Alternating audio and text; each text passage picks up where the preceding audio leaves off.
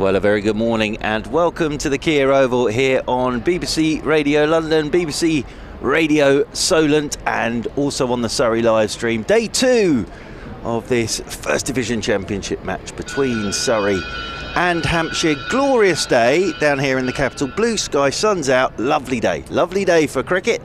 And Surrey will start this morning 312 for 3. Ollie Pope 113 not out, Ben Foakes 32 not out. Very much Surrey's day yesterday. Just a reminder, Hampshire winning the toss, deciding to bowl first, and then Surrey batting very well. Not that Hampshire bowled badly at all, but batting very, very well indeed.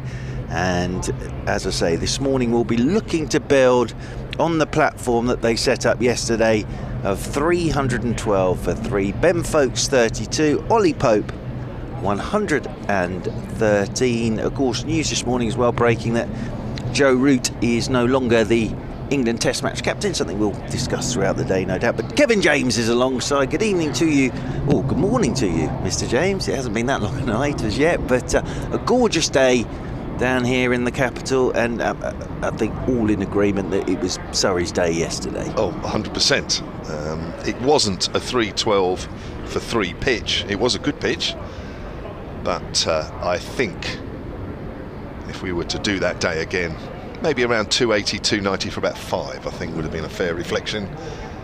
As Hampshire didn't really get the ball past the outside edge as much as I thought they might. I don't think the wicket did quite as much as they thought it might. But on the whole, I think Hampshire bowled okay. I've seen them bowl better, but they bowled okay, don't get me wrong. But I thought Surrey batted absolutely superbly. Yeah, it was a very solid batting performance from Surrey yesterday, and I suppose the Surrey game plan here will be just bat once if you can, and then put Hampshire under pressure. You spoke to Adi Birrell last night. Interestingly, he said, did he say that if Surrey won the toss, he thought they would have had a bowl as well? Yes, right. Yes. Okay, that's interesting, isn't it? That is interesting. The thing that sort of made me sit up a little bit last night was late on, Ollie Pope in the hundreds, and Keith Barker got a couple to go at him and genuinely beat him on the outside edge. So there is a bit there, without a doubt. But from a Hampshire point of view this morning, they know they have to take some early wickets this morning, otherwise it could be quite a long day for Hampshire. From a Surrey point of view, it is that whole thing of just bat solidly again and look to bat once. Well, I think already I can't see Hampshire winning it. At best they can only draw. But I think this session, if they don't have a particularly good session, then I don't see Surrey batting again in the game. And I think it's going to be a good day for batting, simply because the sun is out, which will of course bake the pitch a little bit. The second new ball is only 16 overs old, so a fresh seam attack this morning would hopefully bowl a little tighter, maybe get a little bit more luck. But if Hampshire don't take a wicket, or maybe only one or so, especially with the Surrey batters to come, then they are staring down the barrel and will have to bat well twice to save the game. Yeah, the players are out there now. Umpires Robinson and Milnes making their way out. James Vince leading out the Hampshire players, and Messrs Pope and Foakes making their way out to the middle. Their partnership at the moment currently worth 79. There was 58 from Ryan Patel yesterday, 73 from Hashim Amla, 21 from Rory Burns. But yeah, sort of the way I would describe Surrey yesterday was very solid, professional, business-like performance with the bat yesterday from Surrey. It looks as if it'll be Mohammed Abbas to get us started from the pavilion end. Nice crowd in already, and Easter weekend, of course, so with the weather forecast as it is, the ground looks an absolute picture at the moment. It really does, and people already sat down there in the Mickey Stewart members pavilion, and away to our left in the Peter May stand, in the MAR Galadari stand, with the sun beating down. Abbas 20 overs, 5 maidens, none for 44. Yesterday there is no breeze at all, because the Surrey flag on that middle flagpole above the Mickey Stewart members pavilion is completely still. It's a perfect day for cricket, really. It's just a nice temperature, sun out, gorgeous conditions in April, and And Ollie Pope will be on strike on 113, averages 106 now here. I read this morning, Ollie Pope. So, yeah, averages 106 at this ground now in first class cricket. So, 2 slips in there, Vince and Dawson. First ball of the day, it's Mohammed Abbas from the pavilion end, right arm over the wicket to Ollie Pope. That climbs a touch on Ollie Pope outside his off stump. He lets it go, and it's taken by Ben Brown, moving away to his right hand side. I haven't even looked, but I don't think what he averages against Hampshire as well. This is what we were saying yesterday, wasn't it? That he always seems to score runs against Hampshire as well. Well, interesting. I got an email from Dave Allen, Hampshire's honorary archivist, who... oh, hello, Dave. Yes, he'll be listening, I guess. Unless he's got a little gig somewhere over Easter. A couple of gigs. Oh, yeah. Over the wicket comes Abbas, and that's left alone by Pope. Wide outside his off stump. He did email me early this morning. solentcricket@gmail.com is the email I think we're both using, aren't we? Yes, for this game. yes, if that's all right. Back and across on the Twitter, of course, for Mark, and at Solent Sport for myself. Dave Allen, under the heading of Pope. You don't wish to know the exact figures. He's right, that's to me personally. Obviously he starts down 130. If he's out without scoring more today, his average against Hampshire in all championship matches will actually drop from the start of yesterday morning, but only by a very tiny amount, and it's huge anyway. Careless. Yeah. Is it 3 figures? He's scored 3 figures in each of the games in the last 4 years here. Yeah. And a double 100 in one of those. Yeah, as Pope waits again. As Abbas is over the wicket to him, and Pope is forward, solidly playing this one up towards mid-off. And as I was saying, that the news this morning that Joe Root has stepped down as the England Test captain. So Joe Root, captain England the most times. Joe Root, he's had a tough time of it over the last 2 years with COVID, and England haven't played very good cricket. He will be the batsman for a few more years to come, but it'd be very interesting now as well to see what happens, Mr. James. And you and I were having a little chat outside in the sun this morning. I think another announcement will be coming up fairly shortly, if that announcement's been made, as in over the wicket comes Mohammed Abbas. That's left alone by Ollie Pope outside his off stump, taken by Ben Brown, moving away to his right hand side, because of course at the moment now there is no managing director of cricket, no head coach and no captain. So with the captain having sort of stepped down, you'd have thought partly Joe Root, partly whoever might be taking over as the managing director of cricket. So you would expect that announcement to be coming at some point fairly soon, as Abbas is over the wicket once more to Pope. Pope is forward and playing this one out into the offside, and all sorts of names already being thrown around to lead England.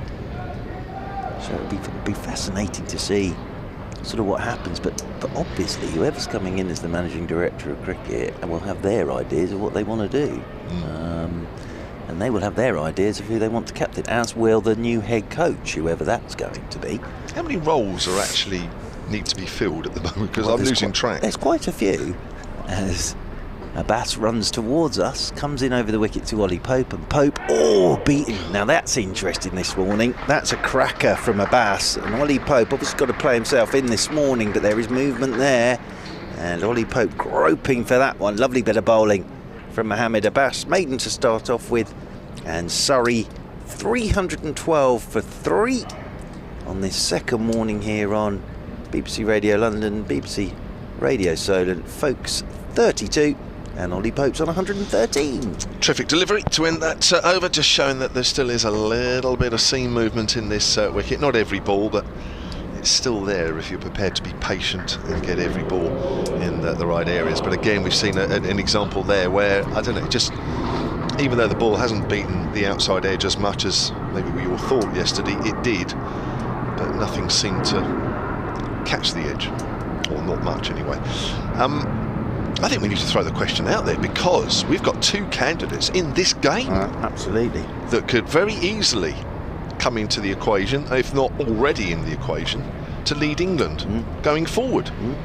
And I talk about the home captain Rory Burns and Hampshire captain James Vince.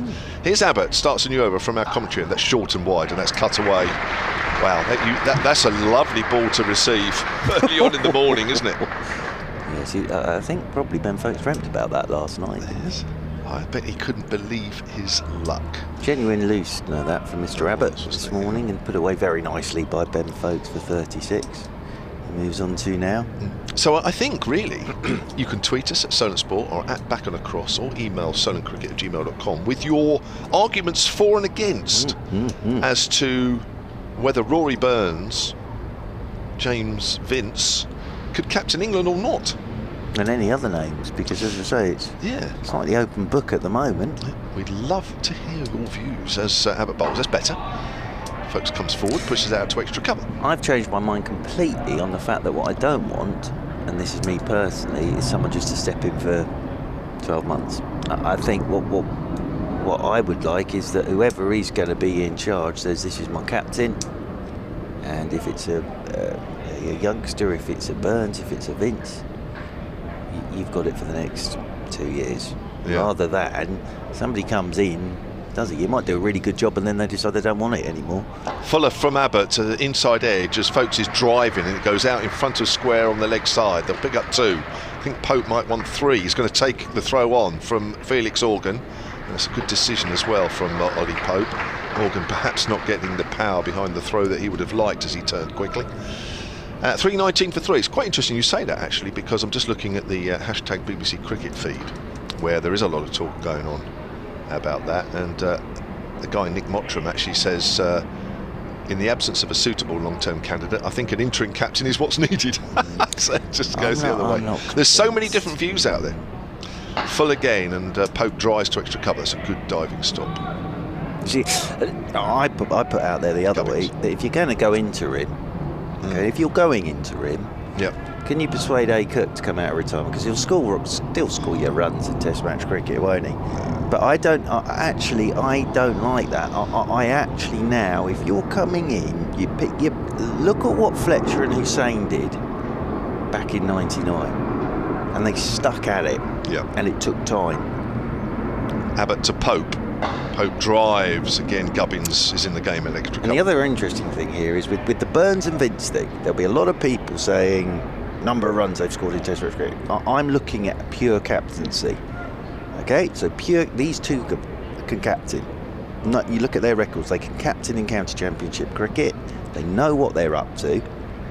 They know how to run a team, because Hampshire is James Vince's team and Surrey is Rory Burns' team. They've been doing it a while, so they know exactly what they're up to on that front. Very true. Abbott bowls. It's a length ball which Pope pushes forward again. It's gone out to Gubbins. 319 for 3. If you're going down the interim, and I keep hearing Broad and Stokes, how much have they captained? Now obviously Stokes has in one-day cricket, but it's not as simple as you pick your best player to be captain. It doesn't work like that. It's got to be someone who knows exactly what they're up to and is going to be able to work with that managing director, and more key than that, really, whoever's going to be the head coach, because that Fletcher-Hussain combination was perfect at that time for English cricket. Absolutely perfect. And that's what they need now. So all these names are great, but until managing director and head coach are selected, it'll be them that basically has that decision to make, but they've got to be able to work together. They really have. And it's not just a case of pick your best player and make them captain. That hardly ever works, really. Mohammed Abbas from the pavilion end is in, and forward goes Ben Foakes. Plays this one back up the pitch, and there's no run. And then people have said to me, well, what about Ricky Ponting? Well, how many tests did Ricky Ponting play? Until he was made test captain. Same with Alan Border. Same with Mark Taylor. Now, what I'm saying with your Burns and your Vinces, I know they haven't done it in Test match cricket, but they know what captaincy is all about. They know what comes with captaincy. They're used to dealing with characters and personalities in a dressing room. As in comes Mohammed Abbas once again to Ben Foakes, and this is clipped away very nicely by Ben Foakes off the front foot through backward point. That's going to race away for 4. So Ben Foakes, frisky start from him this morning. He's on to 43, 323 for 3. And the other thing is, personally, I wanted Stuart Broad playing in an Ashes in the West Indies. I wanted him in, I did, and Jimmy as well, but they weren't picked. Now, it's a huge thing to not get picked for the West Indies series, and then suddenly you're being made captain. So yeah, it's a really interesting one. But as I say, there'll be all sorts of names. But until managing director and head coach are announced, it's anyone's guess really. As Mohamed Abbas is in, and Foakes pushes forward down to backward point, and there's no run. And Joe Root's had it's been a tough time to be in charge as well, isn't it? And I would have thought actually he'll still score thousands of runs in Test Roach cricket because he's one of the best players in the world, and probably for him it's quite nice to not have to sit there and worry about series coming up and stuff like that. As Mohamed Abbas turns at the top of his mark once again, and waiting once more is Ben Foakes, and forward goes Foakes and plays this one off a goodish length out into the offside, and there's no run. It's an interesting statement from Joe Root, wasn't it? Having said it time and again over the last few weeks that he really wanted to carry on as captain, to then suddenly come out with what he said. I mean, I don't know, but if I was to guess, I would say they've given him the option to stand down. Yeah, without doubt. I think this says more about who's coming in as managing director, as this one's left alone outside the off stump by Ben Foakes. Other names we were talking about this morning, you know, Tom Abel from Somerset, but Somerset are having quite a tough time at the moment. He's good captain, good young player, but again, it's a huge thing to ask a young lad like that to come in and captain, because as I say, that there aren't many that are sort of, well, in the history of the game, come in and made a Test debut as captain. Aren't many that have done that. As Mohamed Abbas comes in over the wicket to Foakes, and that's hitting the toe end of Ben Foakes' bat as he looks to punch off the front foot, rolls out there towards extra cover, and there's no run. Apologies, I think there's a few technical issues with the live stream, but they're being worked on, and it says here will be solved ASAP. So there we are. So, but I think you're still seeing the pictures and hearing us, which is the most important thing. What's going on out there in the middle, and all the other bits and pieces will be restored ASAP. So there we are. I like that ASAP bit. Not, well, actually, we'll have lunch first, and then we'll look at it this afternoon. It's got an exclamation mark next to it as well, J-Man. No, that will all be sorted soon, but there's still the pictures out there, and probably the most important ones of sort of straight down the barrel what's going on out there in the middle at the moment. But yeah, no, so fascinating. But yeah, Tom Abel, cricketer I really like. I think, you know, he's gone into that Somerset dress and he did it at a tough time as well. He's just not having a great time of it at the moment. How about to Pope? Gets the ball, it just bounces a fraction off a length. Pope pushes it back to the bowler. We've got a couple of tweets here on that subject.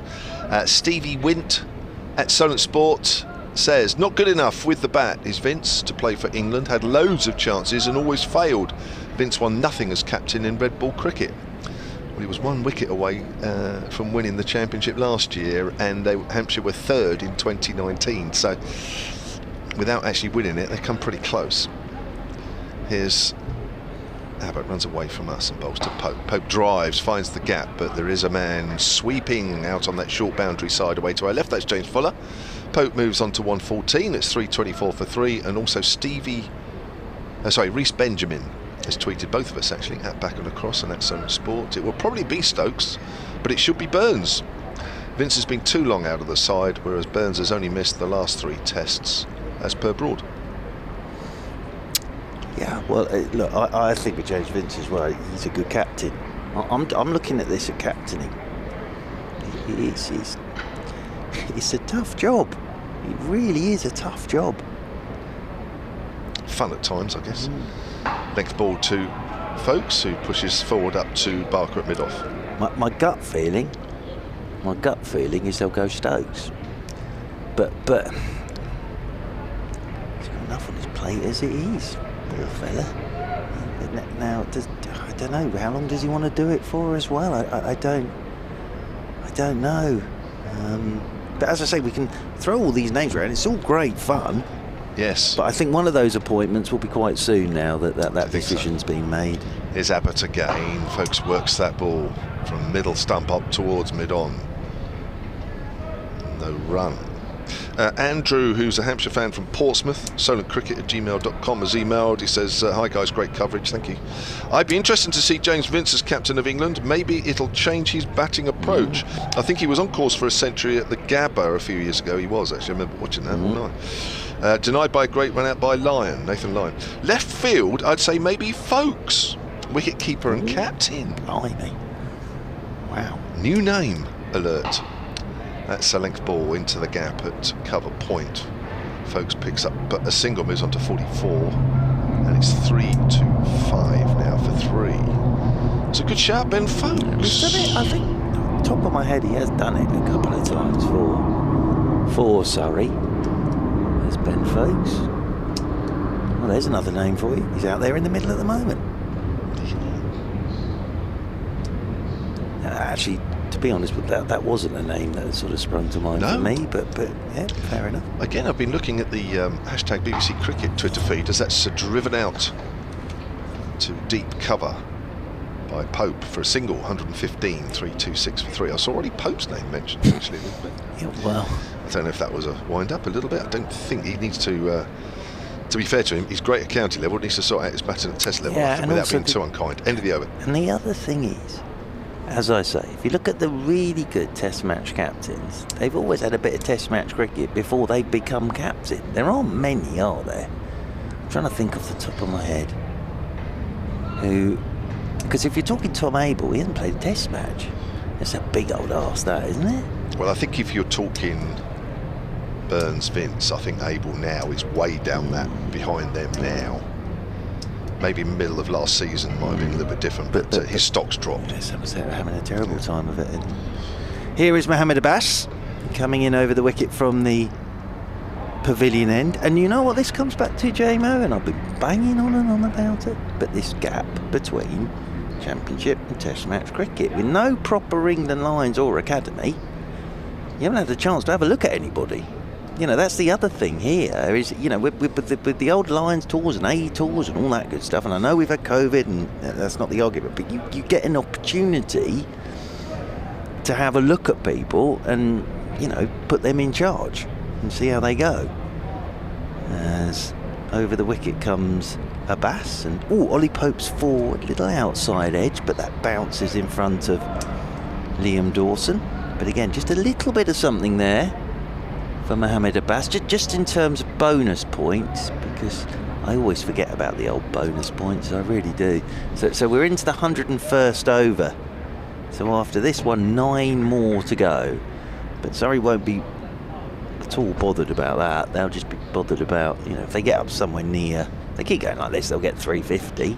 But they're just worried about putting a big old total on the board here, as Mohammed Abbas is in once again and driving his Pope, thickish edge that flies off down towards Felix Organ there at third man.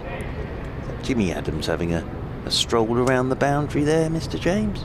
Fine player was Jimmy Adams for Hampshire, fine captain as well, Jimmy Adams for captain. Second team coach now. Yeah, having a little stroll in the sun, and down on the boundary rope there to our right hand side. Hope everybody's bought their sun cream today, because if you are sat in the sun today, it's warm enough. I think today, bring your hat and your sun cream and drinks. Partnership's worth 94 as Abbas is in to Pope, and Foakes, apologies, goes forward to a good length ball, pushes this one out towards cover, and there is no run. Foakes comes down to do a little bit of gardening. It's a good day for batting. Yeah, it feels like a good day for batting, doesn't it? Sort of look upwards and think, oh, this is lovely. Blue sky. Bowlers will be happy. Messrs Roach and Overton, Taylor, Clark, they'll all still be sat up there with their bowler cereal, feet up. Kemar will be enjoying the fact the sun's out. As over the wicket once again comes Mohammed Abbas, and that's just nipping back at Foakes, who's looking to work this down towards fine leg. I'm not sure he got any bat on that. That's a very good chase down there by Mr. Fuller to get round to that, and that's leg by's the signal, and that'll be 2 more to the total. 329 for 3, so 17 added this morning with no huge alarms. Like one ball from Mohamed Abbas that went past the edge of Ollie Pope's bat, but other than that, nothing too alarming as yet. James Finch stood in there at first slip. Plenty to think about at the moment in there at first slip. Abbas is in over the wicket, and this one's let go by Ben Foakes on length as much as anything, and that's gone over the top of his stumps. Kevin James lets out an audible gasp, but Foakes just trusting the pitch there and letting that go on length, and that's gone bouncing over the top of the stumps. End of the over, 329 for 3. Good leave, but it was close, of course. A couple of more of you on the tweets. Matt at Solent Sports says Sam Billings.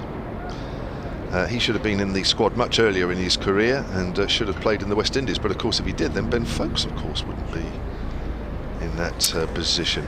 Edwin Moody says on the James Vince for England captaincy situation, no, says Edwin. As Abbas starts a new over, just nip back a bit at Pope, wraps him on the pad.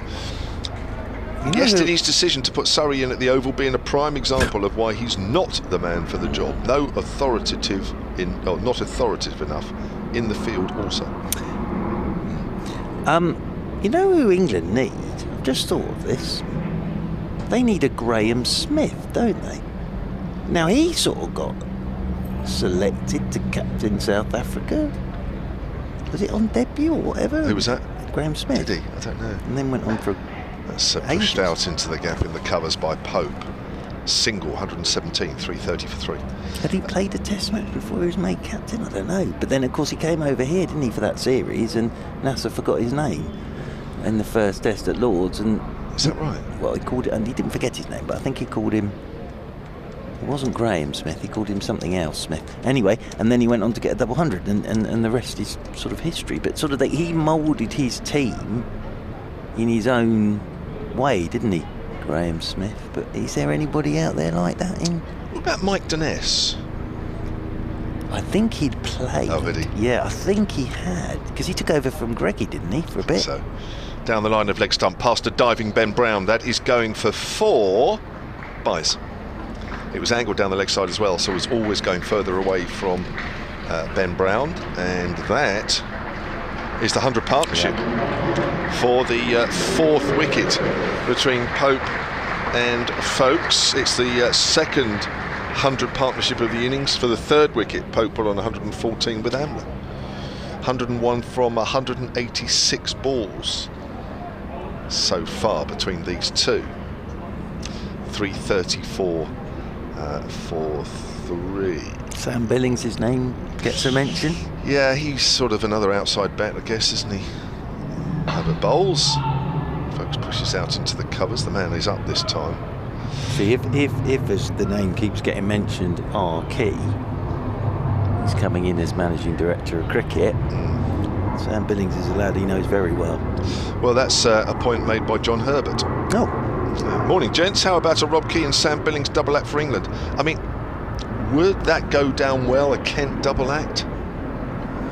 Have Kent been a force in cricket to warrant that? Here comes Abbott. Let's just nip back a fraction inside edge onto the pad as Foakes comes forward. Well, as I say, it's fascinating, really, because you know, you look at the papers and you read things, and Rob Key's name seems to be right at the top of the list now for that managing director of cricket role. Now, you'd have thought that is getting announced fairly soon with the news this morning, and then it'll be down to him and whoever's coming in as head coach, and he'll have a big decision in that as well, then to think about the captain. Abbott bowls. Again, Foakes is wrapped on the pad as the ball balloons out on the offside. 334 for 3. Definitely a little bit of movement here this morning for the Hampshire bowlers, but pretty much the same as yesterday, really. It's just not really happening for them, and that tends to be the case when you are behind in the game, such as they are. Dave Allen has tweeted at Solent Sport, Hampshire's honorary archivist. There's only ever been 3 Hampshire players who have captained England. C.B. Fry, back in 1912, did 6 tests. Lord Tennyson in 1921 who did 3, and Kevin Peterson also, of course, yes, was here as well. 2008-9 did 3 tests, and that is all, says Dave Allen. Mohamed Abbas from the pavilion end, coming in over the wicket to Ollie Pope, and Pope's letting this one go. Outside is off stump, and just nips back a touch from Mohamed Abbas off a goodish length. But Surrey in a super position at the moment. They really are in a lovely position on a day like today as well. Proper spring weather this, isn't it? Blue sky, sun out. Spring weather, isn't it? Well, I think it is for Easter bank holiday the first weekend. Lockdown Easter. Yes, do you remember Easter, the first it was lockdown? Gorgeous, wasn't it? Absolutely no cricket. Gorgeous. We could actually enjoy the sun. It was very well.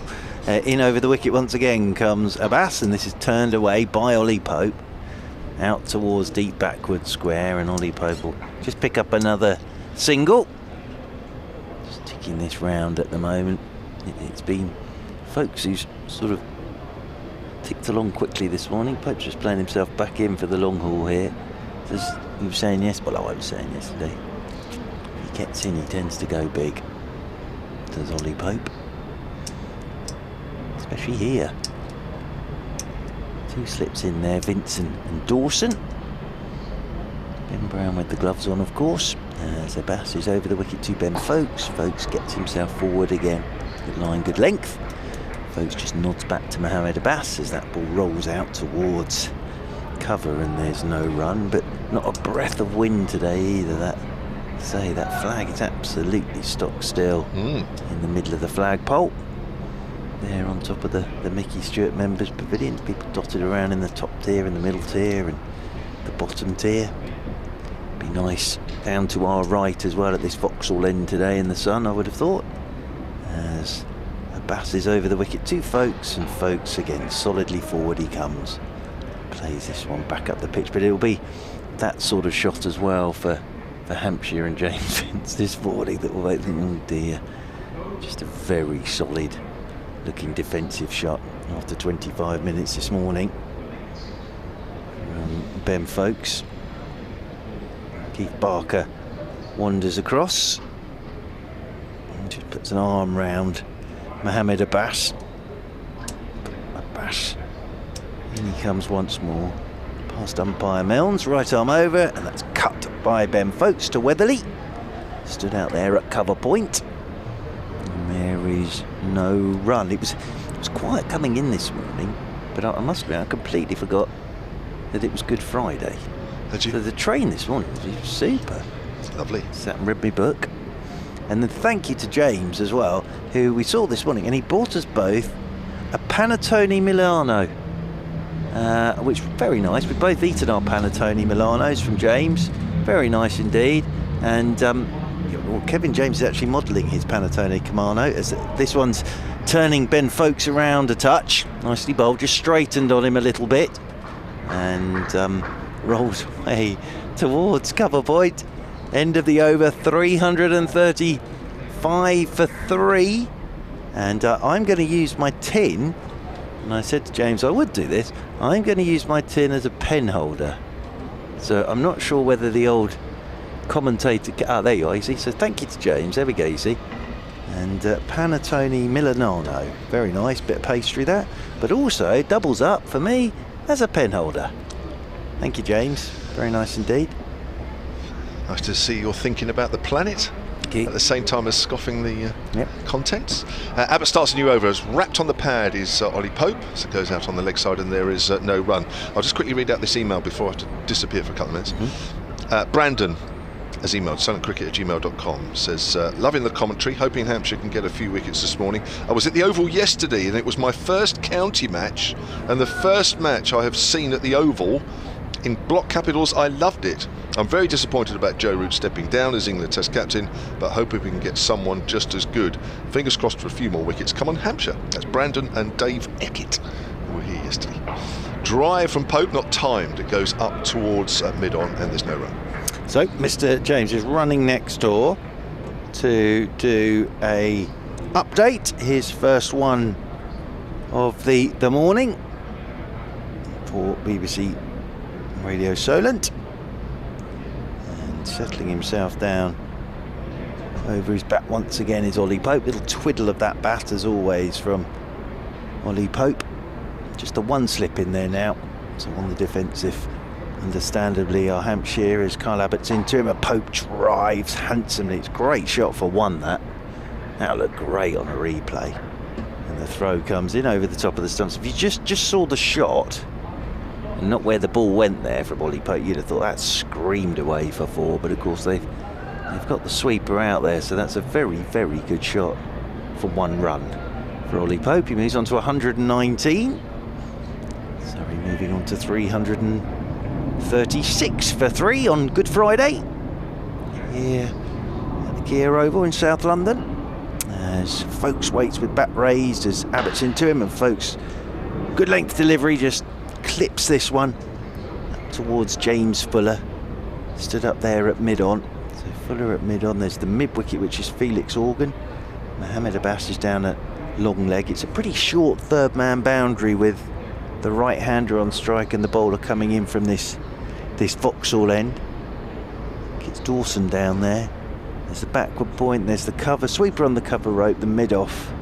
As I say, Fuller stood down below us at mid-on. As past umpire Robinson comes Abbott, and that's left alone by Ben Foakes, just angling back in a touch at him as he lets that one go outside his off stump. A bit of a breeze now. The flag, the Surrey flag, has just started to flutter on that flagpole. Middle flagpole on the top of the roof of the Mickey Stewart Members Pavilion. A little bit of a breeze out there, but not very much to talk about. Nice still day today. Wearing 87, Kyle Abbott. Over the wicket he comes to Foakes, and Foakes lets him go again. Just angles back from wide outside the off stump. Taken low down, that one, by Ben Brown. So half an hour gone this morning. If you're just joining us here on BBC Radio London, BBC Radio Solent, the Surrey live stream. Surrey, of course, starting this morning 312 for 3, and they've moved on to 336 for 3. The partnership worth 103 between Ollie Pope and Ben Foakes. Foakes has 44. Pope's on 119. Have a little look at the scores elsewhere as well around the country. Day 2 of Championship games today in the second round of the Championship in Divisions 1 and 2. Mohammed Abbas is over the wicket to Ollie Pope, who's forward and pushing a good length ball out to Weatherly.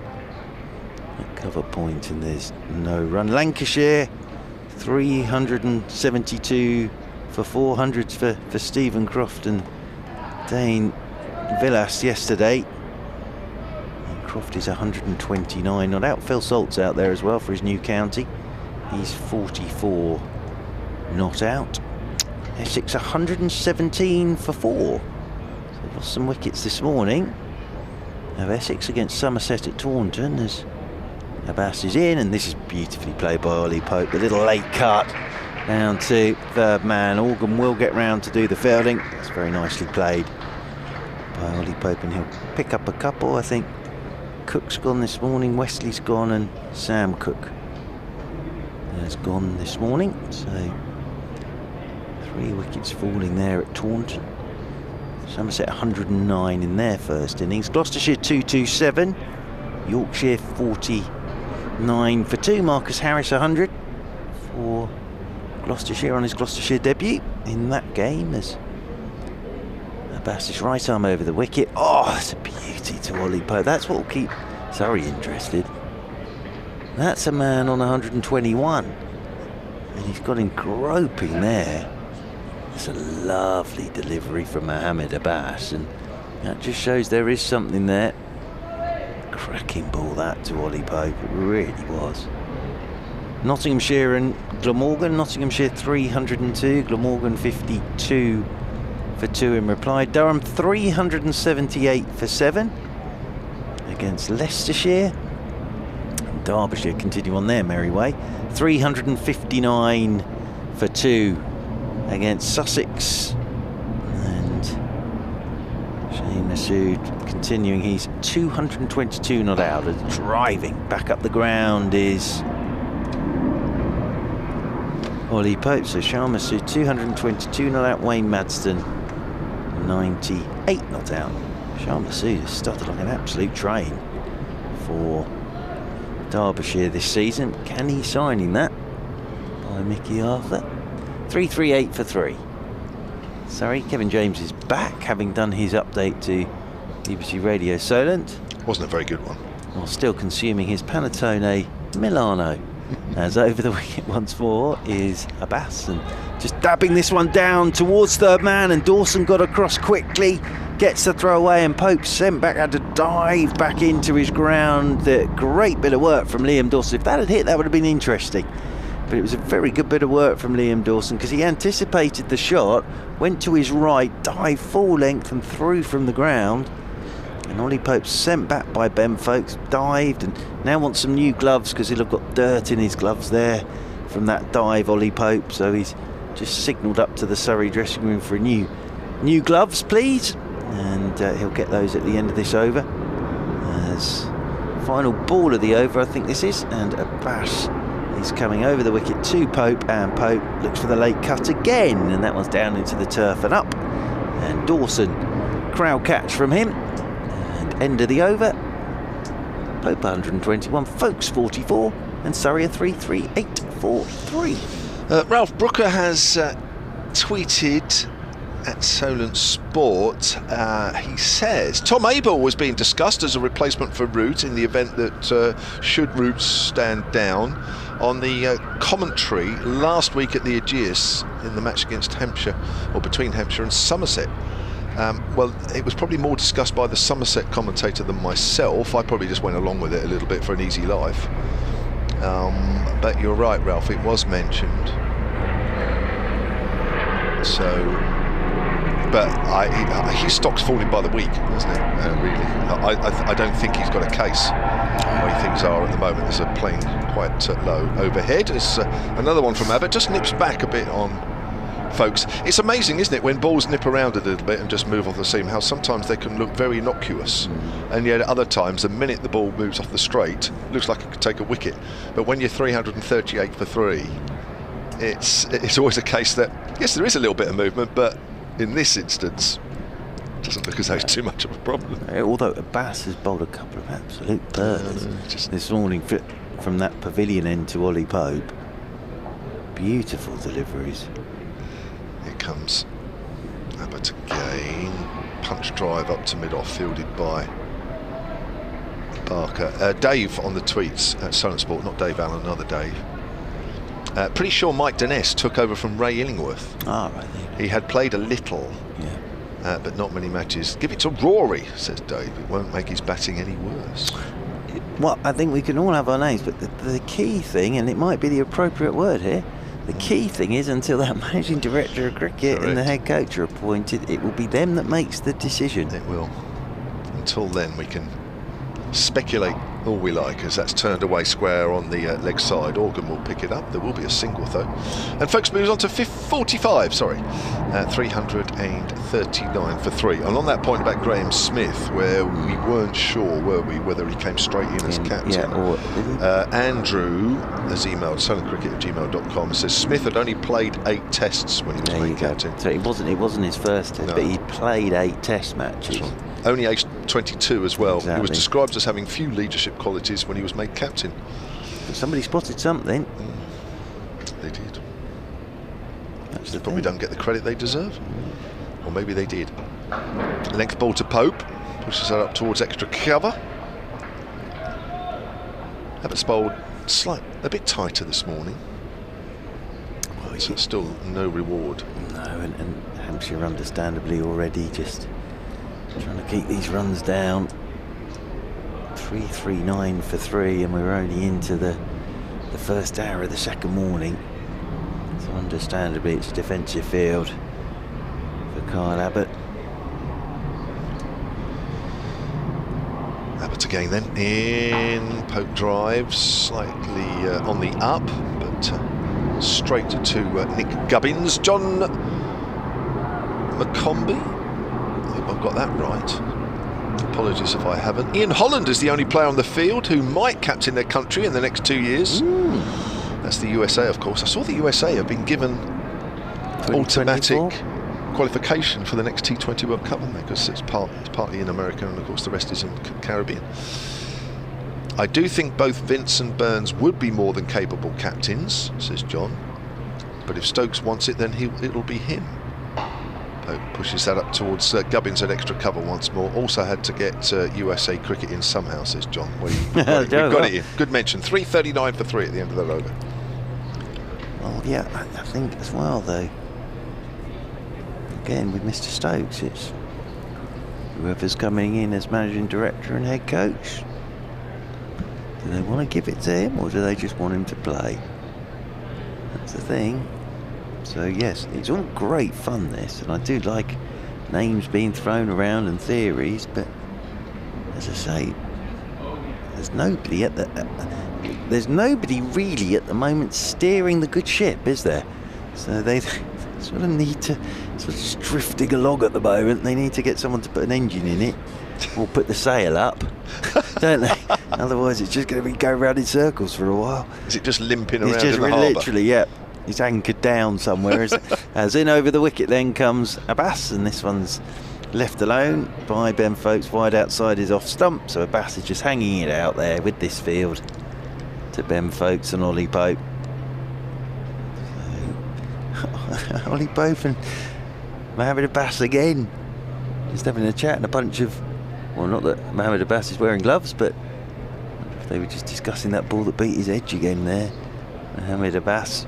He's a very happy chap. Yeah, he's a nice nice guy. Yeah, nice absolutely. Guy. Very polite. Very good bowler as well. Cool dear. And here he comes once again.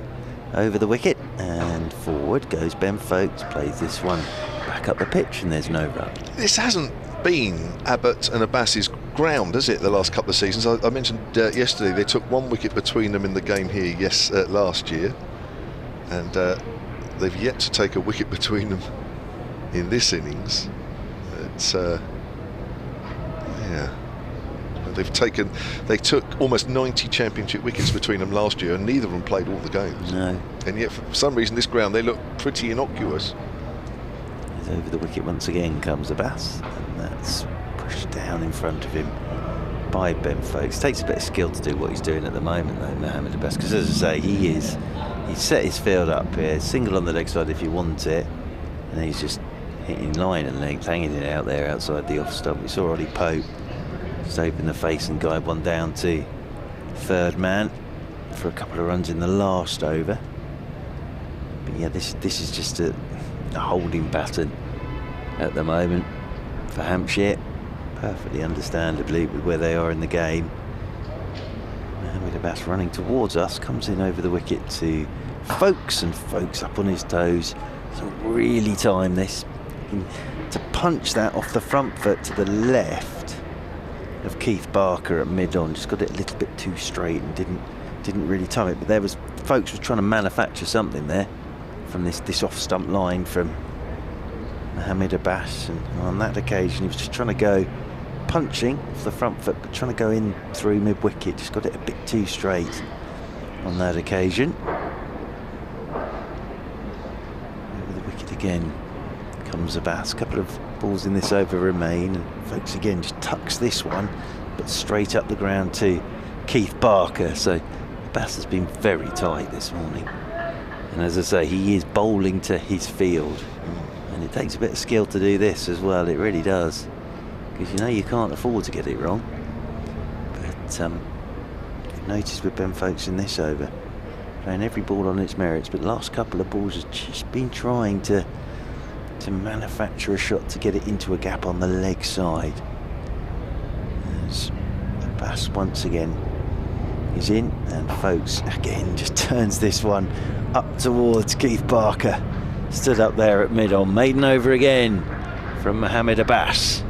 So if Surrey want a fourth batting point, they've got to get 11 runs in 3 overs. But as I said, I don't think they're too fussed about that at all. Foakes 45, Pope 121, and Surrey at 339 for 3 on a glorious day. And Mr. Kevin Jones had his walk in this morning. Must have been pleasant, I would have thought. Yes, a lovely walk past. I'm very near Westminster Abbey. Oh, lovely. It's beautiful. I walk out the hotel, And about 50 yards down the road, here is Westminster Abbey. Walked past it last night, just sort of stopped for a few minutes just to take it in, which is quite nice. It's about a half-hour walk, just under half an hour actually, and it's ideal in this weather. Yeah, put my training shoes on. Have a nice little walk in. Here's Abbas. Oh, outside the off stump, and he's had a little nibble at that as Ollie Pope again. Just that bit of seam movement which we saw yesterday and we're seeing again this morning, and Hampshire just can't seem to find the edge. They did once yesterday, Amler, but he was dropped in the slips on when he was 20, went on made 73. But other than that, Hampshire have been unable to find the edge.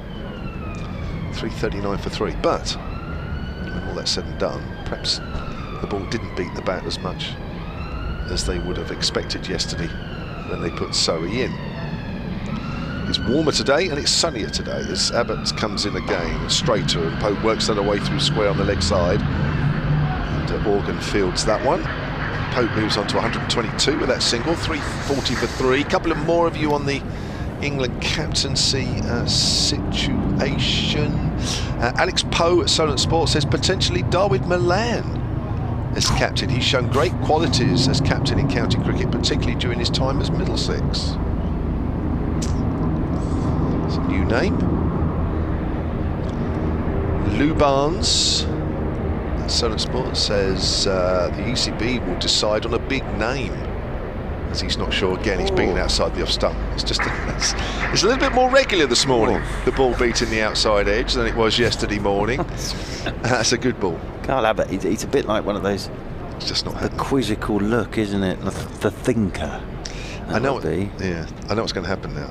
The minute the ball is bowled, it's going to find the outside edge of Hampshire. That often happens, but Lou goes on to say, and the ECB, he thinks, will decide on a big name, but probably not someone with captaincy ability. Vince should stake a case, but I reckon it would be Ben Stokes or Joss Buttler.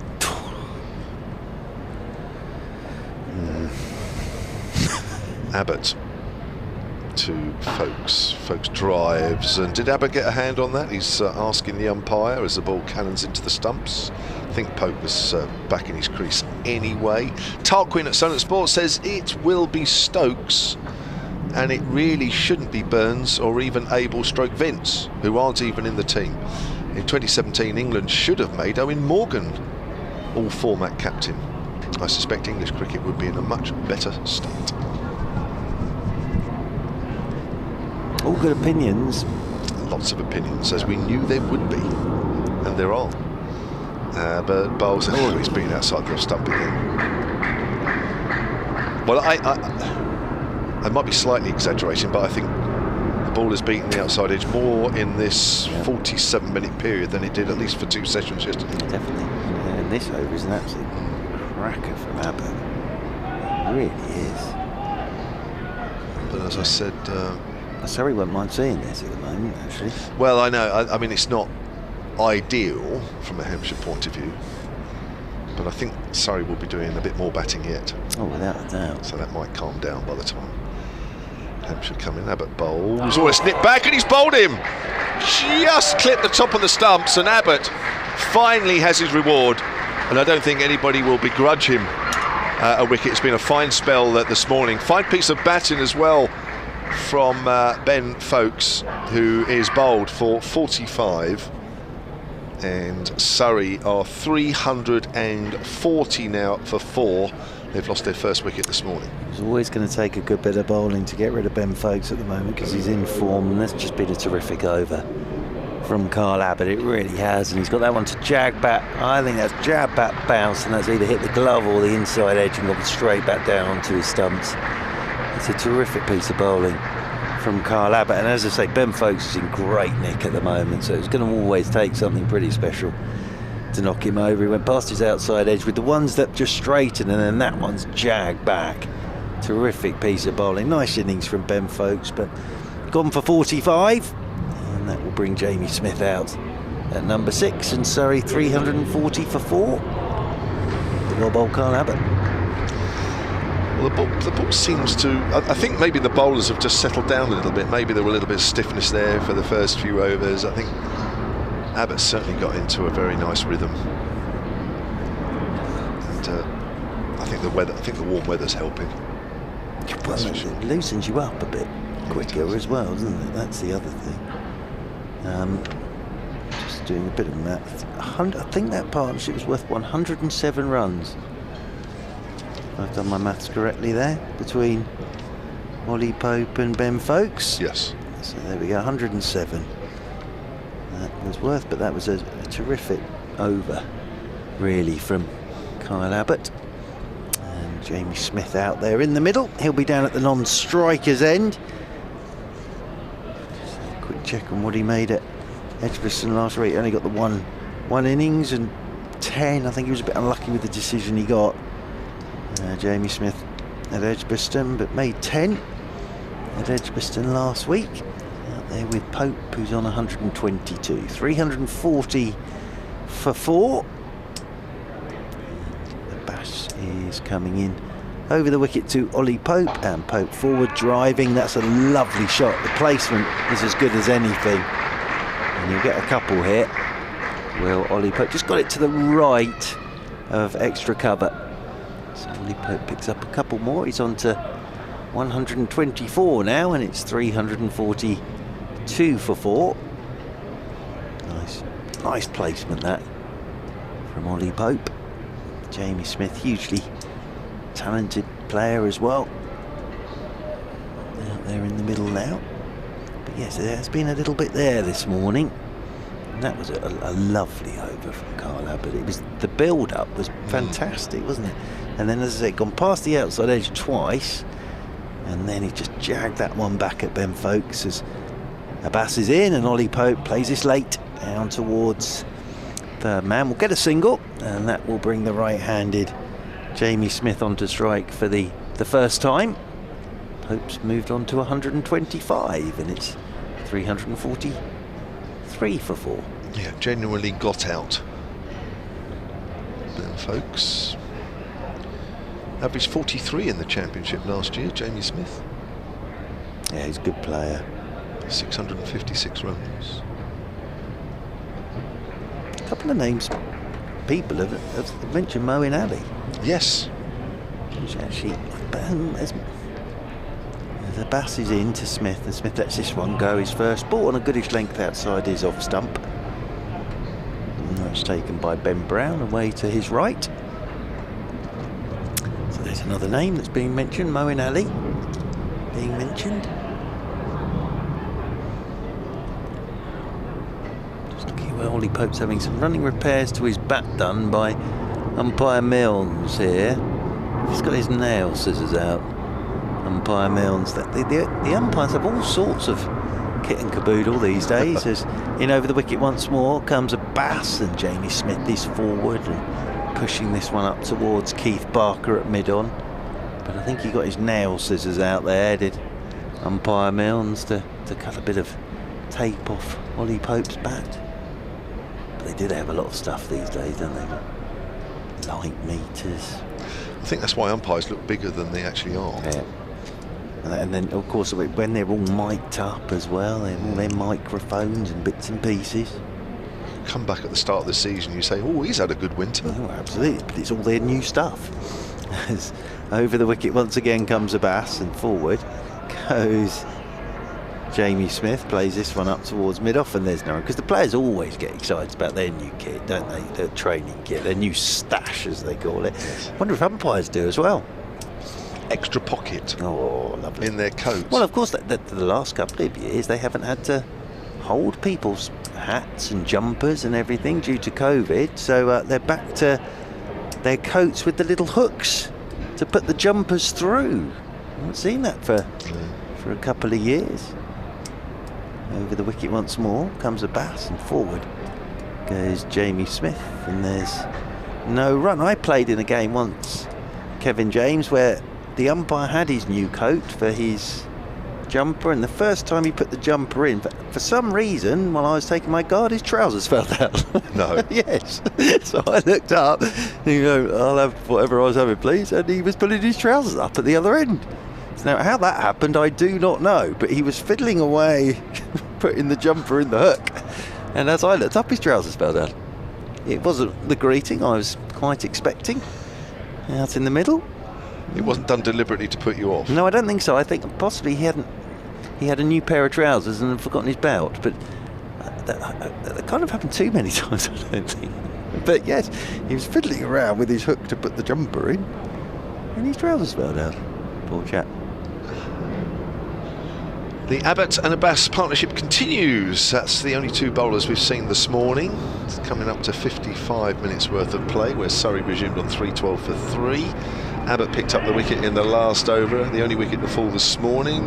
Beauty that bowled Ben Foakes for 45. Here he is bowling to Ollie Pope, who finds the field quite deep now as they look to give Jamie Smith the strike. So he picks up an easy single out towards wideish mid-off, and Pope moves on to 126. He might find this next period of his batting quite easy, really, because Hampshire will try and put pressure on the new batter. 344 for 4. FPL Doctor at Solent Sports says, how about Alistair Cook coming back as a bridge captain till we find someone permanent? You see, You said that earlier. I said that about 3-4 weeks ago. So, but I've sort of changed my mind now.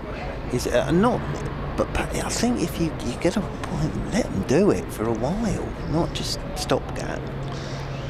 Here's Abbott then to Smith. Smith gets a length ball which comes back into him, and he works that to mid-wicket. The one thing I would say about A. Cook, though, is if you did jettison him into a test match, he would still score runs. I'm absolutely convinced. Yeah. He'd still score runs.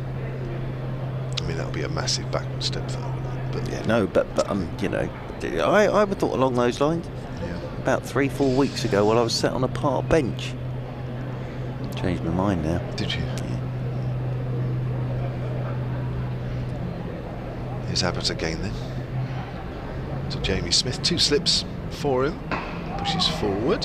Not quite out the middle of the bat as he goes out to the covers. Harry Stokes at Solent Sports says not convinced that Stokes would want the job, to be honest, with him suffering from recent issues. We'll see, says Harry. Well, we will.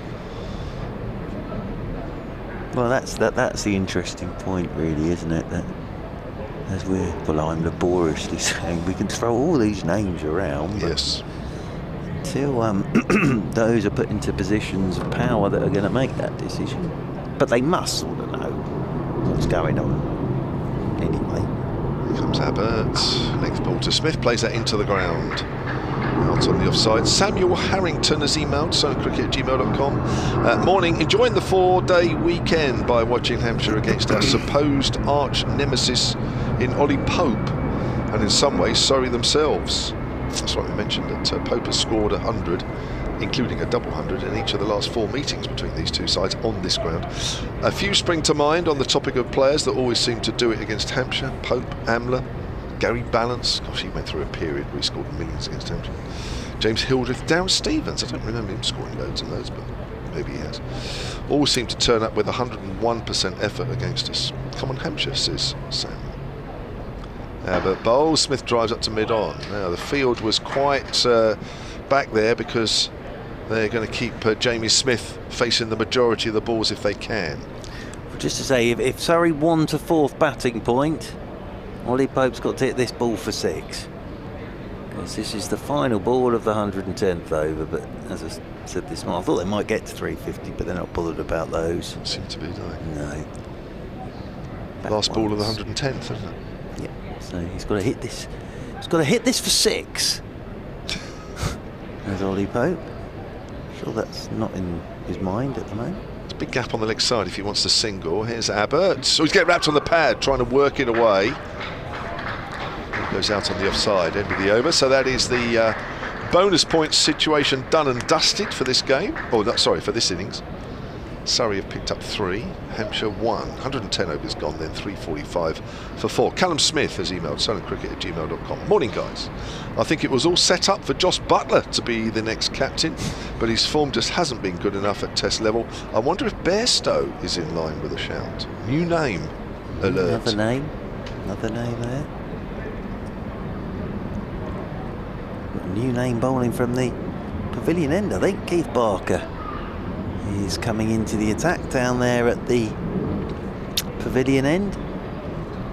So Keith Barker yesterday, he bowled pretty well yesterday without a huge amount of luck. 18 over 6 maidens, none for 60 for Mr. Barker yesterday. And he's now going to start left arm round the wicket to Jamie Smith.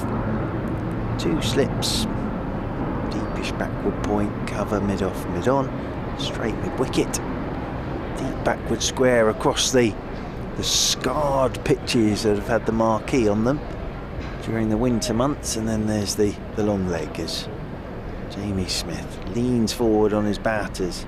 This one's down the leg side and keeps going, and Ben Brown hasn't got a hope of getting to that as it's come off the thigh guard as well. So that's away for 4 leg byes, signalled by umpire Mills. 3-4-9 for 4. Abbas's spell this morning, 7 overs, 2 maidens, none for 11. Lovely spell of bowling, wasn't it? And Kyle Abbott's been very good last couple of overs from the Vauxhall end. James Vince sat in there at first slip as left arm round the wicket goes Barker, and this is driven handsomely by Jamie Smith. Just lent on that. Gorgeous cricket shot from Jamie Smith. Very elegant player is Jamie Smith, and that whistles over the cover boundary. Rope for 4 runs. Smith's on to 5. 350 up for Surrey. 353 for 4. Super shot. Yeah, super shot. Crisp shot that from Jamie Smith. He's a good player to watch, is this young man. He really is. Yes. He waits once again. Left arm round the wicket comes Barker to him, and this one's pushed off the back foot, and there is no run. But one thing I would say when we're discussing captaincy, I'm absolutely convinced on this is Surrey's next captain, batting at the moment, Jamie Smith. He actually did a bit of it in the one-day stuff last year. Did a good job at Surrey to the 50 over semi-final. Great cricket brain for a lad of his age. He's the most level-headed, he's the most sensible 21-year-old I've ever met, I think. As in round the wicket comes Keith Barker. This is down the leg side, and Smith gets nothing on this. Looking to flick. I wish at 48 I was as wise as he is at 21. Are you only 48? Wow. What did you think I was? 64? I didn't know. No, not at all. I'm actually, it shows I've been in the sun too long, I'm actually only 23. Kevin James. He's got a skin age of... Yeah, just a tough post round.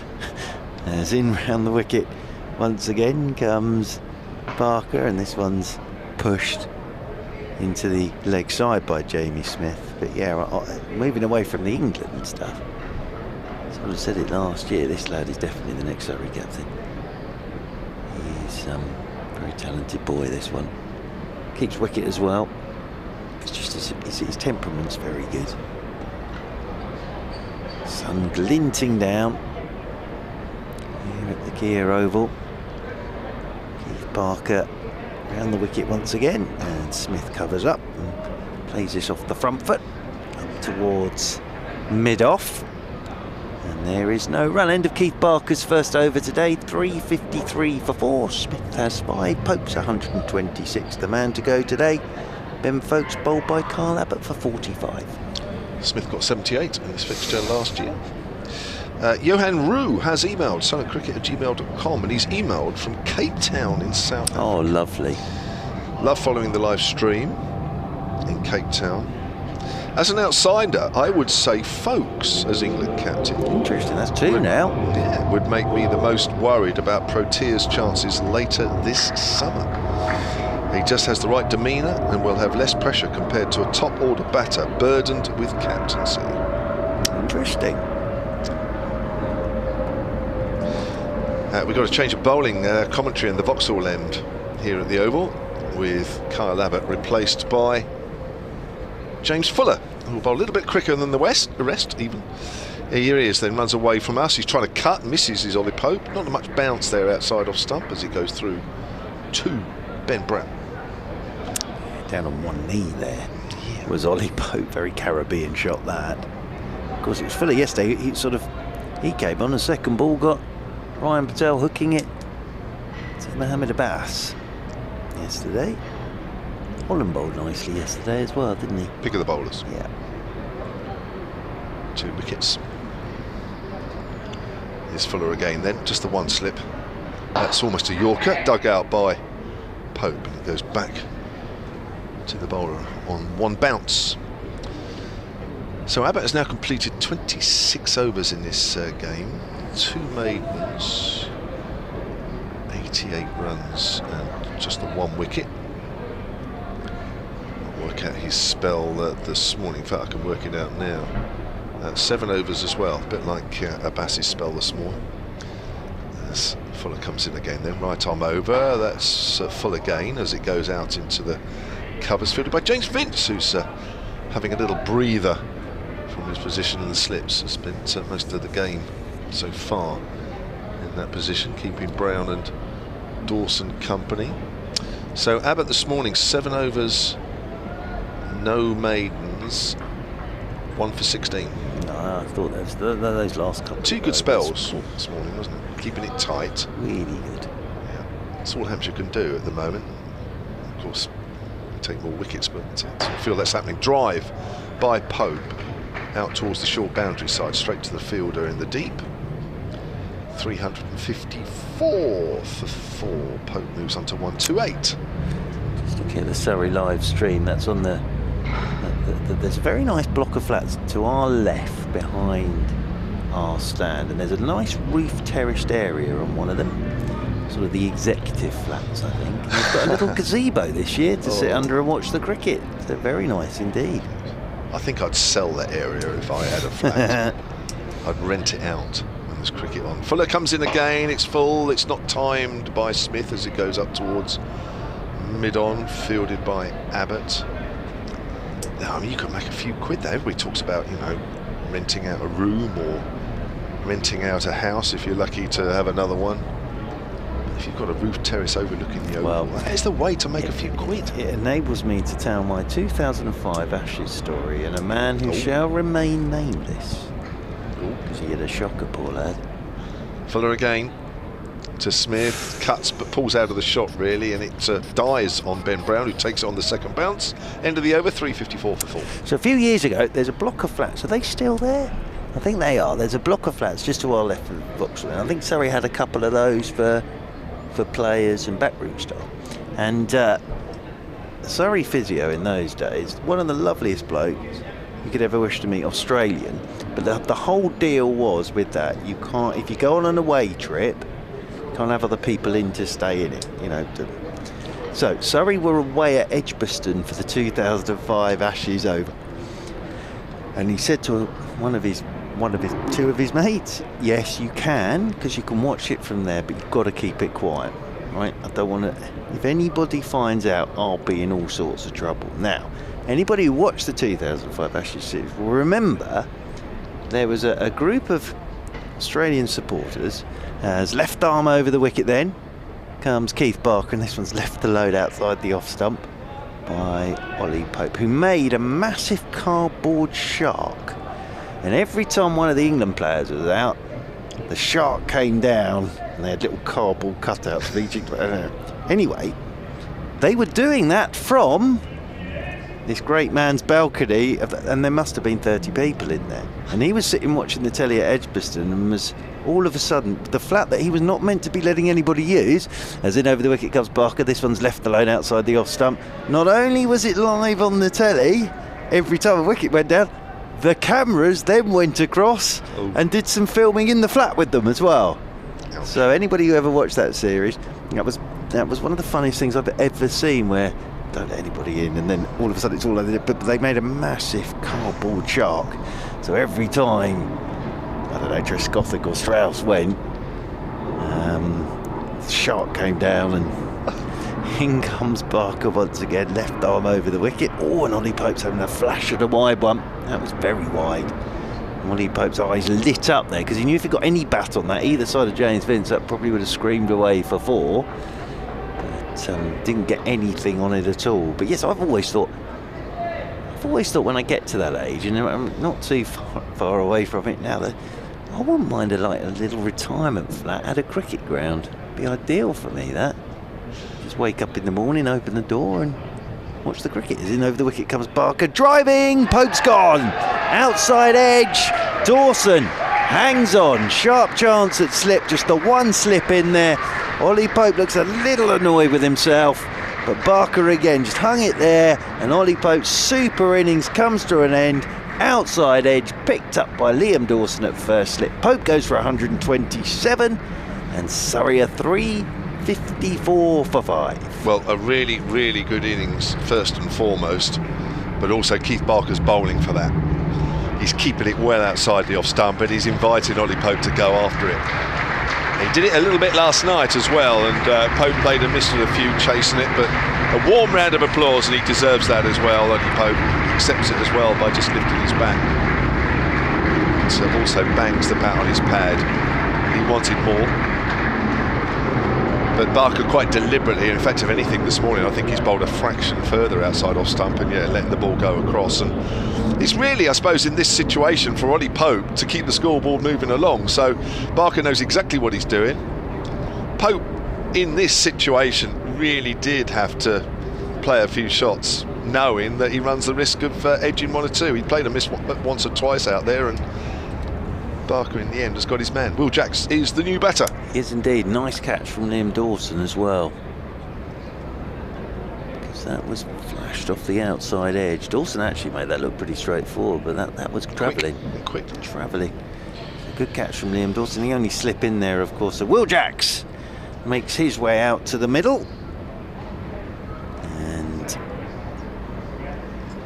Ollie Pope gone for 127 on this glorious day here in South London. Archbishop Tennyson School away there to our right hand side.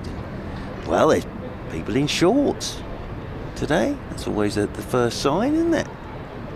People in shorts. It's when the shirts come off you have to start worrying. But I'm not quite sure as yet that the shirts have come off, but there's definitely shorts being worn in the crowd today. So right-handed Will Jacks getting ready for his first delivery as Keith Barker left arm round the wicket to Jacks. Jacks lets this go, coming back at him on the angle outside his off stump. All sorts of oohs and ahs. It's been good from Hampshire this morning. 354 for 5. A gentleman there in his Hampshire one-day shirt in the crowd, we can see.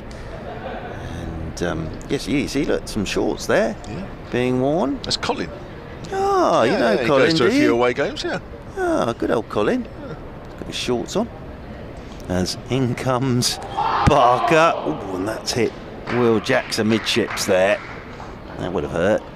Will Jacks, tough boy, checks the furniture's still where it should be, and then walks back up the pitch. End of the over. Good one from Barker. A wicket of Ollie Pope, and Surrey are 354 for 5. Will Jacks played 6 championship matches last year, only had 5 innings, averaged 36, which is pretty steady stuff. So the ball is still moving around, and I mean, in a way, Hampshire want to polish off this innings, of course they do, but I think they might find that with the ball moving around when you're probably 400 runs behind, it creates a few more problems, but we'll have to wait and see on that one. James Fullers will continue from our commentary end. He's bowling to Jamie Smith. Next ball, Smith plays that easily. Defensive shot there. Got a tweet from Surrey Strutt at Solent Sports. Says, definitely time for Rory Burns to take the captaincy. It won't affect his game in my mind, and has already won the championship as captain, which so many people seem to forget / ignore. Already forgotten. Captain Surrey very well. And only Surrey people will remember. 2018. Everybody else tries to forget, don't they? If you don't win the championship, you try and forget that year. Outside the off stump, and that's left alone. 2018, was it? 2018 it was, yeah. 2018. His first, and the other thing there was, he hadn't been doing the job very long, so did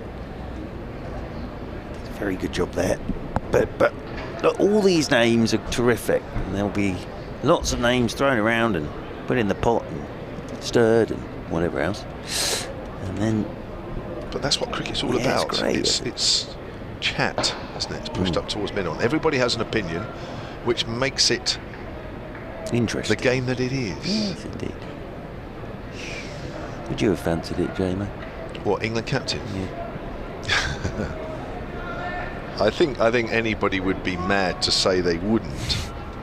But I think, of course, I mean, it's easy to say, yes, I'd love to, if you know that you've got the game that can at least stand up a little bit to that level. Not sure whether I did. That's pushed up towards mid-on, and there is no run. I think I think at times, when I was playing really well, and of course the secret to the game is playing well consistently. It's very easy over a long time to play well in fits and starts. Well, it isn't easy, but you do. Otherwise, you wouldn't last 5 minutes. But it's how you play when you're not playing so well. And when I wasn't playing so well, I would have looked like a real fish out of water, that's for sure. It's full of bowls. It's in the air, just wide of a diving backward point as it goes down to a fairly square third man. That's Jamie Smith with that shot there, isn't it? Just back a little bit away from his body. He's on 6, 355.5. So I think to be fair, when I was playing really well, then I would have been all right, I think, and I would have captained, yeah. But you've got to think about the England captaincy over a couple of years, haven't you? Really, you don't take the job. I mean, you wouldn't expect to be doing it a long time, but I think you'd want at least a couple of years. I certainly wouldn't have lasted that long. Maybe a couple of months. And I think as well now, there's so much focus and attention on the England captain, isn't there, from all sorts? Well, you've got to be able to stand up to that, haven't you? That's pushed up to mid-on by Will Jacks. That's the end of the over from Fuller, 355.5. Would you have loved to have done that? Oh, yeah, absolutely. Of course. Yeah, absolutely. Now, unfortunately, I wasn't even good enough to get near to playing professional cricket. But actually, I have to say, I did do a bit. I did enjoy captain. I think there are certain sorts of people who do enjoy captaincy and do enjoy, and I'm not saying I'm one of them, but there are some pretty natural captains, aren't there, who they just sort of, they take to it like a duck to water, and yeah, it all sort of comes quite, and they're all sort of, you always think with some of them they're always ahead of the game a bit. Yeah. As Keith Barker from the pavilion end is in to Jamie Smith, who plays this one off a goodish length out into the offside, and there's no run. But also the other thing is, you know, as a captain, you're only ever going to be as good as the players that you've got playing for you, really. Well, that's true if you're looking for greatness or you're looking to be idolised. As Barker in round the wicket once again, and forward goes Jamie Smith, plays this one down to backward point, and there's no run. I'm talking more that internationally, if you're internationally, because the focus is so on you, isn't it? Yeah. And you don't get a huge amount of time. But some of the, what I was going to say was some of the best captains are the ones that actually might not have 11 superstars. They might have a couple in there, but they can mould everybody else to play better. That makes sense. The team is better than the sum of its parts. It's around the wicket once again. Comes Barker. Oh, shout for LBW on Jamie Smith here from coming round the wicket. It's going to be a tough one to get. I think it's easy to say, but I think I mean, I'd love to have done it no matter what the team was. I think it's just the fact that you are England captain, and it's great if you've got a great set of players. It makes, you know, things great. But I think you have to take the job expecting the worst in a way, and everything else is a bonus. Way to look at it, actually. Everything else is a bonus. Yeah, probably a good way to look at it. But I never captained Hampshire, so I was never going to get to do it. It's in round the wicket once again comes Barker. This one's left alone outside. He's off stump. Best captain you played under, JMO? Well, several really. I don't think I played under a bad one. Mike Gatting at Middlesex, really enjoyed that, and of course Mark Nicholas at Hampshire. I loved just the way he played the game and made the games exciting for us. Put us under pressure massively a lot of the times with some of the declarations, but when you look back now, you think, yeah, that was the right way to do it. I wouldn't have wanted to be a part of a county where they just played out games for draws and they were dull as dishwater. It was good fun. Barker, left arm round the wicket he comes once again, and this is a lovely shot from Jamie Smith, just on the angle, coming left arm round to him. He's just rolled the wrist on that, picked his length, and whistles it through mid-wicket for 4 to a round of applause. 3:59 for 5. Smith moves on to 10. There wasn't much doubt about that once it left the bat, was it? Paul Williams at Solent Sports says, interesting that you spotted Colin in the crowd, as I'm sure I heard him from here. And Paul's in Portugal when Pope was out. You're probably right. Well, Colin's sitting there minding his own business. As in round the wicket comes Barker once again, and repeat of the shot from Jamie Smith. And this one's got in front of square, a little straighter. And a roll of the wrists again, elegant looking shot from Jamie Smith. All he's done there is work with the angle that Keith Barker was giving him, and that's a nice bit of batting from Jamie Smith. He moves on to 14, and Surrey move on to 363 for 5. Dave Allen, Hampshire's honorary archivist, back on the tweets at Solent Sports. Liam Dawson, of course, holding on to that sharp chance that slipped to get rid of Ollie Pope. And Dave says, with his stat hat on, Dawson maintains his 1 catch per match average, 1 of 8 for Hampshire in 100 plus matches. The others are Richards, Barry. Thank you. I just bring under pressure there. Some bloke called Greenwich, Paul Terry, Mike Barnard, Raj Maru, Desmond Eager and Peter Sainsbury. Yeah. Here's Fuller outside the off stump, left alone by Will Jackson. I'm looking forward to seeing Mr. Allen at some point this season. Is he on another book at the moment? He's always writing something. He usually, Dave Allen. I'm not sure. He did a day's commentary with us last week. His last one was fascinating, because the last time I saw he was writing his one about, it was music in Portsmouth, but I can't remember the life of it. Right. But it was very, very, very interesting. Yeah. He passed me a publication last week, actually. It's pushed back to the bowler by Jacks. It's an edition. There's obviously a book. I think it might be from Dave. Apologies, I should know this, but my memory's awful. But of all the Hampshire players and what have you, and he passed me this sort of extra supplement last week of some other players. Oh, I think, great! Which well, I've got that book. Go with that. I've got that. Have you got that one? Have you? No, not the extra supplement. No, that only came out. I can remember reading out your the Kevin James part. Right. Let's push back to Fuller. Another good length delivery. Great read, that. Great read. No, Dave, one of the great men. And of course, Dave and I one day will sit together and write the full story of the 800-page book about Hashim Amla's 37 not out in 200 and whatever deliveries it was. And what we might do is we'll get some quotes from people, and you'd be one of the first we go to, JMO, just for your thoughts on that for the day. Well, I wouldn't want to start the book off on a wrong note.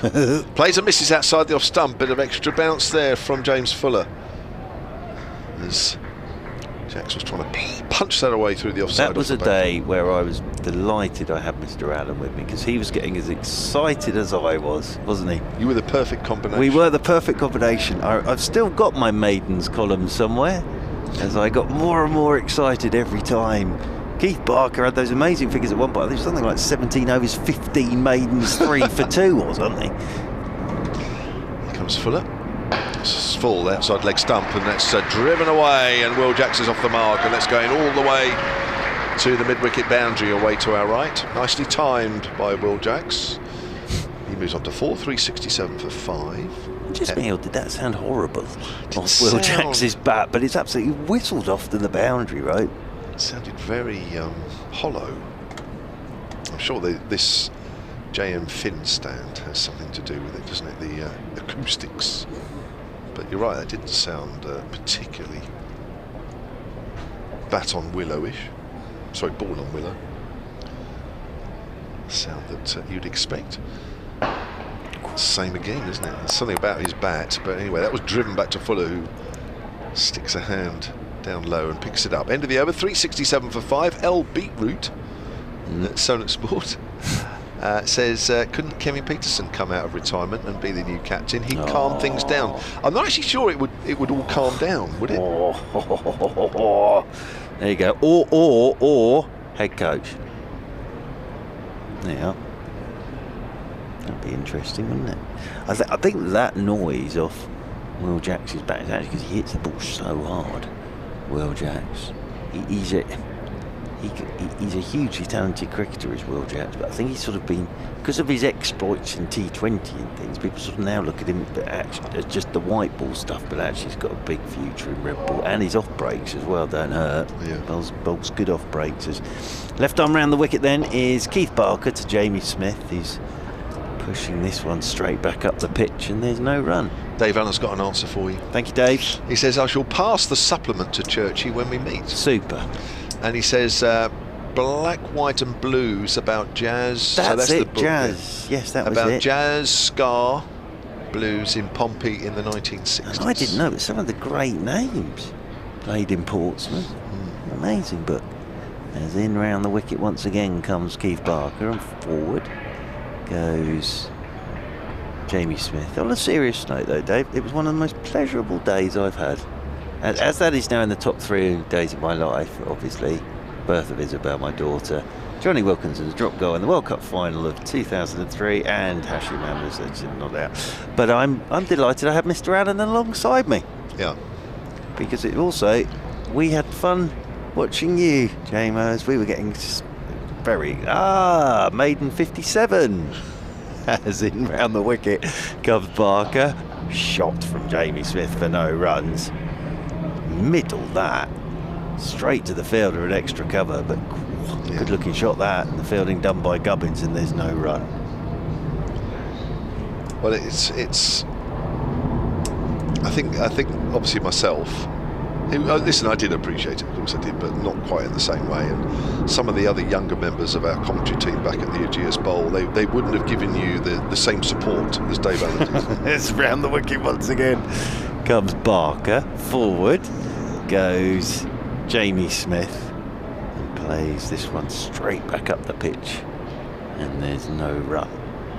So James Vince in there at first slip, but second slip in there as well. Nice tweet this morning from Mr. Sam Curran, and he's almost back, I think, almost back to playing again. So he's doing all his rehab, he's been batting, he's been doing some bowling in lunch break, so sooner rather than later hopefully with Sam. As that snipping back, shout for LBW given.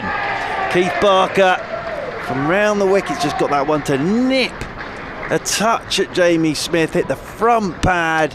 Umpire Milnes had a look, and then up went the finger. So Jamie Smith has gone for 14 and 367 for 6. Will Jacks on 4, and it's been a pretty good session this so far from Hampshire this morning. It's moving the game on. 367 for 6. Well, they've taken as many wickets in an hour and a half as they did in all day yesterday in 96 overs. And if you're watching the live feed, I think certainly if you're of a Surrey persuasion, you say, well, has he got outside the line? I don't think he has. I think that's a pretty good decision. So gone for 14. It's funny this, isn't it? Because Hampshire bowled really nicely this morning. There's been something there now. From a Hampshire perspective, they'll be delighted with this, in the fact that, you know, it's moving the game on, and they've picked up some wickets. But one thing they won't be best pleased about is the fact that batting's looked a bit trickier today, as Jordan Clark makes his way out there into the middle. Well, but we'll wait to see. Is it moving more in this hour and a half than it did yesterday? I think they possibly just got more balls in the right place. Yes, they bowled a fraction tighter. Yeah. I don't think they bowled particularly badly Oh yesterday no, at all. not at all. I thought not on the whole it was you know, a good collective effort, but there will be days when they will bowl tighter, and I think we've seen that this morning. And I think, as we said, Surrey batted very well yesterday. They did, yeah, you can't take it bat away. very, very well yesterday, and that's sort of been improved today as well. So Jordan Clark marching out there at number 8. Made 50 last week at Edgbaston in his opening game of the summer for Surrey in the Championship. Still to come, Jamie Overton, Kemar Roach and James Taylor. So still 3 very capable with the bat to come in after this partnership. Jamie Smith goes for 14, 367 for 6 as Keith Barker, left arm round the wicket to Jordan Clark, who's turning his first ball off the stumps down towards long leg. He'll pick up a single. Jamie, don't forget your half past. As one more to the total. Jordan Clark is off the mark with a single. So Mr. James is nipping next door to do his half past update. And he can tell the listeners of BBC Radio Solent about a couple of wickets. And it's 368 for 6 with half an hour to go till lunch on this second day. And if you're just joining us this morning, the 3 to go, Ben Foakes bowled by Carl Abbott for 45, Ollie Pope caught by Liam Dawson off Barker for 127, and Jamie Smith LBW to Barker for 14. So he's starting today 312 for 3, so it's 56 for 3 today. As James Fuller from the Vauxhall end, over the wicket he comes to Jordan Clark. Forward goes Clark, plays this one down into the leg side. Someone's emptying the bottle bank somewhere nearby. That was the sound you just heard. Jordan Clark will move on to 2. 369 for 6. So they've got the long leg, they've got deep mid-wicket, orthodox mid, well, straightish mid-wicket is James Vince, mid-on, mid-off, sweeper on the cover rope, backward point, and the third man for Will Jacks as Fuller. Over the wicket he comes to Jack, short ball. Jack's up on his toes, pushing this one away into the offside, puts up a hand to keep Jordan Clark exactly where he is, down there at the non-striker's end. A few more spectators making their way into the seats, a few more bottles going in the bottle bank as well from the sounds of things. But what a gorgeous day it is. If you're in the area, I would recommend getting down here today. Lovely way to spend the afternoon as Fuller is in and Jacks clips this one neatly into the leg side. That's a good bit of work from James Vince, tumbling across to his left to do the fielding, and there is no run. Now let's have a look at the other scores from around the country. And Lancashire still piling them on against Kent at Canterbury, 444 for 5. Stephen Croft has gone for 155, but fell short on Lancashire debut, 83 not out. As Fuller is in, short ball, and up on his toes again goes Jackson, pushes away out into the offside, and there's no run. Yorkshire 104 for 2. That's in reply to Gloucestershire's 227. Nottinghamshire 302. Glamorgan 103 for 2. Somerset 109 in Division 1. More bottles going in the bottle bank.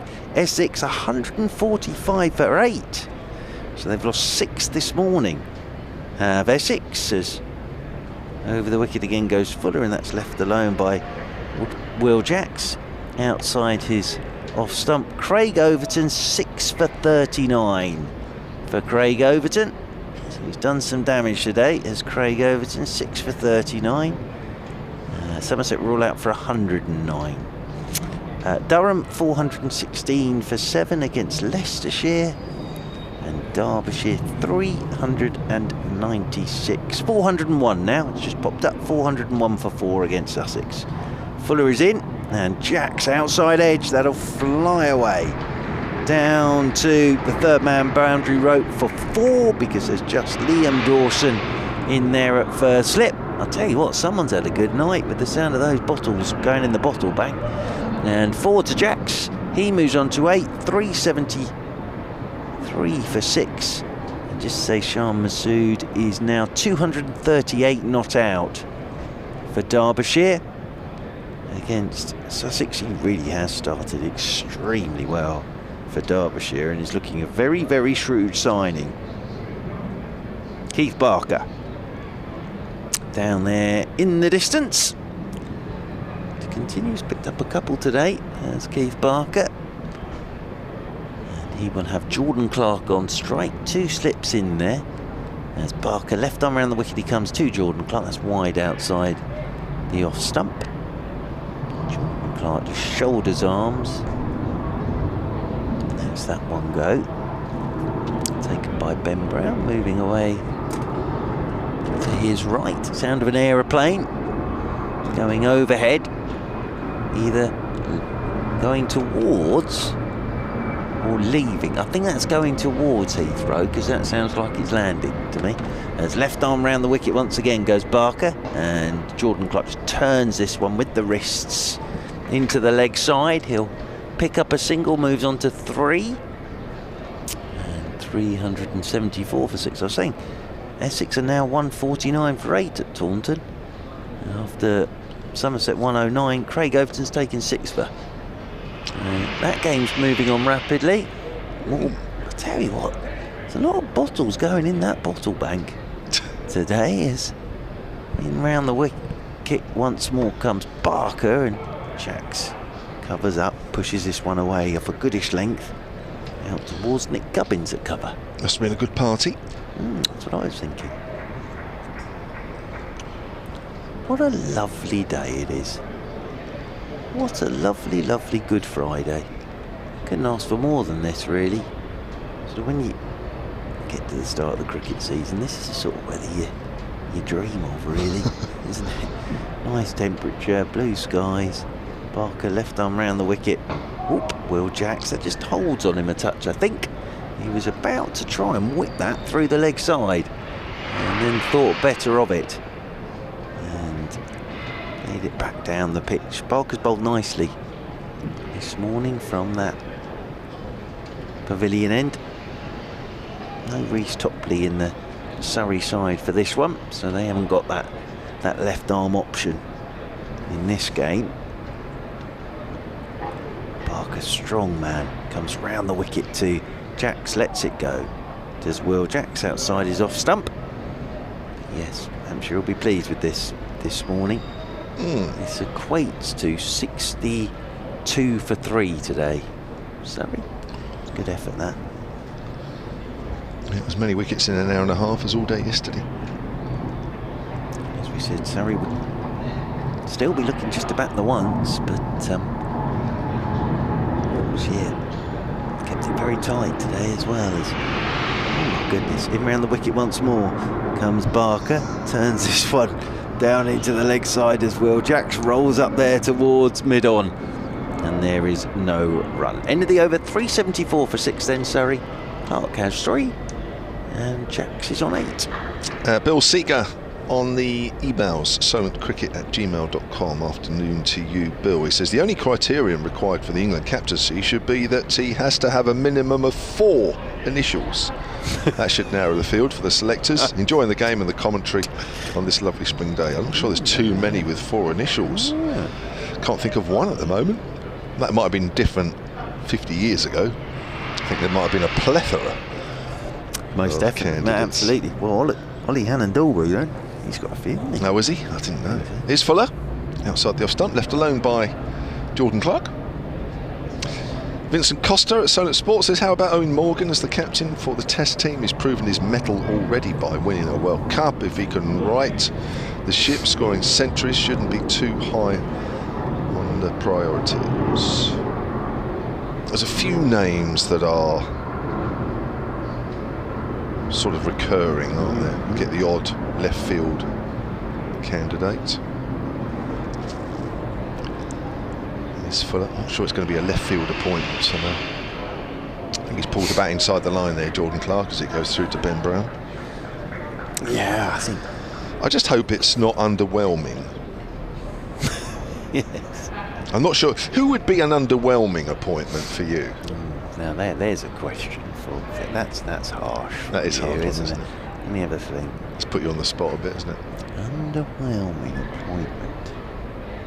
Can I have a second to think? Yeah. Underwhelming appointment. It's Fuller. Length ball, good leave. Good stuff from Fuller. He's definitely been. Well, I know Hampshire supporters will know that he's a bit of an enigma, really, when he bowls. But I think last week and in this game as well, there's definitely signs of him tightening up. And that's down to Graham Welsh, as Fuller himself told me last week. Puts that very much down to the new bowling coach. You found confidence. Comes in again. That's down the leg side. I knew he proved me wrong. Ben Brown can't pick it up cleanly, so there'll be at least one by. One by it is. I knew he would slam one down the leg side after I said he tightened up. Well, I'm not going to say a name because no, whoever I say will be. But what I hope doesn't. I don't think there is an underwhelming. But no, there isn't. But what I would say is I hope we don't go back to the good old days. Was it the 1988 West Indies series where I think we had four captains, didn't we? Chris Cowdery did it once from memory. Yeah. John Embry did it. Yeah. Mike Gatting. John Stevenson. Graham Gooch. No, in that series they all had a go. Here's Fuller to Jacks. Gets wrapped on the pad. Goes out towards mid wicket. So yes, lots. Yeah. I think again it's going back to that. Managing director, hey, personally, I hope they pick someone and they're looking at it long term. The old interim 18 months thing, the more I think about it, I think England are at that point now where they've just got to put their faith in someone and go, this is going to be, it's not going to be a quick fix, this, I don't think. Down the leg side again. It's a good stop there from Ben Brown. That'll be the end of the over, 375 for 6. Did that hit the footmarks a little bit? I think it did, just sort of took off at Ben Brown. He did rather well there. He did. Sort of parried it from the underneath his crossbar. This is when it tests wicket keepers out now, doesn't it? 120 overs gone. Dean Norcross was listening in. It was his birthday yesterday. We didn't see sight of him on his birthday yesterday, and he says he's got 4 initials and could be tempted. So there we are. Now Daniel Norcross the other day, I was actually lucky enough to be on air with him during the IPL, to which he came up with one of the great quotes of all time. If I'm ever signed up by an IPL franchise, he said, which I thought was once, as a commentator or as a player? But I think he was talking then about playing. All right. So unless the IPL goes down a completely different route than it's sort of on at the moment, that might not happen. But he's got 4 initials as Norcross. Yeah, so he's in the running. He's in the mix. If we go for initialism, as in comes Holland. Is that a word? In comes Holland from the pavilion end. Is that an ism? Well, it might be. It is now, as that's left alone by, if we're talking initials, left alone by Jordan Clark. Oh, someone's arrived. All fallen over. Because all of a sudden there's a loud cheer down there to our left-hand side. In the sun. Oh, and a ripple of applause. Maybe Norcross has just arrived. As over the wicket then is Holland, and this one's left alone outside the off stump by Jordan Clark. Maybe just a few moments ago when we heard all those bottles being deposited into the bottle bank, that might have been as a result of his birthday party. Could be, yeah, actually, very good point, because it was here yesterday. But yeah, there's a bit of cheering and shout. Some shirts have come off now, I've just noticed. I'm not sure that's something I like to see. Gentleman down there in the front row in his jeans has whipped off his shirt now. He's in over the wicket. Comes Holland forward. Comes Jordan Clark. Plays this one towards mid-on, and there's no run. That's not for me. That never has been. No. I'm not one for doing that either, J-Mo. No. Jordan Clark settles over his bat once more. He's in over the wicket. Goes Holland. That one's pushed solidly straight back up the pitch, and Holland does the fielding off his own bowling, and there's no run. Rhys Benjamin says on the tweets at Solent Sport that initialism is indeed a word. Oh, excellent. I'm quite pleased with that. An abbreviation consisting of initial letters pronounced separately, e.g. BBC. But that's only 3. Ah, interesting. There you are. That's something I didn't know, but I said. As this one's left alone outside the off stump by Jordan Clark. He lets this one go outside his off stump. The great Susie Dent, she sort of has a word of the day, doesn't she? Yes. And, yes, initialism. Very good indeed. Right, thank you very much indeed. So I think this is for the live stream during luncheon. Mark the producer extraordinaire behind me says. And this is whipped by Jordan Clark up towards mid-on. And they will pick up a single. So during the lunch break, just so you know, because what are we, 15 minutes away on the Surrey live stream, we'll be seeing some of the great work being done by the Surrey Cricket Foundation. In recent weeks, Amar Verdi has been at a street chants project in Sutton. Jordan Clark went to Pride of Lions, junior coaching session in Cobham. Gus Atkinson and Sam Curran, I saw that, went to a Super Ones disability cricket programme in Wandsworth. So we'll be seeing some of the great work being done, and it is great work being done by the Surrey Cricket Foundation. Yes, I saw it was either Gus or Sam, either way round, in a little game of cricket, bowled the other one out first ball with a searing Yorker. But no, they're doing some great work, the Surrey Cricket Foundation. We'll see a bit of that during the lunch break on the Surrey live stream. Yep. Look forward to that. Liam Dawson taking over from James Fuller. Dawson thus far, overnight, 11 overs, none for 21. It's only him and Abbas now who are the non-wicket takers in the Surrey innings as we head towards 15 minutes until the luncheon interval. Oh, was that Colin? Wow. What was that? Dawson's got a short leg in for Jordan Clark. Whips that away, fine, down towards the fine leg boundary. A chase for Mo Abbas, who's a deep backward square leg. And I think they've picked up 3, have they? Yeah. Good running. Bit of work to do for Mo Abbas. And 379 for 6 is the total. I've got an email here from Don Starr, soncricket@gmail.com. It's a longish email. I'll try and paraphrase. Had a lovely day at the ground yesterday with my grandsons. Oh, lovely. That's lovely. That's what it's all about. Dawson flighted. Again, that's gone fine off an inside edge. This time, Will Jacks. And he'll pick up 2. 381 for 6 as the ball makes its way up towards the pavilion. It was a trip down memory lane for me because I saw all my early cricket with my father at the Oval back in the 1950s. And I especially enjoyed being able to walk on the outfield at the intervals. You loved that as well, didn't you? I think that's Love to see great, that, yeah. didn't you? That's lovely. The plane goes overhead. Nice to see more planes back, I have to say. It's something you associate with the Oval as well. That's off the back foot, out towards extra cover by Will Jacks. My word, there is a few glass bottles yes. being deposited. There must be a few containers around the ground. Here comes Dawson again. There's a leg slip in there now. So whipped way through mid-wicket. Lovely shot there, Will Jacks. That'll be 4. Just a lank ball which stood up, and Jacks just punched that very hard through mid-wicket past Keith Barker's right hand. He moves on to 14. Can you ask your co-commentator, that would be Mark Church, when this practice was first allowed? The last time I visited the Oval, about 20 years ago, I'm sure going on the ground wasn't allowed. Yeah, from memory, I think it was. I think you could do it the season before COVID. So we're talking 2019. I think people were allowed out during the lunch break to have a little look. It's nice because you sort of drift into dream world and think you're batting in a test match. Dawson again, length ball which Jacks pushes up to mid-off off the front foot. He's on 14, 385 for 6, Surrey. As you said, that's what it's. I remember going to Chelmsford with my granddad during Essex Cricket Week.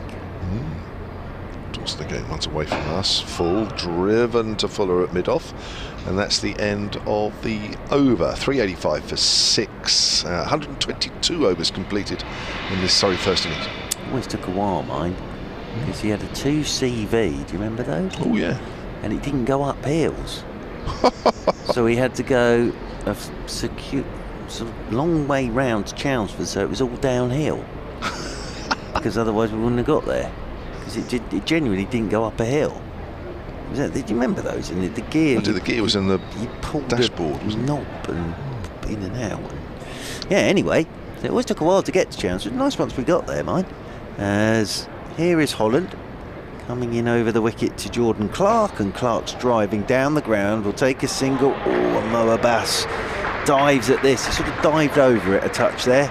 Did Mohammed Abbas. Got something on it. And they'll get back for 3. Oh, more bottles.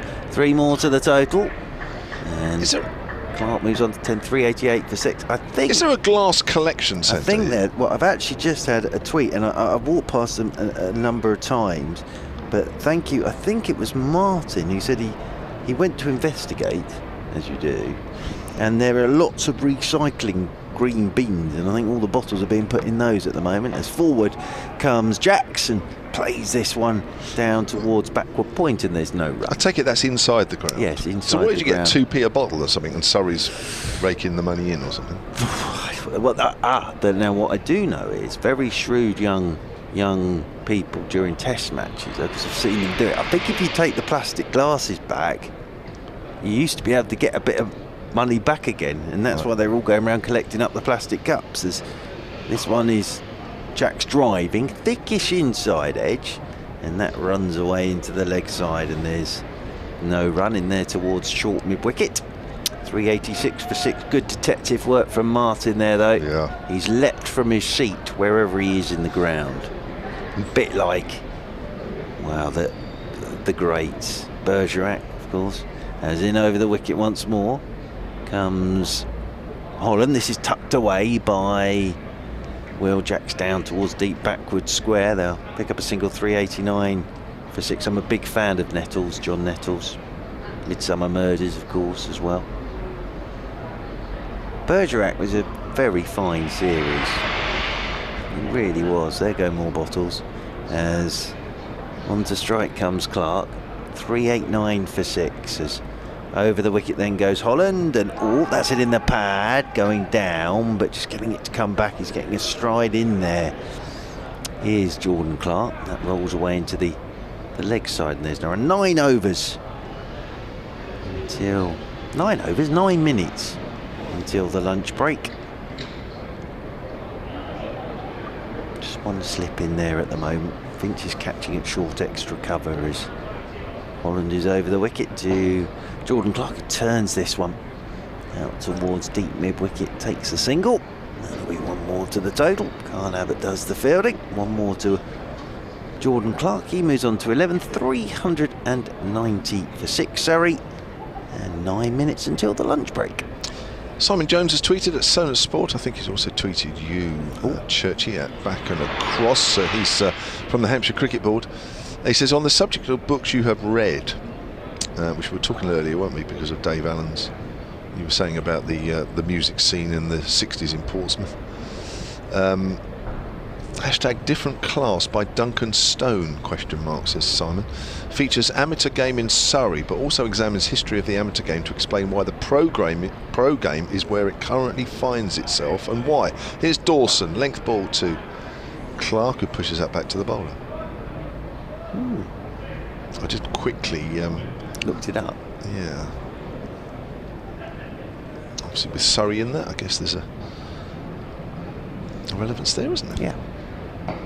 It's played square on the leg side, called through for a quick single by Will Jacks. Just to say, one of the greats of this club, David Gorrod, has just pointed out to me, of course, there is it's like, I think it's the International Wine Challenge has been going on here over the last few days, so I think that's why there's the sound of so many bottles, you see, because that's been going on here for a few days. I was going to say they've gone down well by the sounds of it. It's pushed up to mid-off, otherwise there's some very, very big containers. I stood for the lift the other day, and I recognised a man off the telly who is like a wine expert, but I couldn't remember it was him! Oh, there you are. Well done, J-Mo. Oh, thank you. And you weren't even here. That's pushed out towards extra. Well, there's only him, and then the other guy that does Saturday Kitchen on the morning. What's his name? Ollie Smith. Yeah, he's quite funny, isn't he? Yes. But they're the only two. Oz Clark, that's who it was. I went up in the lift with him. Wow, you lucky man. Yes. Famous people that you've bumped into. Extra cover there from Will Jacks, but finds the fielder. That's Gubbins. Dawson rattling through his over here. It's good from you, that, because I didn't even say. Hello, Oz. Yeah. All right, Ozzy. That's through the gap. Lovely shot there from Will Jacks. Pierced the field, but it won't quite go to the long boundary side, or will it? Ooh, that's close. Ooh, that's well done by Felix Organ. Pulled it back inches from the rope. Nicely timed shot though from Will Jacks, who moves on to 18 at the end of that over. 394 for 6. 6. Yeah, nicely timed slide as well, that by Felix Organ actually. Didn't have a lot of room in which to work. I think he's done pretty well there. That's Felix Organ, so 3 more. So thank you to Mr. Gorrid for letting us know that. But yes, there's been the old wine Ujima flip going on here, so I think that's why there's the sound of the bottles. There they go again. No, I mean that's ridiculous. But if you think, every few minutes, but it's they've every been couple doing of an minutes. awful. It's been here for a week, I think, and it's all the greats of the world of wine. They come in and taste, I think, the wares. As Holland is coming in from the pavilion, and this is a nice shot by Will Jacks. Just a punch drive. He's timed this very nicely, and that beats the diving Vince at extra cover. And that's nicely played by Will Jacks. He hasn't tried to absolutely pummel that. As I said, just a punch drive through extra cover. He's on to 22. 398 for 6. It does pose the question now, what is this, a cricket ground or a glass recycling centre? I think for a few days it's been the nerve centre of fabulous wines from around the world. As Holland is in over the wicket once again to Jacks, who's had a drive at this one with the feet going nowhere. He's just trying to get that through backward point, I think. And that's taken by Ben Brown, diving away to his right. After that shot, Felix Organ is being positioned out onto the cover boundary rope sweeping. Oz Clark, that was it. Thank you, James. That's sort of been bugging me slightly, I have to say. As in over the wicket once more comes Holland, and forward goes the right-handed Jacks. Obviously, I'm never going to be asked to go on MasterChef after my announcement last night that I'm not a huge fan of watching the public or celebrities cooking spaghetti bolognese for an hour. Is over the wicket once again comes Holland, and forward once more goes Will Jacks. Plays a good length delivery straight back up the pitch, and there's no run. He won the last ever World Wine Tasting Championship back in 1982. There you go. It's an event that's not been repeated since then, so he was the last ever winner of that. I wonder why. As over the wicket once more. Oh, that's good. Comes Holland, forward goes Will Jacks, and plays this one out towards extra cover. There's no one. I suppose there's only so many times you can say, well, that's nice. Yeah, that's nice. That one's good. Tell you what, wouldn't want another glass of that one. Oh, this one is lovely. Yes, great job that. Oh, there they go again. As over the wicket once more is Holland, and forward goes Will Jacks. Plays this one straight back up the pitch off a goodish length. End of the over, 398 for 6. Jordan Clark has 12, Jacks has 22, and we are approaching lunch on this, the second day. So back in November 2008, there was a survey by the wine industry consultancy firm. I won't mention them, but it went public, and it was the poll was conducted amongst 1,500 regular UK wine drinkers, and Oz Clark was the most recognised wine critic in the UK. Ah, there you There go. you go. Yep. And I saw him, well, I stood in a lift with him. Yeah, there you go. That's why you recognised him, because there you go.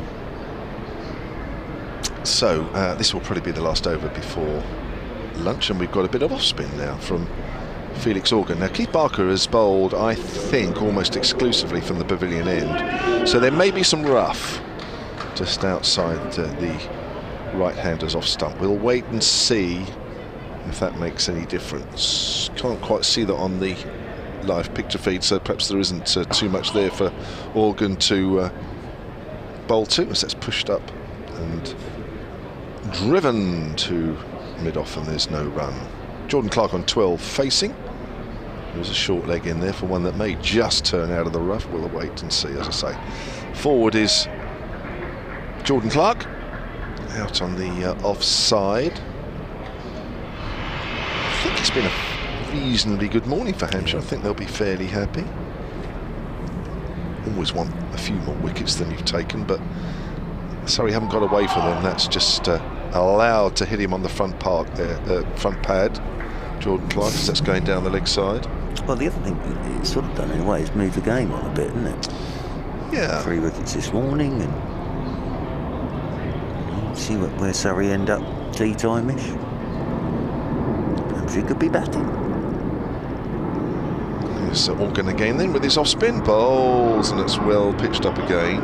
Pushed out on the offside. Take a quick single towards extra cover. 399 for 6. Are Surrey going to go in with 400 on the board at lunch? On a serious point though, if you are listening in or watching on the live stream and you're near enough and you think, well, what should I do this afternoon? Come down. It's just the perfect afternoon to sit in the stands and watch cricket, really. It is. In the sun. Even if you're not a huge cricket fan, it's a really nice way to spend the afternoon. Relaxing, isn't it? Bring a good book.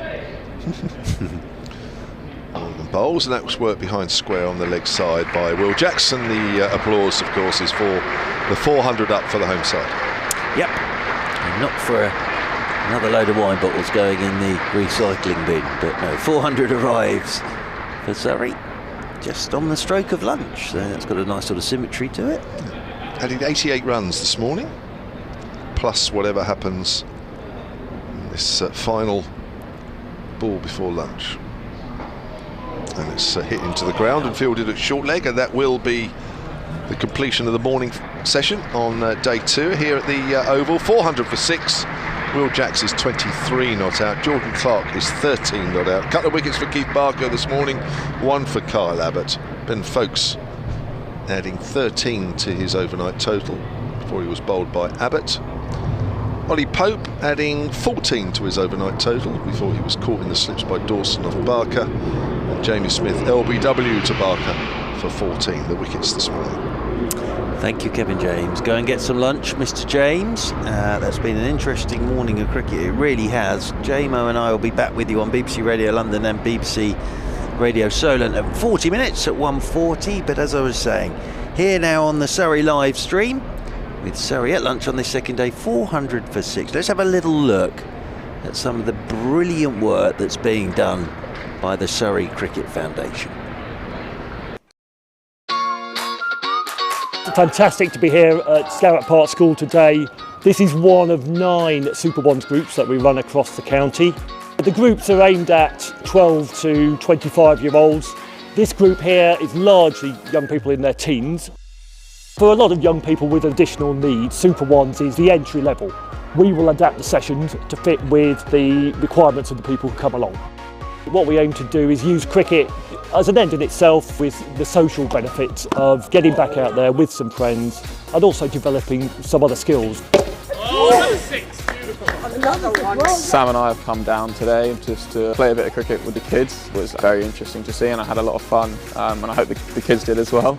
This is a fantastic opportunity, having 2 Surrey players, one of whom plays for England, visiting the group today. As soon as when we found out, me and Gus, that we were going to come down here, it was great. We jumped at the opportunity. We just popped in after training to see the Super Ones, these young kids with disabilities who, when they're growing up, might not have the opportunities that we did when we were young. It was so nice having those role models coming in, like professional cricket players coming in to visit the kids was fantastic. Our children don't often get those opportunities, so it's so nice that to happen. Nice bowling!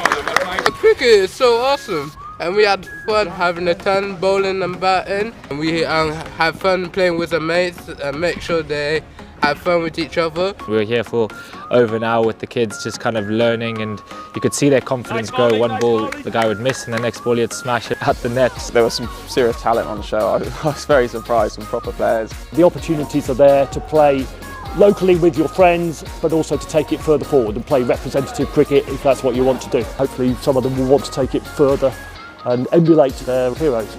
Hopefully the kids can sort of look at us and take some inspiration from us and get more into cricket, and sort of brought me back to when I was their age, just having fun with your mates playing cricket. So that's what it's all about, really. Very touched by coming down and seeing these kids with disabilities and now having that access and opportunity to kind of get involved in cricket, which is a sport we all love. It's expanding around the country, and I think it's an amazing thing that needs to keep being emphasised and keep building.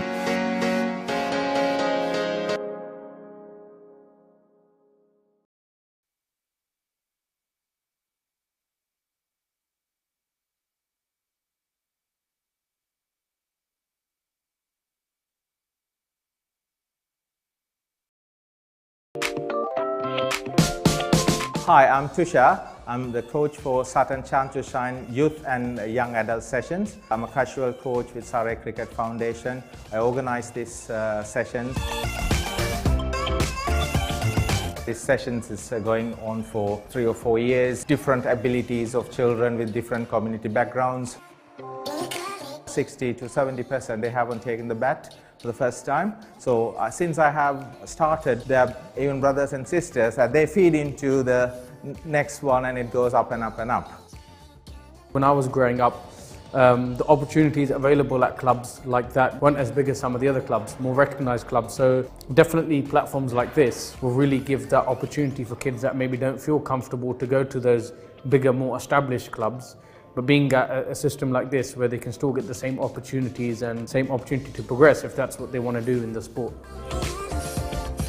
I started as my own community club's coaching sessions. With the Surrey's help, we transferred this one as a chance to shine. Then I spread the word within my community, my friends, their friends and friends. It just propagates all the time. So we have got, say, registered 140 kids.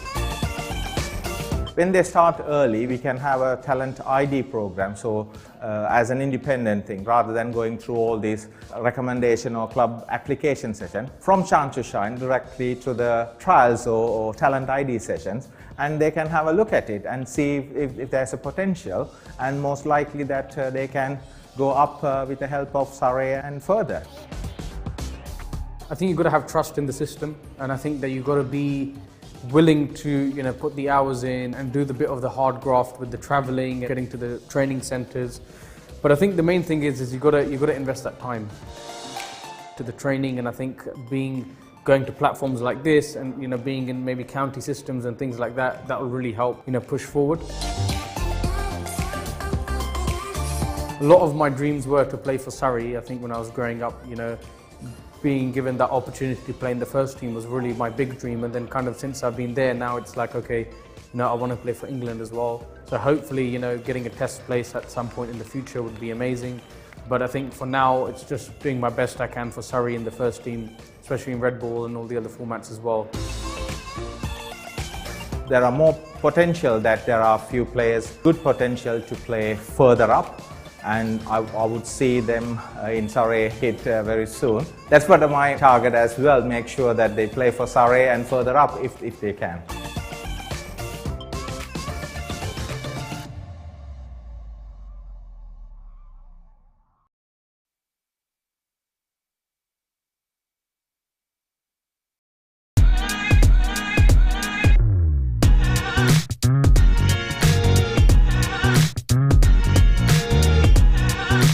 It's been a really nice day, really honoured and very thankful to be invited down, but it's great to see all the kids having lots of fun, so hopefully they keep it up and it keeps blossoming really. Pride Alliance programme is an all abilities course which teaches children between the age of 4 and 16 core cricket skills, whether that's front foot batting or learning to become a spin bowler or a budding young wicketkeeper. And this is done through 2 core programmes, one that's pre-Christmas between October and December, the second which is 10 weeks after Christmas, which is January to March. Those 2 programmes are at weekends, and then we run holiday courses during the rest of the year, such as February half term, Easter, May half term, and a couple of courses over the summer, one of which is on the outfield at the Oval.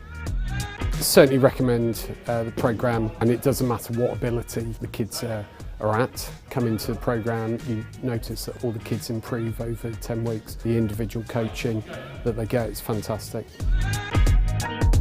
We've got our standard 10-week course, which works on a ratio of 1 to 7, and has children from the ages of 4 to 16, so school years reception to year 11. And then our pro package course, which offers a more personalised experience, better coach to player ratio of 1 to 4. And the advantage of that is they can offer a more personalised experience, which helps bridge the gap between group and one-to-one coaching. So the Pride Alliance programme runs at a number of different venues. 2 are our own venues. One's the Ken Brownton Cricket Centre, which is the indoor centre at the Oval. Another is Surrey Cricket Centre in Guildford. And then we've got schools across Surrey, one of which is here, Felton Fleet School in Cobham. And we've got Downs End School in Leatherhead, Donatus School in Reigate, York Castle School in Epsom, Wallington County Grammar School and Weydon School in Farnham.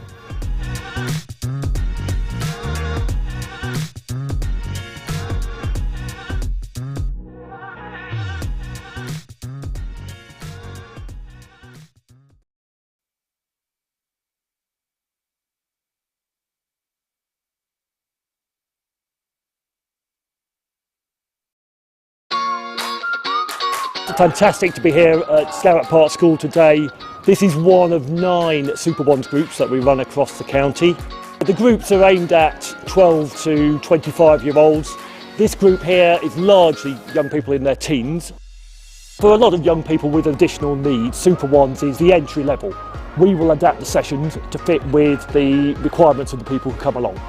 What we aim to do is use cricket as an end in itself, with the social benefits of getting back out there with some friends and also developing some other skills.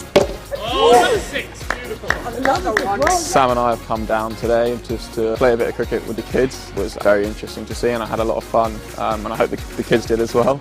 This is a fantastic opportunity, having 2 Surrey players, one of whom plays for England, visiting the group today. As soon as when we found out, me and Gus, that we were going to come down here, it was great. We jumped at the opportunity. We just popped in after training to see the Super Ones, these young kids with disabilities who, when they're growing up, might not have the opportunities that we did when we were young. It was so nice having those role models coming in, like professional cricket players coming in to visit the kids was fantastic. Our children don't often get those opportunities, so it's so nice that's happened. Nice bowling! Cricket is so awesome, and we had fun having a turn bowling and batting. And we had fun playing with the mates and make sure they have fun with each other. We were here for over an hour with the kids, just kind of learning, and you could see their confidence grow. One ball the guy would miss and the next ball he'd smash it at the net. There was some serious talent on the show. I was very surprised, some proper players. The opportunities are there to play locally with your friends, but also to take it further forward and play representative cricket if that's what you want to do. Hopefully some of them will want to take it further and emulate their heroes. Hopefully the kids can sort of look at us and take some inspiration from us and get more into cricket, and sort of brought me back to when I was their age, just having fun with your mates playing cricket. So that's what it's all about, really. I was very touched by coming down and seeing these kids with disabilities and now having that access and opportunity to kind of get involved in cricket, which is a sport we all love. It's expanding around the country, and I think it's an amazing thing that needs to keep being emphasised and keep building.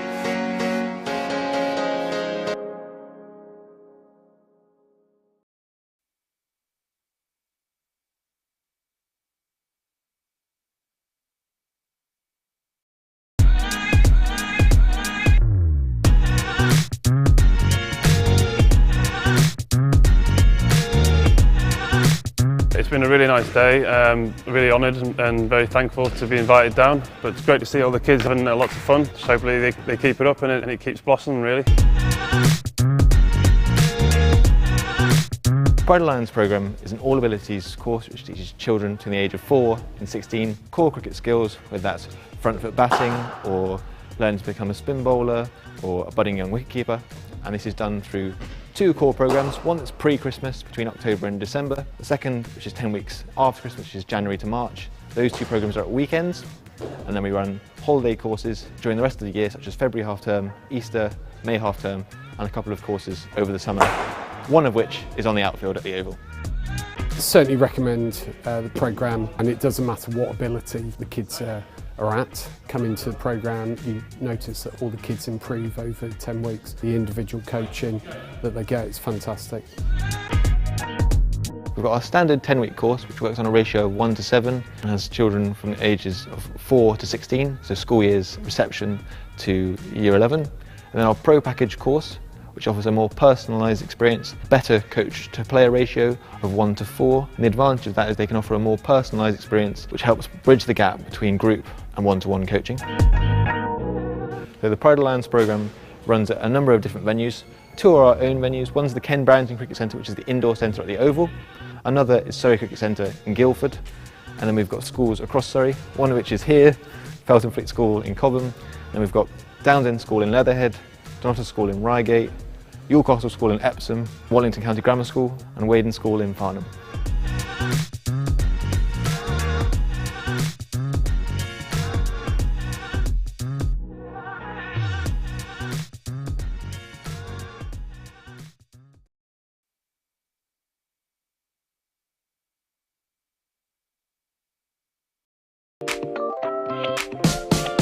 Hi, I'm Tushar. I'm the coach for Saturn Chance to Shine Youth and Young Adult Sessions. I'm a casual coach with Surrey Cricket Foundation. I organize these sessions.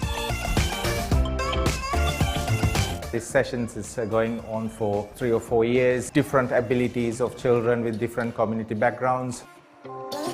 60 to 70% they haven't taken the bat for the first time. So since I have started, there are even brothers and sisters that they feed into the next one and it goes up and up and up. When I was growing up, the opportunities available at clubs like that weren't as big as some of the other clubs, more recognised clubs. So definitely platforms like this will really give that opportunity for kids that maybe don't feel comfortable to go to those bigger, more established clubs. But being at a system like this where they can still get the same opportunities and same opportunity to progress if that's what they want to do in the sport. I started as my own community club's coaching sessions. With the Surrey's help, we transferred this one as a chance to shine. Then I spread the word within my community, my friends, their friends and friends. It just propagates all the time. So we have got, say, registered 140 kids. When they start early, we can have a talent ID program, so as an independent thing, rather than going through all these recommendation or club application session, from Chance to Shine directly to the trials or talent ID sessions, and they can have a look at it and see if there's a potential, and most likely that they can go up with the help of Surrey and further. I think you've got to have trust in the system, and I think that you've got to be willing to put the hours in and do the bit of the hard graft with the travelling, getting to the training centres. But I think the main thing is you've got to invest that time to the training, and I think going to platforms like this and being in maybe county systems and things like that, that will really help push forward. A lot of my dreams were to play for Surrey. I think when I was growing up, being given that opportunity to play in the first team was really my big dream, and then kind of since I've been there now, it's like, okay, I want to play for England as well. So hopefully, getting a test place at some point in the future would be amazing. But I think for now, it's just doing my best I can for Surrey in the first team, especially in red ball and all the other formats as well. There are more potential that there are few players, good potential to play further up. And I would see them in Surrey hit very soon. That's what my target as well, make sure that they play for Surrey and further up if they can.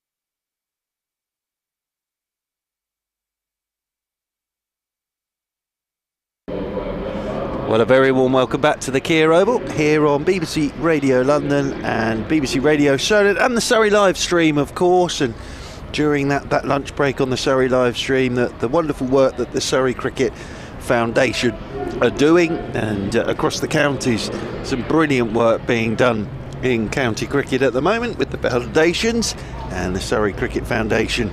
Fantastic work from them at lunch on this second day. Surrey 400 for 6. With Jordan Clark on 13, Will Jacks on 23, started the day 312 for 3, and those 3 wickets to fall this morning. Ben Foakes bowled by Abbas for 45, Ollie Pope caught by Liam Dawson off Keith Barker for 127, and then Jamie Smith LBW to Keith Barker for 14. Will Jacks has 23, Jordan Clark's on 13, Kevin James is alongside. We've lunched well, and I would have thought Hampshire lunch better than they did yesterday, in a way. Yeah, it's 3 wickets in an hour and a half, effectively 3 wickets in the session, which took them all day yesterday. So not only did they kind of get it back a bit, didn't they? They restricted Surrey to only 88 runs in that 2 hours as well, but you know, kind of the damage was done yesterday, wasn't it? At 400 for 6 here, Surrey aren't going to lose this game, you wouldn't have think. It's just down to 2 results, but I guess it was a session that, you know, that Hampshire certainly didn't want it to get out of hand, and it never looked like doing, really, did it? Because they bowled well. I didn't think they bowled that badly yesterday as a group, but I think this morning they may just have tightened it up 10%. Mohamed Abbas it is to get us started after lunch, and Will Jacks greets him by punching off the back foot out to mid-wicket and picks up a single straight away. The one thing it has done as well, in a way, it's sort of moved the game forward a touch, in the fact that some wickets have fallen. And that was a no ball for Mohamed Abbas, so it starts with a no ball, so that'll be 3 more to the total, 403 for 6, and that will bring Jordan Clark on to strike. 3rd no ball of the innings for Abbas. We had one very early in the day yesterday. So Jordan Clark, with 2 steps behind him, settles down over his bat. Abbas right arm over to Jordan Clark, and lets this one go outside his off stump, just nipping back a touch at him, and that's taken to his left hand side by Ben Brown. So yeah, interesting morning. It really was a very interesting morning. We had a busy old morning this morning, but during this over, I got a message the other day from Nigel, who's a lovely gentleman, Nigel, and just his wife Chloe's not been very well as Mohamed Abbas comes in over the wicket and turned leg side by Jordan Clark. He'll pick up a single, and 1 more to the total. First run after lunch for Jordan Clark. He moves on to 14. So I think Chloe listening in at the moment, and she's currently at home having recovering from 4 slip discs and a torn vertebrae in her back. She's undergoing physiotherapy, but she's in bed at the moment, and it's a bit tough. So it means that Nigel's unable to leave her to come and watch the cricket. As in over the wicket comes Mohamed Abbas, and this is left alone outside the off stump. And well, Chloe, we wish you all the very, very best, Chloe, and to you, Nigel, as well. And fingers crossed, having a bit of a listen to us rambling on, trying to bring the sounds of the cricket to you, Chloe, is cheering you up a bit. But we wish you all the very best with your recovery, and fingers crossed to see you soon, and you, Nigel, as well, sir. Hope you're okay, as Will Jacks waits with bat raised as Mohamed Abbas is in, and Jacks off the front foot punches this one straight out towards cover, and there is no run. So Will Jacks, opportunity here for Will Jacks, still plenty of time to have a bat. He's got a start on 24, and the thing is with Will Jacks, if he does get going, he scores his runs very, very quickly indeed, and he'll entertain the crowd here today, because that's the sort of player he is, Will Jacks.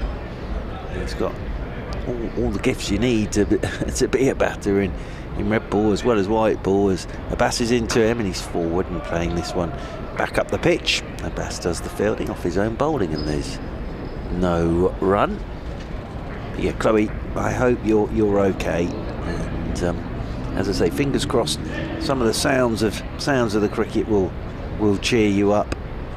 But quick recovery for you, and well done to Nigel as well, who's looking after Chloe at the moment. I think your mum's listening in as well at the moment. As in over the wicket comes Abbas, and this is a short ball which is pushed off the back foot by Jacks. That's nicely timed. They'll pick up a couple here, despite the dive of Felix Organ, and that's 2 more to Will Jacks. I think that'll be the end of the Mohammed Abbas over, the first one after lunch. Jacks 26, Clark 14, and Surrey 406 for 6. 28 overs completed by Abbas, and he has yet to take a wicket. Don't often see that in the time that he's been at Hampshire. Very few games where he's gone wicketless. Well, it's not the end of the game, but not the end of the innings, but that is a long time for him to have not claimed a scalp. We're going to have Kyle Abbott opening up from our commentary end, the Vauxhall end. Picked up a wicket, first wicket this morning, didn't he? He did bowl well, bowled Foakes off what, an inside edge? I think it was either inside edge or glove. I think, yeah, bounced on him, didn't it? And nipped back, but he'd sort of gone away from him a couple of times and then that over and then nicked one back. It was a great bit of bowling, it really was. And we were saying, you know, Foakes is in terrific nick at the moment, so it took a good ball to get rid of him this morning for 45. Figures of 26 overs, 1 for 88 currently as he comes in and bowls. That's a drive into the ground by Clark. It goes over Abbott's head up towards mid-off and there's no run. His spell this morning though was impressive. 7 overs, 1 for 16. Yeah, really good this morning. Really good. During the lunch break, I met Martin, who of course was our detective, telling us what was going on with all the bottles. Yes. Yeah, so I bumped into Martin downstairs, but there was a big recycling truck down there, which is now driven off with all the bottles. Abbott, bowl! Middle stump out of the ground. That's the nip backer.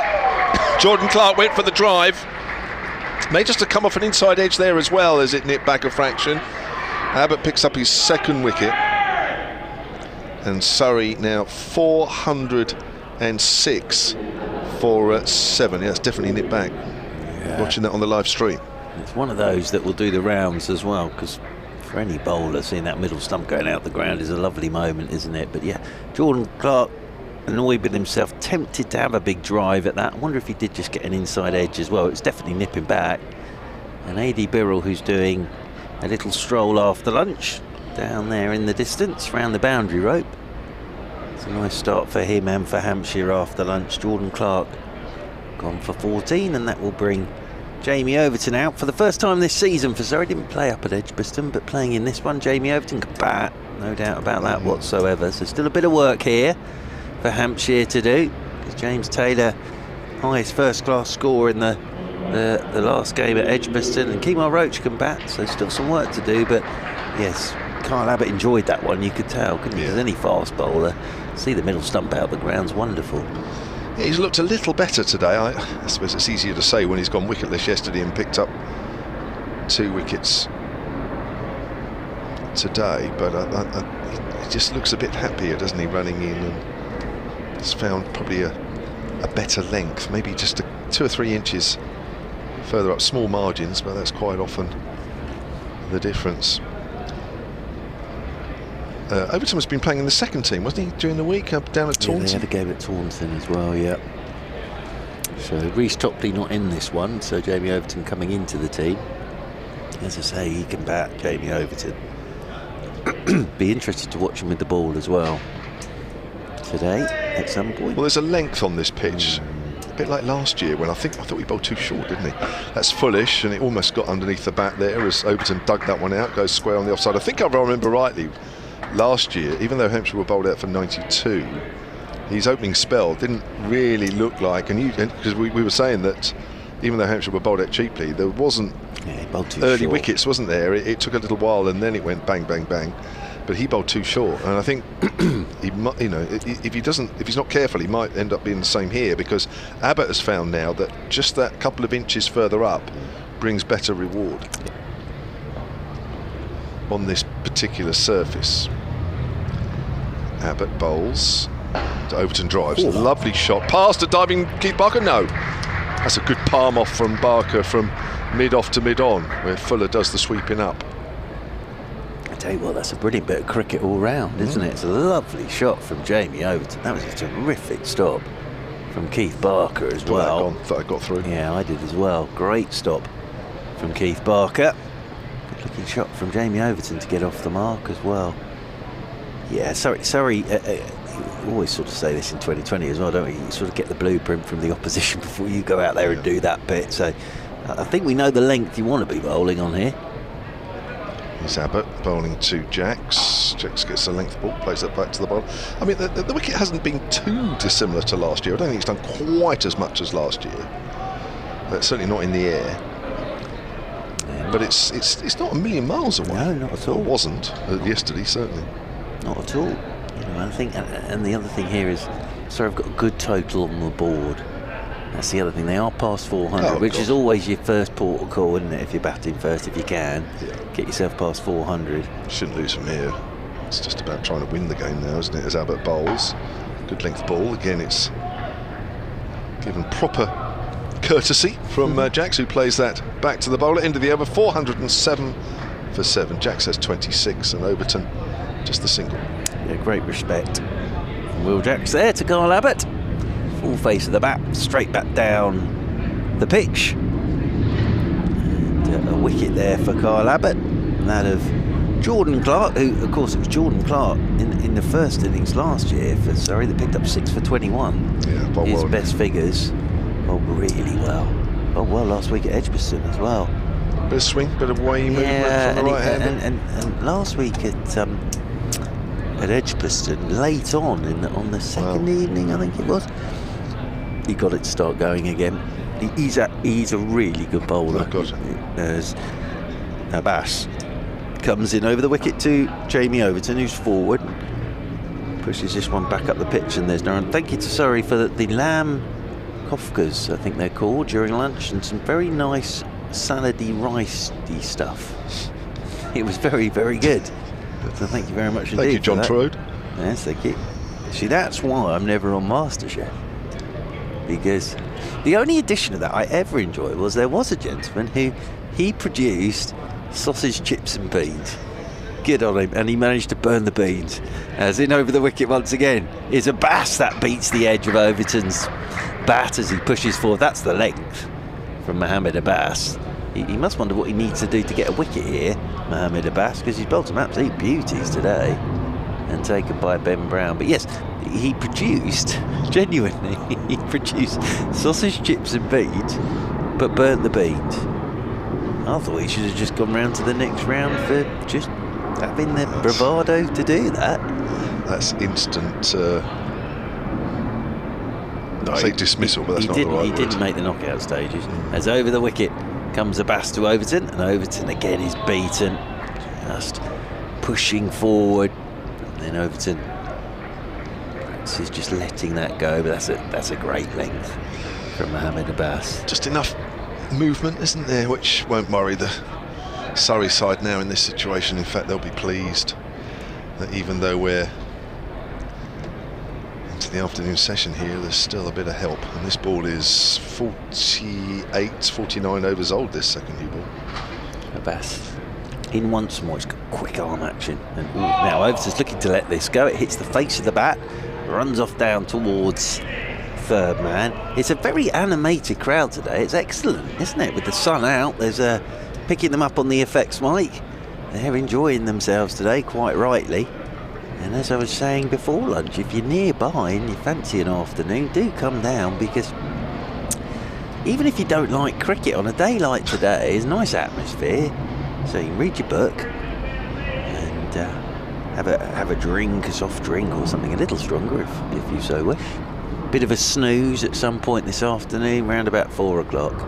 Bit of a snooze as Abbas Comes in over the wicket to Jacks, turning this one off the stumps into the leg side. Out there it goes towards deep backwards square. And they'll pick up another single. That'll be one more to the total, 409 for 7. And back onto strike comes Jamie Overton. I came back from Cardiff on Monday morning back to Paddington and sat down on the train with my book at Cardiff and had to be woken up at Paddington. Went straight to sleep. Really? Yeah. And somebody very kindly woke me up at Paddington. In over the wicket comes Abbas, forward goes Overton, runs this one down towards third man, Felix Organ. The Felix Organ fan club is down below us with that bit of fielding. And one more to the total, 410 for 7. Overton 3, Jacks 27 here on BBC Radio London and BBC Radio Solent. And yes, they're enjoying themselves in the sun, I think it's fair to say, down below us. And Carl Abbott will continue for the Vauxhall end. Must be one or two Hampshire fans in. Either that or just some random fans, or maybe some Surrey fans have just picked on Felix Organ just to have a bit of fun with, which happens when you're fielding near the boundary rope from time to time. Here comes Kyle Abbott, bowling to Overton. Overton works that just wide of mid-on, and Fuller can't quite get there, so just chases after the ball. Nice shot there from Overton. Sorry, yeah, it is Fuller. 2 runs to the big man. He moves on to 5, 412 for 7 in Surrey. And we are into the 130th over of this first innings. Tell you what, that game's moved on at Taunton now. 109 all out Somerset, Essex 180 all out. So Somerset are in again. Some of that is the wicket down there, I don't know. Here comes Abbott. Oh, he's wrapped on the pad. There he's gone. There's another one there. The ball darts back. Overton's playing across that one, and he goes for 5. And Abbott picks up his 3rd wicket of the day. Surrey 412 now for 8. Yes, that was one of those where you expected the finger to go straight up, and it was hitting middle stump, so that's why the finger did go straight up. And well bowled Kyle Abbott. He's got another one after lunch here. 412 for 8. Jamie Overton on his way back for 5. And, well, Hampshire here just chipping away at Surrey. But as I was saying, this moves the game on. 412 for 8, still a good total on the board from a Surrey point of view. And this takes any thought of declarations or anything out of the equation now, because Surrey are going to be all out. Here comes Kemar Roach into the middle. So Kemar, he'll be enjoying this sun. Will Kemar? He's had a day and a half with his feet up. Sun shining. It's a bit warmer for him. Out he comes into the middle. It's amazing. And I think we said this last year, JMO, with the overseas when they come to a club and everything. I think Kemar Roach, over his 5 games last season for Surrey, to say he became a crowd favourite would be an understatement. And he threw himself into it, and he's such a lovely fella as well. But genuinely, it was like everyone was delighted when they heard he was coming back this season. And he certainly did the business with the ball at times in those 5 games last season, but out there now with the bat. Well, I suppose from a Hampshire point of view, I'd like to think that he's going to get plenty of chance to bowl. Plenty of time in the sun. Yeah, and again, you know, we're seeing wickets fall a little bit more regularly today, which means that the ball is doing still a little bit. Here is Abbott to Roach. Roach forward. Almost a textbook forward defensive there as that goes out on the offside. I've got a email here from Andrew Fernando, solentcricket@gmail.com, under the heading of English Cricket Captain, which we've been talking about all day, which I'm sure all the commentary teams around the country have been doing the same after that news this morning that Joe Root has stood down. So Andrew says, afternoon, gentlemen. Good afternoon, Andrew. Yes, that's very formal. I am a Sri Lankan living in Guildford. Oh, lovely. And enjoying the cricket this sunny day. Here's Abbott to Roach outside the off stump, and he leaves alone. In 2019, Dimuth Karuna Ratne was selected for the Sri Lankan World Cup squad as captain. I think it was around about then that Hampshire were going to sign him, but I think it was around about there anyway. He very nearly came to Hampshire. Despite not having played in one-day international for 4 years, I wouldn't rule out a Burns or a Vince being brought in as captain, but my choice is either Bairstow, because of his experience in the team, or Zach Crawley, widely regarded as the future of English Test cricket. Here's Abbas again, straight, and played by Roach, plays that back to the bowler defensively. Zach Crawley, widely regarded as the future of English Test cricket, and maybe the captaincy would help his batting. He's also close to Rob Key, a strong candidate for the managing director role, says Andrew Fernando. Go Surrey, he says. That's interesting points from Andrew there. It's a Kent thing, isn't it? Really, we were saying Billings and Key, Key and Crawley. I just, as I say, I just don't think Kent, as a county, and their performances over the last few years warrant that sort of hold on the English game. I don't know. That's played neatly by Roach down towards third man. Looks like he's going to keep the strike. He will at the end of that over. Roach is off the mark for 13 for 8. Yeah, Carl Abbott had another one. Thank you, Andrew. It'll be a nice day in Guildford today. It's not too far from here, Guildford. Nice down there on the old road with the petrol station, the old Woodbridge Road down there in Guildford. Lovely ground, Guildford. Got a championship match there, is she? I knew you were going to ask me that, and I'm now scrambling because I haven't looked ahead past next week yet. Let me have a look for you, Kevin Jones. As I said that, I thought, I know what's coming here. I know what's coming here. No, I think there is. Or is there a Sri Lanka development? Hang on. Oh yeah, we're playing the Sri Lanka development side as well. Definitely one of those. As in over the wicket then. That'd be for Andrew. That'd be good. As forward goes Kemar Roach to Mohammed Abbas.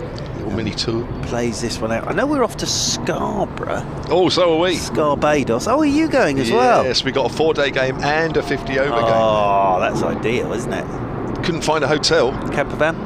That's what I'm thinking. No, I've managed to find one in the end. Ah. Actually, fairly close to the ground, I think, or certainly pretty close to the centre of Scarborough. I managed to find it, but it wasn't easy. I think I might camper van it again. As in over the wicket once more comes Abbas, and forward goes Roach, plays this one down to third man. Here's the Felix Organ fan club as he does the fielding down below. So he could be getting a bit of this later. 414 for 8. I remember you and Barron doing that a few years back, didn't you? Yes, we went up in the camper van. Thankfully, we came back in the camper van as well. Surrey don't have a championship game, but they do have a one-day game against Leicestershire on the 2nd of August of this very year in the Royal London One-Day Cup at Guildford. As over the wicket once again comes Abbas, and this is a good-looking shot from Jacks, punched away off the back foot. A diving stop in there from Nick Gubbins away to his right-hand side. And there is no run. But yes, trips to Scarborough are always fun. And yes, might do the old pitching of the camper van again this year. So would you hide the camper van from here? Well, it's a long story as always, Kevin James. As over the wicket comes Mohammed Abbas. This one's left alone outside the off stump by Will Jackson. I won't say the name of them, but there was a camper van company who very kindly, it was when Virat was meant to be playing for Surrey. Oh, I remember. So yes, so they sort of they very kindly sort of with a photo of Virat in the camper van, take our camper van to Scarborough. Sadly, Virat never turned up, so we did take a cardboard cutout of him to Scarborough. As Abbas is in over the wicket, and this is Jack's pushing this one straight back up the pitch, and there's no run. Lovely camper van. Once we'd worked out how to actually plug it in, took a couple of days for that. I wasn't quite sure how you got electric, but then we met a lovely gentleman next door who was a sort of camper vanning expert, and he showed us how to plug the camper van in. Because the first night it was quite cold. I didn't realise how cold the old camper vans get. I got the bunk bed above the driver's thing because I was the driver, and yeah. So and then we stayed on the Scarborough camper van site, camping site. Very nice it was. As over the wicket comes Abbas once more, and that's nipping back at Jacks. Hits him up on that back thigh, rolls away down to backward point, and there is no run. Into the over, 4-14 for 8, Roach 2, Jacks 27. And the one thing I didn't realise is the camper vanning family were all very polite, because every time we drove past another camper van, little hoot and a wave. And sun shone for 5 days, beautiful conditions it was. Lovely campsite, good game of cricket. England were playing in the Football World Cup as well, so able to watch a couple of their games. And then we drove the camper van back. But sadly, no sign of Virat Kohli, apart from our cardboard cutout of Virat Kohli. Abbas bowls down the leg side, good diving stop, one-handed by Ben Brown. Lovely story. I must just add, actually, to Kyle Abbott trapping Jamie Overton LBW, that actually was his 500th first-class wicket for Kyle Abbott. Very good. That's probably what the Raw went up for as well then. Well bowled, Kyle Abbott. 4-14 for 8. Well, sadly, I don't have a camper van at my disposal. Oh, that's just come back a fraction as well, and it's inside edge onto the pad, balloons up in the air. Could you not? No short leg for Kemo Roach. Could you not sort of, that as the man? Well, it's already too late because I've already sorted out the hotel. But I'm back up there for a 50-over game in August, which again would be hopeless to try and find anything in Scarborough. I haven't tried yet, but I'm actually, yeah, I might have to go up with the family of that one, or some of my family, not all of them, because we're away prior to that game, so I might have to sort of move on from this. I might have to do something slightly different, I think. Outside the off stump, Roach just pulls inside the line. Joe on the tweets at Solent Sports says, nice to hear wickets falling, but let's hope there are only 2 more in the day. Commentary keeping me company on a beautiful bank holiday in the garden. So much warmer than the first match of the season last week. Without a doubt. First day, I don't know what it was like where you up at Edgbaston, but first day at the GS Bowl was not pleasant. Oh dear. It was pretty chilly at Edgbaston as well, yeah, I have to say. And it was blowing a gale at Edgbaston on the first day. But bowls, it's nipped back, but it's wide and it's well left by Roach. When I got on the train from Cardiff on Monday morning, who did I bump into? Only Martin Emerson. No. Getting ready to get his train back from Cardiff, and he told me all about the hail they'd had during their game, Durham against Glamorgan at Cardiff. I think the second hailstorm, didn't it? It sent the players off for the rest of the day or something. Did I see that? Yeah, they had to sweep it all up. Must have been bad. Did you see the Nottinghamshire pre-season press day? Amazing. You couldn't see the team for the snow falling as that's pushed up towards mid. And one of the great all-time sports photos. The cricket team.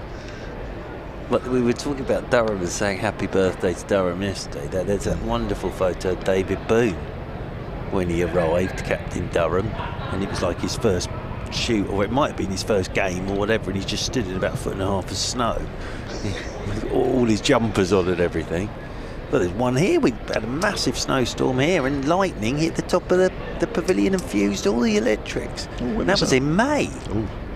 Here's Abbott to Roach. Roach just feels for that one a little bit as it goes out square on the offside. It's off the bottom of the bat, end of the over, 4-14 for 8. No, it does make a difference when the sun is out, because it genuinely feels like cricket weather today. And after a couple of years where, for obvious reasons, supporters haven't been able to come in properly, to have the sun out on an Easter weekend and some good cricket in front of us in the first division, it's lovely, really. Nice atmosphere about the place as well. Be busy in London over the next few days as well, of course.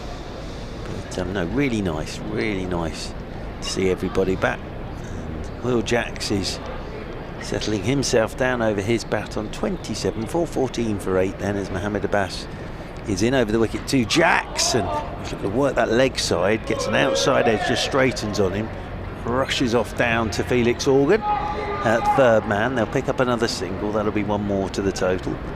Jacks moves on to 28, and Roach comes on to strike. On to big weekend of sport, isn't it? Easter weekend, it always is. FA Cup semi-finals and football today and Super League. I remember doing lots of trips up north for the Super League weekend over Easter. So cricket as well, tremendous. If the weather's like this, probably be sat in the park. Lovely is. Over the wicket comes Abbas. Forward goes Roach, beats the edge again. Lovely bowling from Mohammed Abbas, who just looks at Kemar Roach, he looks back at him, and then Abbas wanders back. I wonder if people will be over this weekend weaning out the barbecues for the first time as well. Dusting them off? Yeah, dusting them off. Are you good at barbecuing, Jim? I get a feeling you would be all right with the old barbecue. I wouldn't say I'm bad.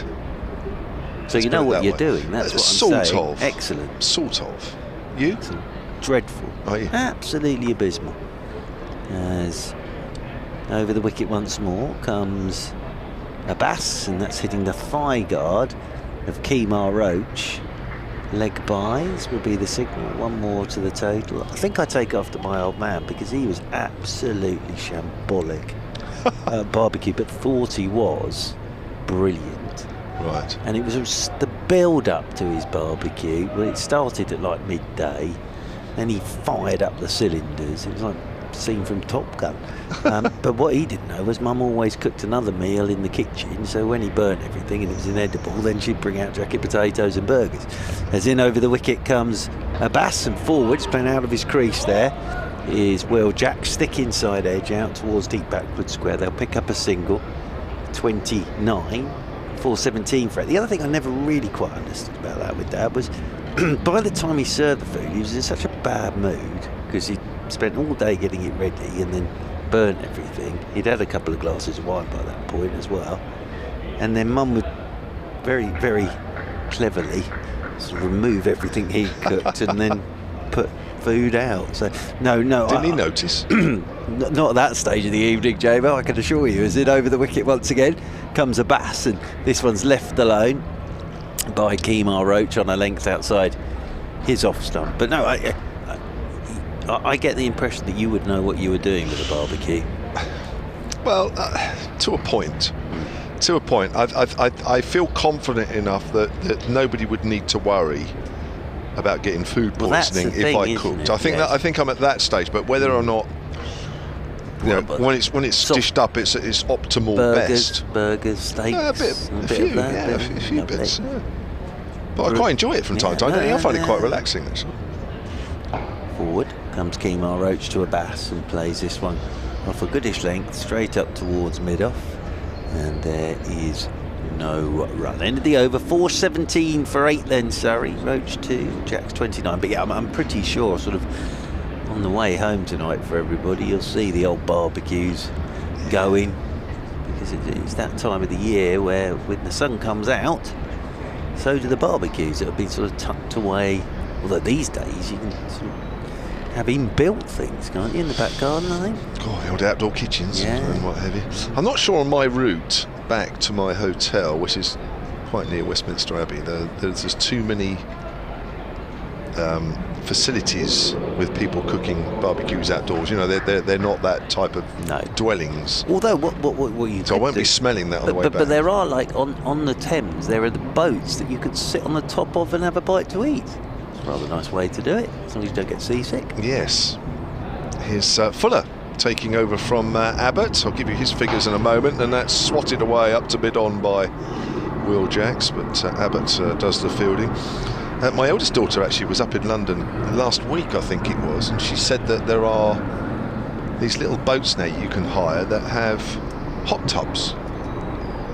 Ooh. And you can go out on the Thames with a group of friends and what have you. It's quite small, she said. Lovely. And they've just got hot tubs. Ooh, they sound nice. Yeah, she said she'd quite like to do that one today. Oh, yeah, that does sound nice. Yeah, it does. A day like today would be ideal. Walked over Vauxhall Bridge again today. Tide's always out in the morning at the moment. That's in the air, and that'll be cut the bounces. One bounce actually down to third man. Jacks moves on to 30. He hasn't unleashed himself yet, has he, Will Jacks? I think he might do if Roach is out and he only has one wicket to play with. But at the moment, it's a fairly sedate Jacks who's moved on to 30, 418 for 8. Rory Ward has emailed silentcricket@gmail.com under the heading of coursework at the cricket. Dear commentators, a Surrey under-25 membership costs £99 for all the championship, one-day, T20s and the 100 games this year. It's not bad value, is it? Here comes Fuller, short. Roach ducks underneath that one. Sure Fuller will get one back. I highly encourage anyone young enough to get the membership. I'm currently sat at the Oval doing some university coursework and at a fraction of the student loan rate. Now, the question there is, what is the coursework, and can Kevin James and I be of any help with the subject matter? Well, this is cricket, and even then that would be debatable. Geography? Found out yesterday because we didn't know where San Marino was. We wouldn't be any good at that then. No. Fuller runs away from us, bowls to Roach. Length ball, Roach in behind that. Plays it back to the bowler.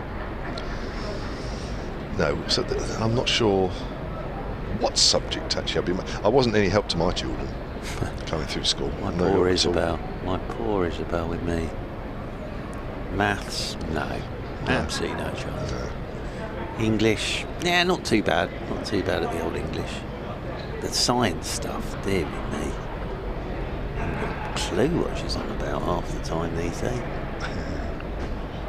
Here's Fuller again outside the off stump. Bit of bounce, but Roach unmoved as it goes through to Ben Brown. They sort of in mathematics terms, they do it all a different way now. What was it we were doing the other day? I think it was long division or something along those lines, and I sort of did it the old way.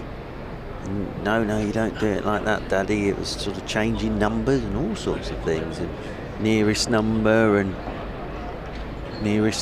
all that good stuff. So yeah, it's not like, although I did fail maths GCSE, so I'm not much here. Fuller. Roach gets a thick outside edge and runs along the ground down to third man, and he moves on to 3, 419 for 8. Surrey just happy, just eking out a few more runs, really putting the pressure here on Hampshire. They'll need a sizable first innings total just to settle a few nerves, I guess. Otherwise it'll be backs to the wall towards the end of this game. Now I've got a tweet here from Jonathan,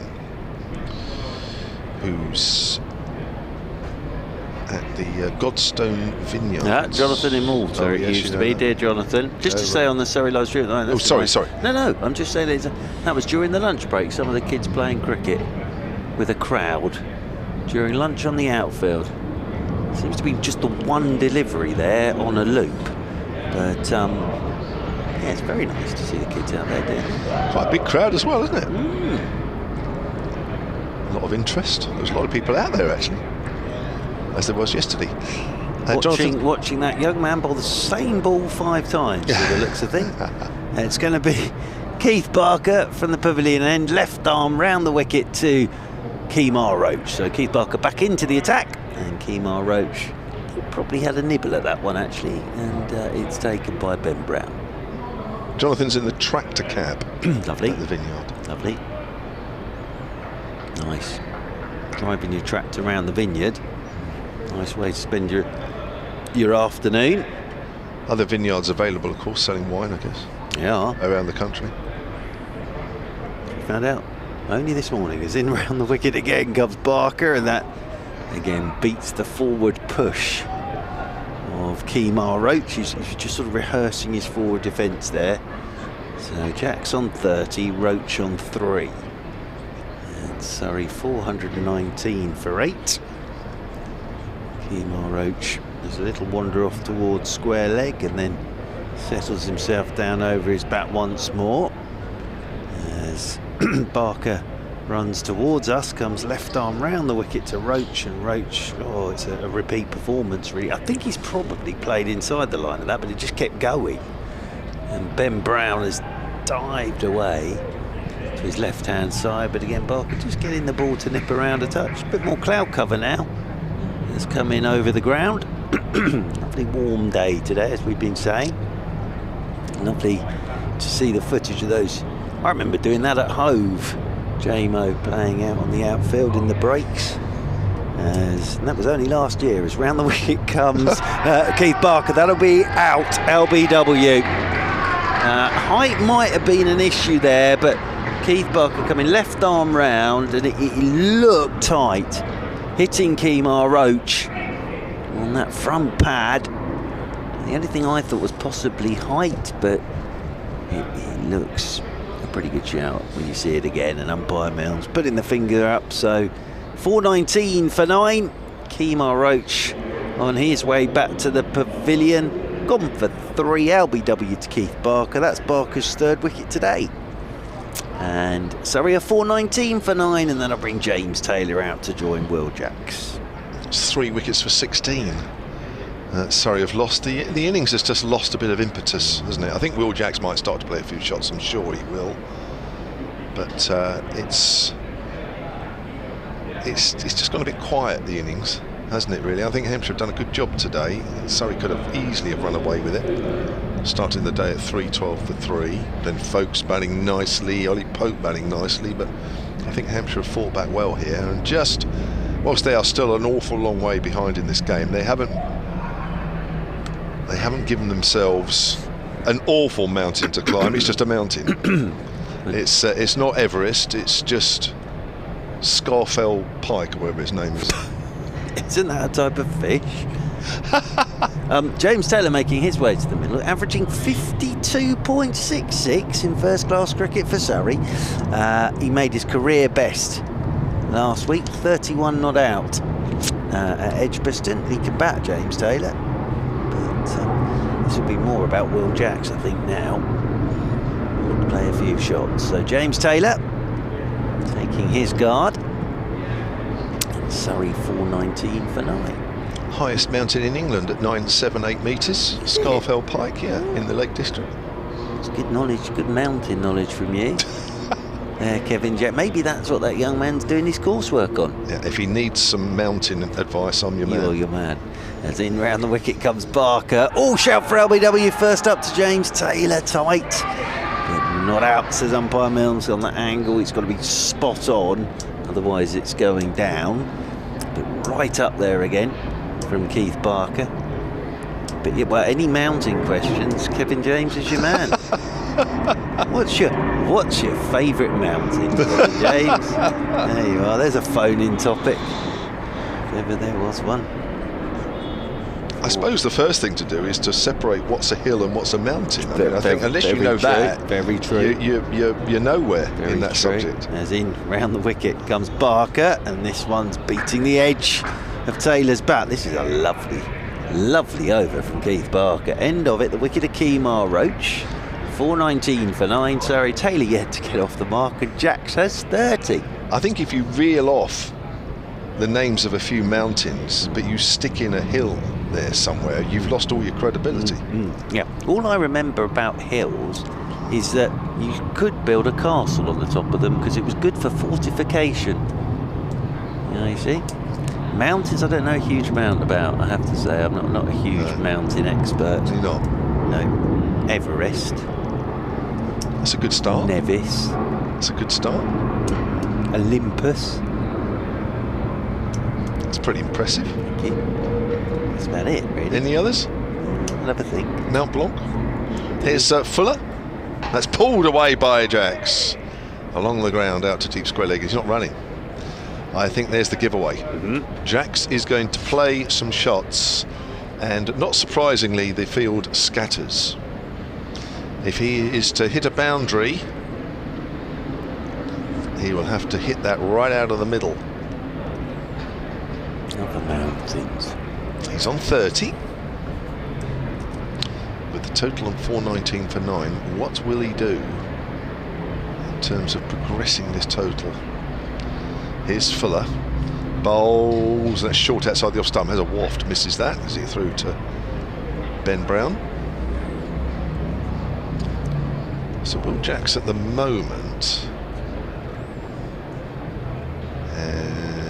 has faced 57 balls, I think, something like that, for his 30, which is not shabby in terms of strike rate, but if he's out there for a little while, I think that might very quickly increase. Could do. all the fielders, virtually all the fielders on the boundary. In fact, they all are short, and it's pulled away, and it's gone for 6, has it? Or 4? 6 on the long boundary side, away to our right, which has delighted the crowd, certainly at this end of the ground. I'm sure it's all around the ground, but we can really hear the ones under the roof here. The only thing I would say with this tactic from Hampshire, and I get it, but with Will Jacks, this is sort of... Got bowl length. And he's going to switch into one-day mode here. Yeah. That's the thing. So just try and knock his stumps out. I think there was a great moment in the IPL the other day where sort of tactically, what do you bowl to Livingston here? And Bumrah bowled a 93-mile-an-hour Yorker that knocked his leg stump out of the ground. We went, well, that's probably the right ball. Fuller bowls length ball, and it's edged through to Bryn Brown. No, not quite.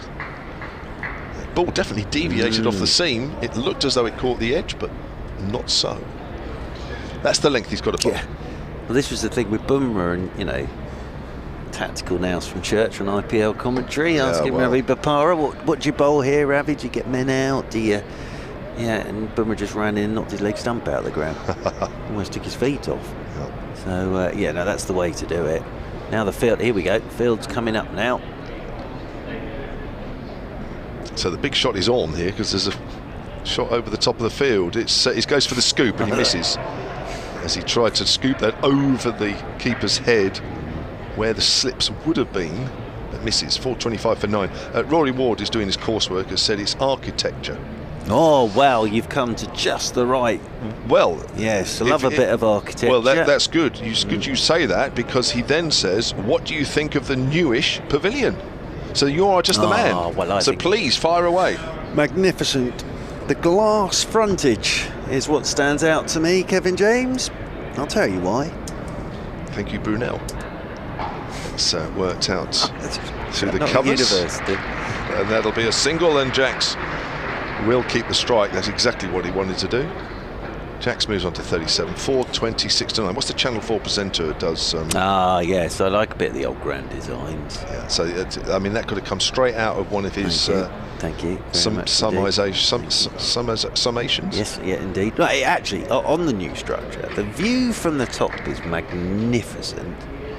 Back towards us here in the Vauxhall stand, and the sort of the glass frontage gives you a marvellous view out, but also what it does quite cleverly is it reflects the view back to you from here. Now that's quite good, I think. So you see a bit of this end from that end. Right. Yeah. So there, I wonder if that's helping with the old architecture coursework. Anything else you'd like to add, as you are an expert in that, apparently? I also like there is a staircase. Which sort of, what it's done is it's joined up the pavilion, you see. So there's a nice staircase that enables you to walk across from the pavilion into the new structure, 1 Oval Square. Perfect. I think it's a nice touch. It's a little like at Bristol, where there's walkways. It almost looks like you're walking in air. As here is Keith Barker then to Will Jacks, and Jacks is driving, but they've got everybody out on the boundary again. Just wonder if Will Jacks here might be better just defending that into the offside and running 2, because everybody's miles away now, aren't they? Listening to you describing that end of the ground, if I close my eyes, it's like listening to Kevin McLeod of Grand Designs. I love Kevin McLeod. I do like a bit of the old Grand Designs, because on a serious point, I admire anybody.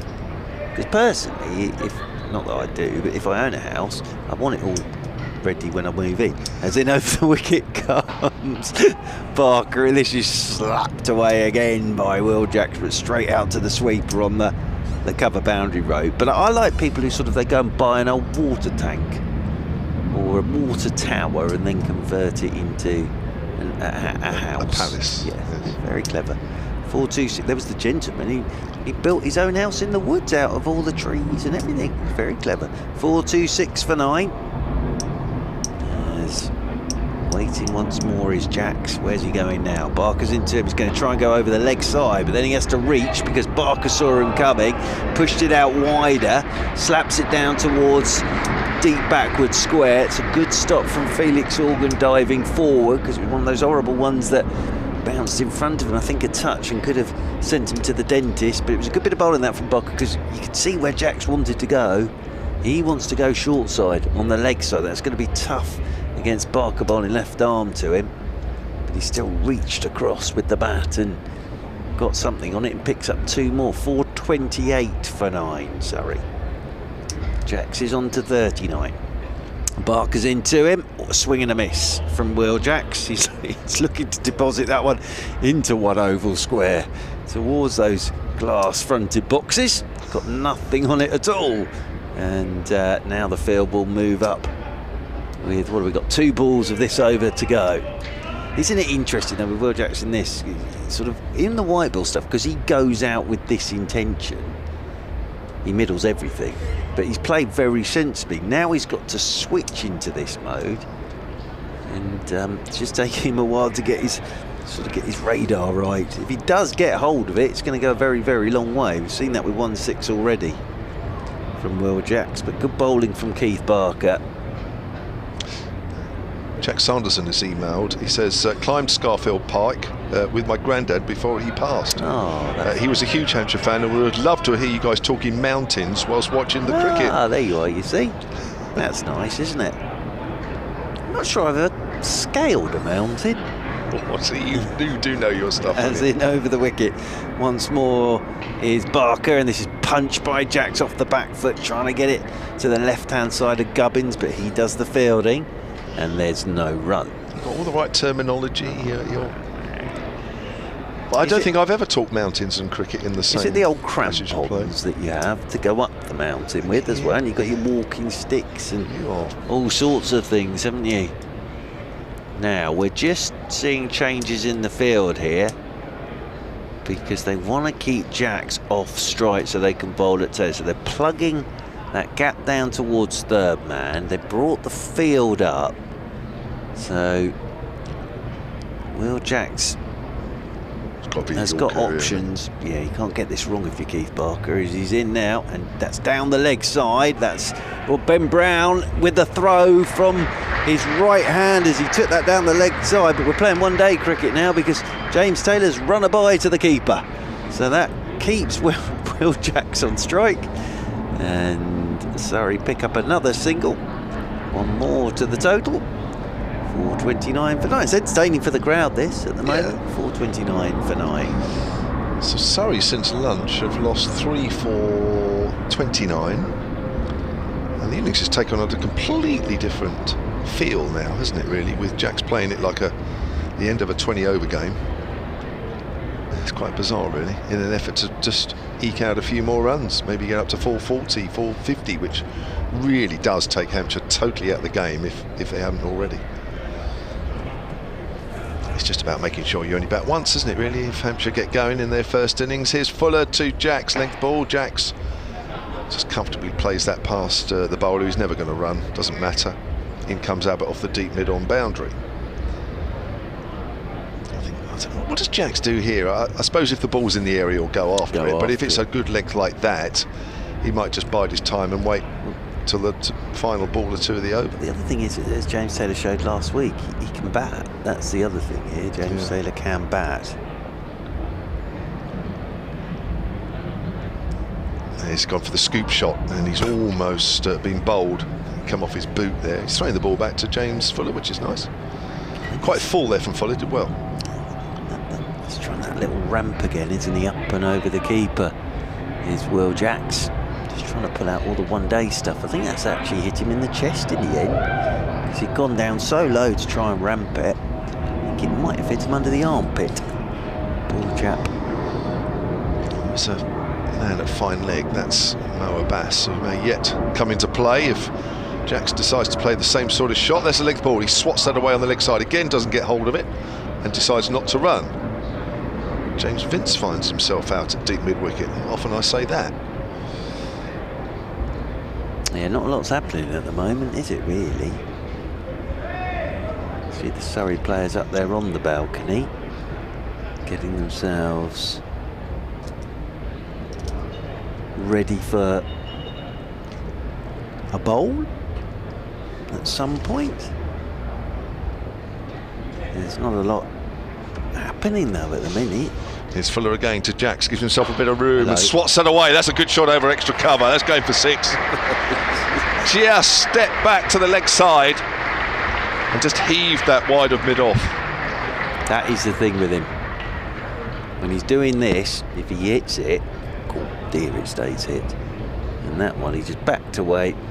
And it was in the slot, and he's absolutely smashed that flat over that extra cover boundary for 6.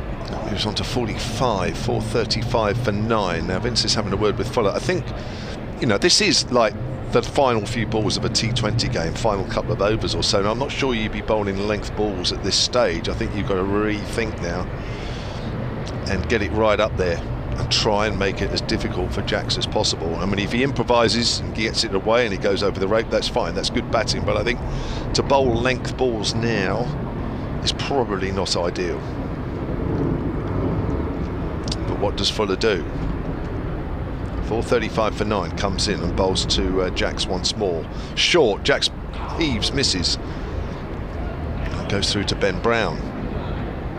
There's another swat at that, does Will Jacks. James Vince, your county championship captain, is stood at deep mid-wicket at the moment. You don't often see that, do you, with your skipper? He's miles away, is Mr. Vince, at the moment, but makes perfect sense.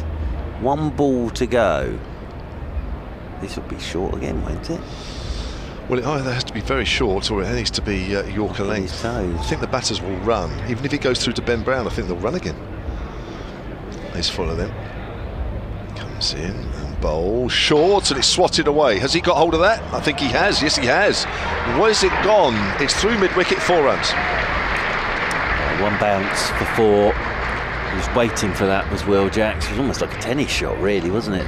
4-arm smash through mid-wicket for 4. He's moved on to 49 now as Will Jacks. 439 for 9, sorry, as an aeroplane flies overhead and misses Jackson Taylor. A bit of a natter. As I say, James Taylor, just looking in my notebook, last week that 31 from James Taylor came off 73 balls with 3 4s and 1 6, so he's very capable with the bat. But I think his job here obviously is to just try and get off strike and get Will Jacks on to strike. There goes the aeroplane overhead, flying away into the wild blue yonder. It might be landing somewhere, I suppose. So Keith Barker ready to come left arm round the wicket, and forward goes James Taylor. Plays this one straight back up the pitch and rolls up there towards Mohammed Abbas at mid-off, and there is no run. So he's got 2 slips, the backward point, the cover mid-off, mid-on, mid-wicket, straightish mid-wicket, so 2 men in that leg side area, and then a man back at long leg. It's not a very long boundary down there. Taylor waits again. Barker left arm around the wicket to him. Taylor forward, and again he just shows there with that defensive shot that he can bat James Taylor. Very solid looking defensive shot that from James Taylor. Just running off towards cover. So the openers will be beginning to think about having a bat now. Mr. Gubbins will also be thinking about it, Mr. Vince as well, Mr. Holland and Mr. Weatherly. As in round the wicket once again goes Barker, and this was left alone. Outside is off stump by James Taylor. Then he wanders off towards square legs. I think Taylor here will just be quite happy to play this out as a maiden and leave Jacks on strike for the start of the next over. Yeah, definitely. Doesn't need to do any more than what he's doing. Half an hour of Will Jacks will put Surrey up towards 500. Barker around the wicket, he comes again to Taylor, lets it go. Outside is off stump. Wanders off towards square leg. I think what Hampshire don't really want to happen, they don't want a lot of Will Jacks happening now, because it's quite deflating, isn't it? If Surrey do get up to around 480, 490 and Jacks just smashes boundary after boundary, it's not a great feeling going back into the dressing room. Whereas before Jacks started this onslaught, the innings was petering out a bit, wasn't it? It's way down the leg side by Barker, and poor old Ben Brown's never getting near that. And it's signalled as byes, which I always think is very harsh.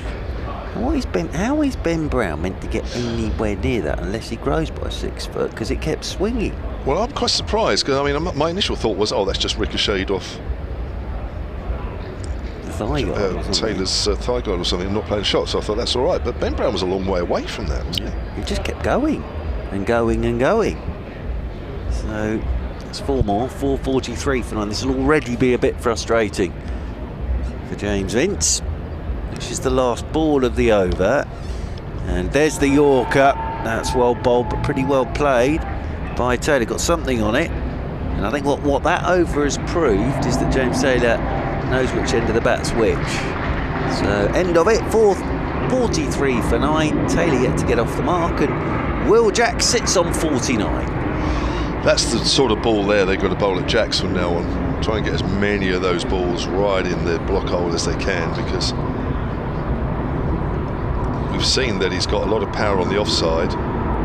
That's the short boundary side. He's already cleared that in the previous over. We've seen him hit a 6 to the long boundary side on the way to our right, a short ball from Fuller. So he's got shots all around the wicket here. And I think that there just needs to be some intelligent bowling here at the moment. Vince is having a word with him right now. Vince has decided to go deep mid-off, replacing Barker. Barker's moved down to third man, actually, at the far end of the ground. But just need to think about where you're bowling it. If you get the ball in the area you want to bowl, then if it goes for 6, well, fair enough. But it's important now. There's a bit of discipline. That's a good Yorker. That's all right. It's just played out into the offside. Everybody's back on the boundary. But as we've already seen in the last few overs, Will Jacks won't attempt a single. If he thinks it's going between 2 fielders on the long boundary side, he might take it on for 2. He could go on like this for a while, really, couldn't we? With Taylor just blocking it out and Jacks just picking the time and the ball when he wants to give it a good whack. He's got a very quick bat speed. We're into the 140th over here of the Surrey innings. Here's Fuller. That's a good Yorker down the leg side. Good diving stop from Ben Brown. A couple of good deliveries there to Will Jacks, but he's got to keep this up. Yes, indeed. And Jacks is sitting on 49. Partnership's worth 24 now. So Taylor's still yet to get off the mark, but he'll be quite happy just blocking. Doesn't matter, does it? James Taylor.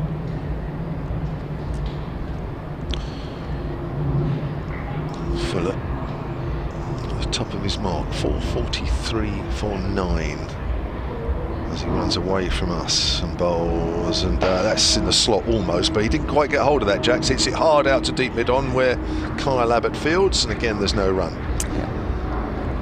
It wasn't quite a Yorker, but it wasn't quite in the slot. He got just enough distance on the ball there, didn't he, that Jacks couldn't get underneath it. Yep, and that's a result really for 3 good balls so far in Hampshire. Yeah. But Jacks will be looking for a big one now. Fuller can't afford to err on his length. Comes in and bowls. Length ball, edge past first slip, 4. Well, first slip would have taken it, but there is nobody within anywhere near, apart from Ben Brown, of course. But that's gone quickly, and that's 50 up for Will Jacks.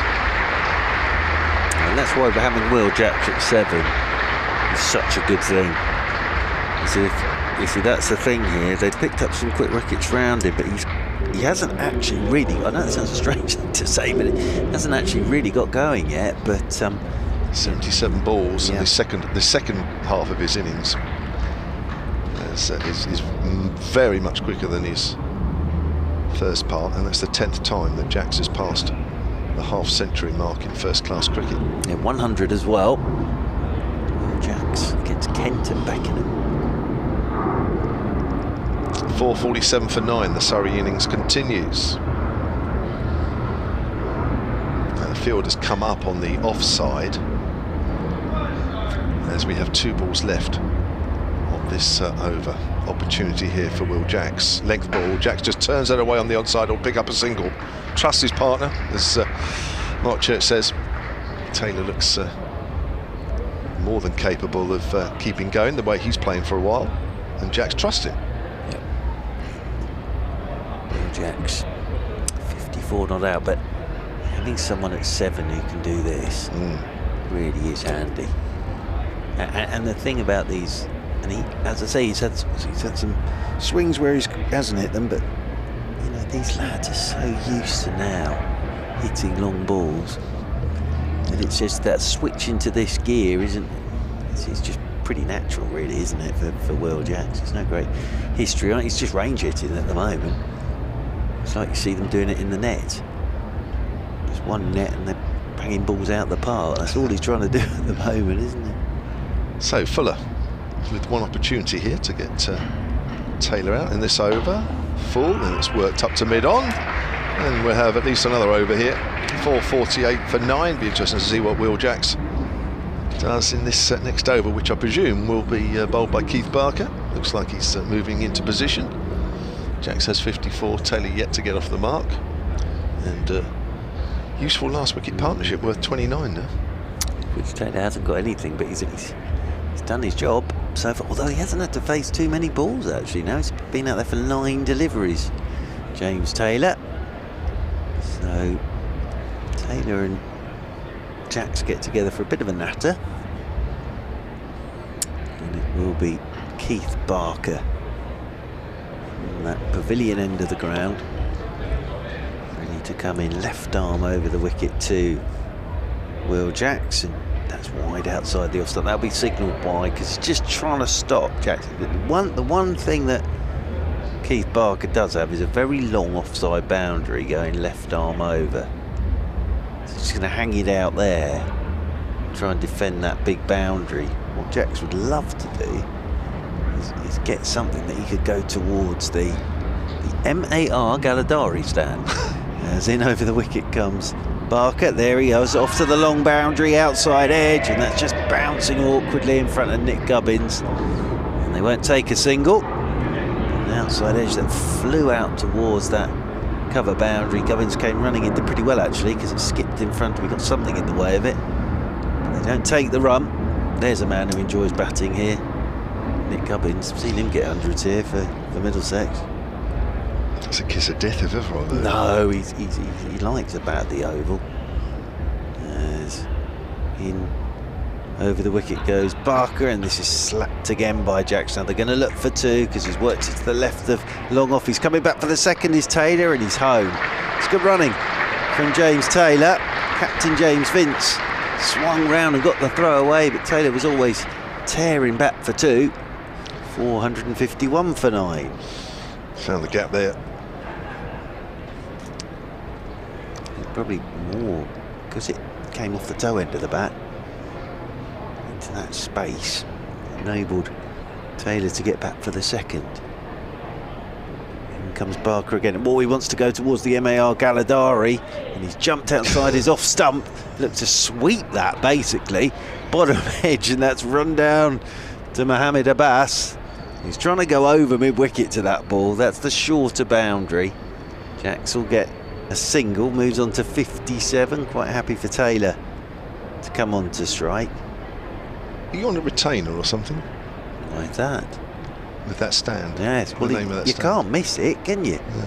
What does it stand for? That is a gentleman. Oh, right, okay. Not sure what the MAR stands for, but that is a gentleman. He's waiting over his bat once more, then is James Taylor.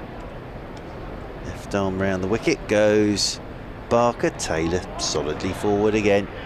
Just plays this one out into the offside, and there's no run. What I meant with Mr. Gubbins though is you do see players who they sort of have grounds that they like batting at, don't they? And it always sort of gives them an extra bit of confidence, and maybe it won't work for him in this game, but he's scored a lot of runs here. He really has, Nick Gubbins. Stood out there at extra cover.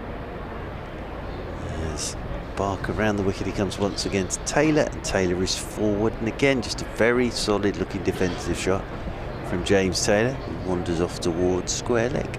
I can fill you in. I've met with Mr. Galladari. Mr. M.A.R. Galladari. He's got a long association with Surrey, generously supporting the construction of a new entrance to the Mickey Stewart Pavilion, Members Pavilion, back in 2012, supporting the club's work in the local Lambeth community and helping with refurbishments and improvements to the club's museum. There you are, is it? As in round the wicket, once again is Barker. Forward goes Taylor to a good length ball, plays this one back up the pitch, deserves a couple of mentions for that, and there is no run. End of the over, 4:52 for 9. This will be annoying. Now, from a Hampshire point of view, partnership's worth 33. It's sort of leaving the openers out there for a bit longer. They would have been thinking about having a bat. Bowlers will be a bit, well, basically want to be back in the pavilion now with their feet up. So this is one of those annoying last wicket stands from a Hampshire point of view. And Mr. Galladari is also the owner of the Crown Plaza Hotel at Blackfriars. Oh, lovely. Other hotels are available. Yes, of course. In I the should have said that. Blackfriars I should have said area. a hotel in Blackfriars. Indeed. But that doesn't matter, no. It's lovely. Here's Fuller to Jacks, 4:52 for 9, running away from us. Jacks works on the onside, he's going to run 2. Again, he gets it just enough in a gap with fielders on the boundary on the leg side that he's able to run 2. Really has to go straight to the fielder where there is no opportunity to run 2. Seen it before. These sort of game plans can suddenly run away from you very, very quickly. Now James Vince is trying to find the area on the ground where he's most in the game, and having swapped with Keith Barker at deep mid off, is now swapping with Abbas at deep mid on. 454 for 9. Jacks is on 59. This is annoying now for Hampshire. That's hit away on the offside, and that's in the air, and it's over for 6. Only just, but it only has to be only just. 6 runs to Will Jacks, which the crowd are enjoying this flurry from Jacks, who moves on to 65, and it's 460 for 9. I'm saying this is very annoying for Hampshire now, because for me, I'm not sure these runs are that important. I think this is about keeping Surrey well in front, and the momentum from this innings going into whenever they begin to bowl, whenever that will be. 10-3 here at the Oval. Short, that's hit away, that could be 6 more. Behind square on the leg side, swatted away. 2 6s in 2 deliveries from Will Jacks. Crowd enjoying it. Well, I think the thing now with Will Jacks is he's beginning to middle everything. That's the thing. He's got a short offside boundary to work with, and you can see what Fuller's thinking. He's gone off stump and gone over extra cover for 6. We've banged that one in, and he's hooked him for 6 now. So this is where Jacks is really dangerous. He's into one-day mode now, or 2020 mode, or T10 mode. Here's Will Jacks. Fuller's gone for over 100 now. On his 22nd over. Yeah, I mean, it's hard when a batter's playing like this, but you really have to think about what you're bowling. You can't really afford just to bowl a ball without really thinking about it. Short, that's pulled away hard. Now Vince will look to stop 2 here, picks it up, he does well. Throws it out the far end as well. He was quick round to that one, James Vince. And Hampshire have 2 balls at Taylor. They do indeed. Jacks has moved on to 72 now. His last 30 have been very quick. Yeah, and he just seems to be now middling things. It's like watching the T20 here. It's like are we here for the T20? I can't remember. I think we are. At some point this season. Sunil Narayan. Watching that. Signed by Surrey. So that'll be fun. Pushed up to mid-on by Taylor, who doesn't look in any trouble at all, actually. He really looks as though he could play he? like this for the rest of the day. He really doesn't look in any bother. No. At the moment, James Taylor. 1 ball left of the 142nd over of the innings. There'll be some tired bodies out there. Yeah, and that's exactly what Surrey will be hoping for. He'll be a bit tighter now as well, that's the thing. Fuller to Taylor. Oh, it's wide outside the off stump. Taylor doesn't have to play at that one. End of the over. 467 for 9. Jack says 72. Taylor yet to get off the mark.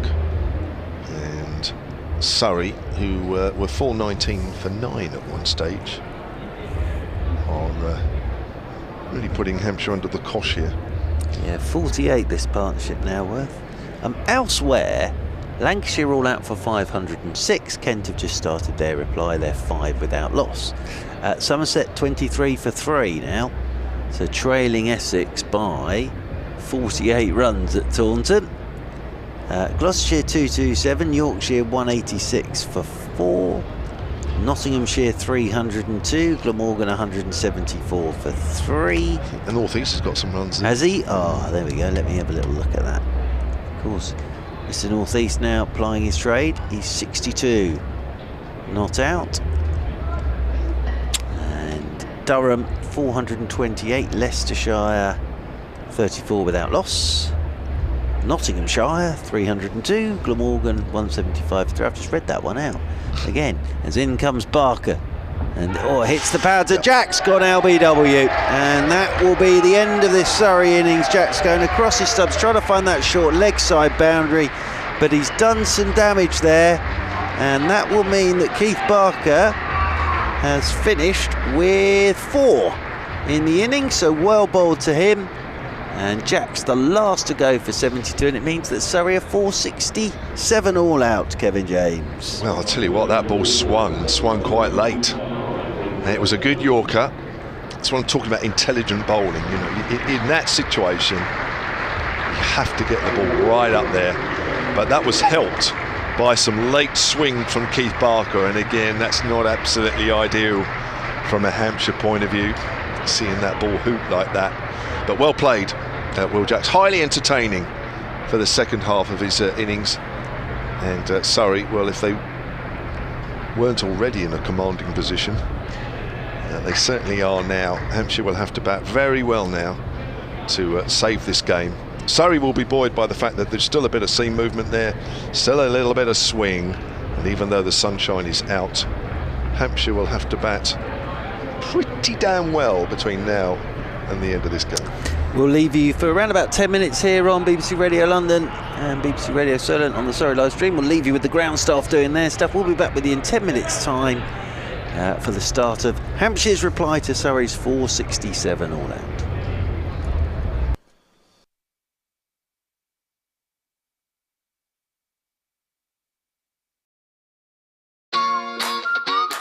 Fantastic to be here at Scarrett Park School today. This is one of 9 Super Ones groups that we run across the county. The groups are aimed at 12 to 25-year-olds. This group here is largely young people in their teens. For a lot of young people with additional needs, Super Ones is the entry level. We will adapt the sessions to fit with the requirements of the people who come along. What we aim to do is use cricket as an end in itself, with the social benefits of getting back out there with some friends and also developing some other skills. Sam and I have come down today just to play a bit of cricket with the kids. It was very interesting to see, and I had a lot of fun, and I hope the kids did as well. This is a fantastic opportunity, having 2 Surrey players, one of whom plays for England, visiting the group today. As soon as when we found out, me and Gus, that we were going to come down here, it was great. We jumped at the opportunity. We just popped in after training to see the Super Ones, these young kids with disabilities who, when they're growing up, might not have the opportunities that we did when we were young. It was so nice having those role models coming in, like professional cricket players coming in to visit the kids was fantastic. Our children don't often get those opportunities, so it's so nice that's happened. Nice bowling!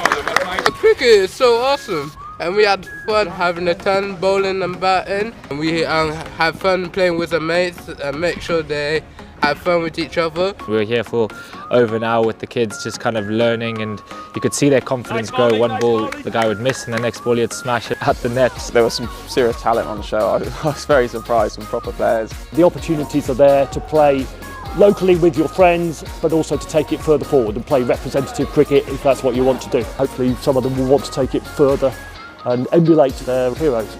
Hopefully the kids can sort of look at us and take some inspiration from us and get more into cricket, and sort of brought me back to when I was their age, just having fun with your mates playing cricket. So that's what it's all about, really. very touched by coming down and seeing these kids with disabilities and now having that access and opportunity to kind of get involved in cricket, which is a sport we all love. It's expanding around the country, and I think it's an amazing thing that needs to keep being emphasised and keep building.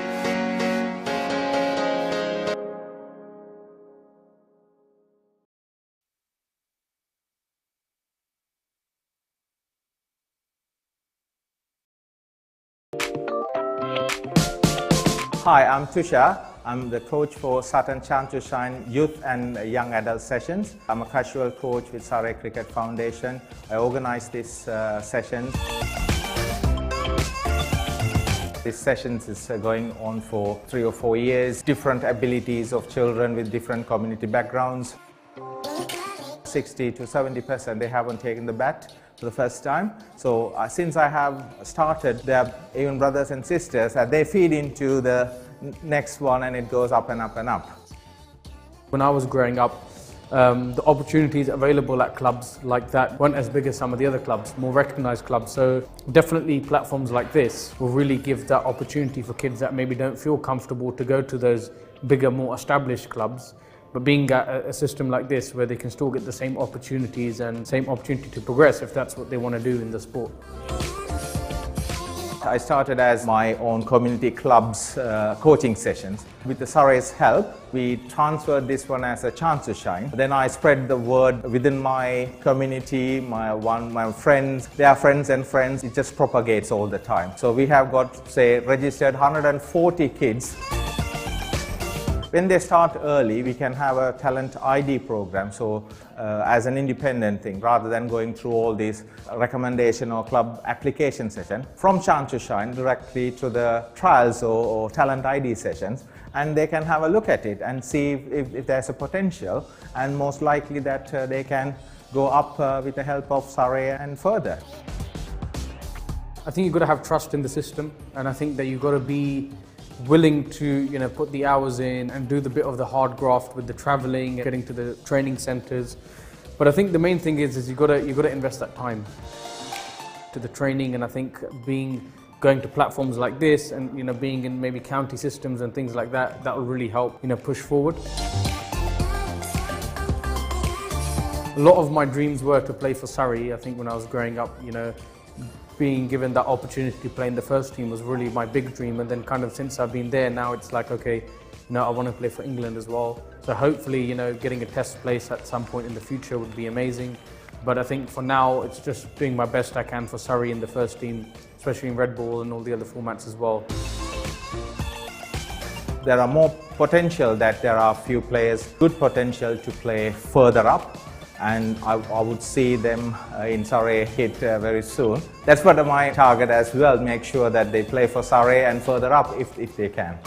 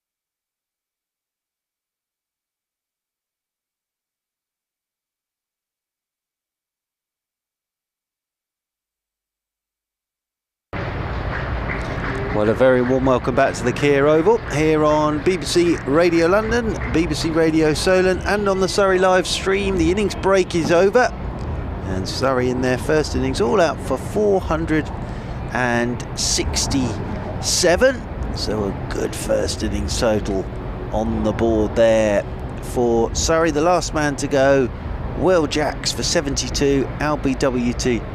Keith Barker, who finishes with 27.1 overs, 9 maidens, 4 for 80. I'll just run through the full bowling figures for you before we get underway again. So Barker 27.1, 9 overs, 4 for 80. Mohammed Abbas 31 overs, 7 maidens, none for 67. Kyle Abbott 29 overs, 3 maidens, 3 for 92. Ian Holland 19 overs, 2 maidens, 2 for 59. Liam Dawson 13 overs, 2 maidens, none for 34. James Fuller 22 overs, 2 maidens, 1 for 110. And Felix Organ, a solitary over from Felix Organ with his off spin and going for just the 2 runs. So Joe Weatherly and Ian Holland make their way out into the middle, and these two started very nicely against Somerset. Weatherly 168, Holland 81. They put on 180 for the first wicket against Somerset, so they dearly love to get off to that sort of start again today. Kemar Roach it will be from the pavilion end. Joe Weatherly will be on strike. There will be 4 slips in there. Jamie Smith at first, Pope at second, Jacks at third, Jamie Overton at fourth. Rory Burns is up at mid-off. There is a backward point, the mid-on, there's a mid-wicket, and there's the long leg. So here we go then. 4-6-7 from Surrey. Hampshire's reply will start with the right-handed Weatherly on strike here to Kemar Roach, who comes in right arm over the wicket. He's up on the toes, and it's a no ball straight away from Kemar Roach. So Hampshire are up and running, 2 without loss. Rory Burns is normally in that first slip position, but he took a bit of a blow to the finger against Warwickshire. So I think that's why Jamie Smith is in at first slip, keeper by trade, and Rory Burns, the captain, is just stood up at mid-off for Kemar Roach. Weatherly standing with that bat raised, leaning forward as Roach is into him, and Weatherly, nice shot. That's the shot of a man in form, just punching off the back foot away through the covers for 4 runs. So that does show that Joe Weatherly's in very nice touch to get off the mark with the boundary. And Hampshire are 6 without loss. Yeah, I think they'll get a bit more of a test than they did last week against Somerset. I don't want to belittle their achievements. They both played very well on a wicket which did give the bowlers a bit of a help, but Peter Siddle was the standout bowler for Somerset. The others were, because of the absentees, probably not what you normally face of a Somerset attack. But yeah, I'm not taking anything away from them, but this will be a bit more of a test. It's a nice shot though from Weatherly. Kemar Roach is over the wicket to him, and Weatherly is forward and playing this one back down the pitch towards Jordan Clark at mid-wicket. Just having a little look at who's down there at long leg. It's James Taylor down there at long leg. Be interested to see who takes the ball with Kemar Roach, because it was Reece Topley at Edgbaston. Now Jamie Overton's in there at 4th slip. Jordan Clark's at mid-wicket, but he doesn't normally take the new ball. I just wonder if it will be James Taylor to take the new ball at long leg, as Kemar Roach is in and Weatherly is forward, thick inside edge. That's running away down towards long leg, and they will pick up a single, and that will bring Ian Holland onto strike. Started his summer with, as I say, 81 last week. Was that career best for Joe Weatherly, did I read as well? Yes, 168, yes it was, yeah. Only second first-class 100. Yeah, good. So he'll be confident coming into this. Yeah, and he needed it, really. He was the only batter, really, pre-season that didn't have some sort of score to his name, and he only averaged 18 last season, so it was a welcome innings. Roach is in, and Holland is beaten. Just outside his off stump. Did the think play at that. Pulled the bat inside the line after it had gone past the edge, and now he's just rehearsing actually lifting the bat high above his shoulder. That's a good line, that, isn't it? When you know that the bowler can just dip it back. That's a line where the batsmen aren't quite sure whether to play or not. That second innings against Hampshire last year, he did all his damage from This Foxall end exactly from what memory. I thought. I mean, as a batter, I'd be pleased to see him come on the other end in a way. As Roach is in, and Holland's forward with the ball up on his toes. And this one back up the pitch. Yeah, because, you know, as a professional player, you never look back. I mean, if you look back at things, it's the worst thing you can do. I think it's only us in the media that look back at things and say, well, look, of course, this happened, this may happen this time. But, you know, as a professional player, those that look back are the ones that struggle, basically. But I think the fact that it's always in the back of your mind, you can't ever get rid of it totally, but if Roach had bowled from this end, it would bring back memories of last year for me. Comes Roach to Holland. Oh, beats him all ends up. They've gone for a caught behind. It's an afterthought from Roach. Now, what's that? There was a noise. They've all gone up behind the stumps. The interesting thing was there wasn't really a squeak from Roach, but that is a beauty of a delivery. It really is. And they heard something, but Kemar Roach sort of gave that away a touch in the fact that he joined in afterwards. So it looks as if it'll be Jordan Clark below us to get started. Jordan Clark, that's 6 for 21 last year in the fixture. But that looked a really good delivery from Kemar Roach. And behind the stumps, they were convinced. I wonder whether that was the bottom of the bat hitting the ground, perhaps, from Holland. Or did it clip the off time? I'd love to see it again. What a delivery. So that's interesting. But Jordan Clark it was. His 6 wickets last year came from this end of the Vauxhall end as well. So it will be Jordan Clark to take the new ball for Surrey here. It's an interesting move, isn't it, that Clark's opened the bowling?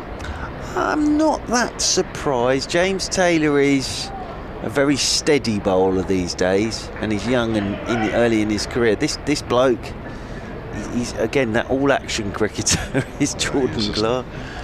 Bowls to Weatherly then, right arm over. He's bowled him with a Yorker. Leg stump knocked back. And Weatherly has gone. He goes for 5. Hampshire is 7 for 1. And so many times I've seen this over the years that when one side scores big, that the other side just suddenly seem to struggle, and any slight mistake is punished. That's gone right under the bat of Joe Weatherly. What a start. What a start for Jordan Clark. What a start for Surrey. His first ball, Jordan Clark, is right on the button there.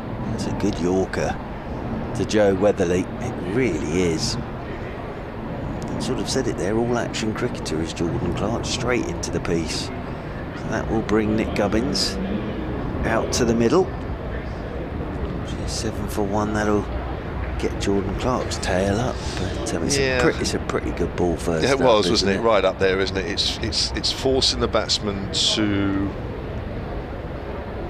play when you've spent 140 odd overs in the field. You know that unless you're right on, unless you're right on it every ball. That's a difficult ball to play at the best of times. And as a number 3. Not a great time to come in either, for exactly the same reasons I've just mentioned. And you kind of think at number 3, well, hopefully I might have a bit of respite here for maybe an hour or 45 minutes or so. Well, we're talking minutes here. That Gubbins has been off the field. And of course, with Surrey taking that early wicket, there'll be a lot of chat out there. Their tails are up, and it'll be hard work for any of the new batters that are coming in, and they'll all be hoping up there that they're not coming in anytime soon. So left-hander Gubbins to face Jordan Clark. Bowls, length ball, Gubbins pushing forward. He's a very good cricketer, is Jordan Clark. He was definitely Surrey's bowler of the year last year. And in the absence of Reece Topley, takes the new ball, and as I say, first up, perfect Yorker to Joe Weatherly. 32 wickets at 28 in the championship last year for Jordan Clark.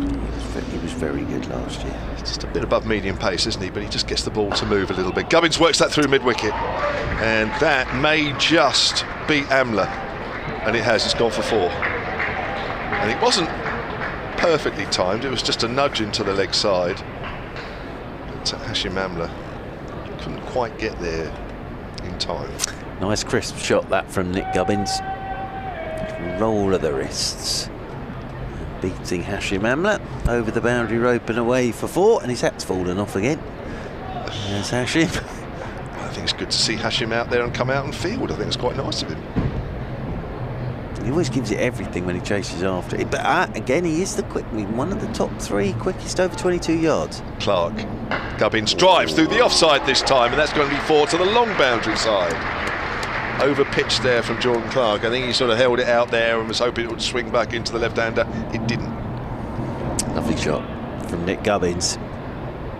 Typical Gubbins shot, really, this, isn't it? The drive, and he also sort of ends up down on one knee as he plays it, but that's whistled off to the cover point boundary rope. So positive start this from Nick Gubbins. Couple of boundaries for him. I think if anything, Jordan Clark was trying to angle it across the left-hander. Gubbins got a good stride in there. In comes Clark again. Runs away from us. And, that's a push into the extra cover. That'll be more runs. It won't go all the way. Rory Burns will pick that up comfortably, well inside the boundary, but Gubbins enjoying a little flurry of runs here with the ball being pitched up to him. I'm right in thinking that Nick Gubbins' debut for Hampshire was against Surrey last year at the Aegeus Bowl, I think. So that's when the move came about. Yeah, it was on loan initially, wasn't it? It happened quite quick. I think it was against Surrey. Nick Gubbins last year.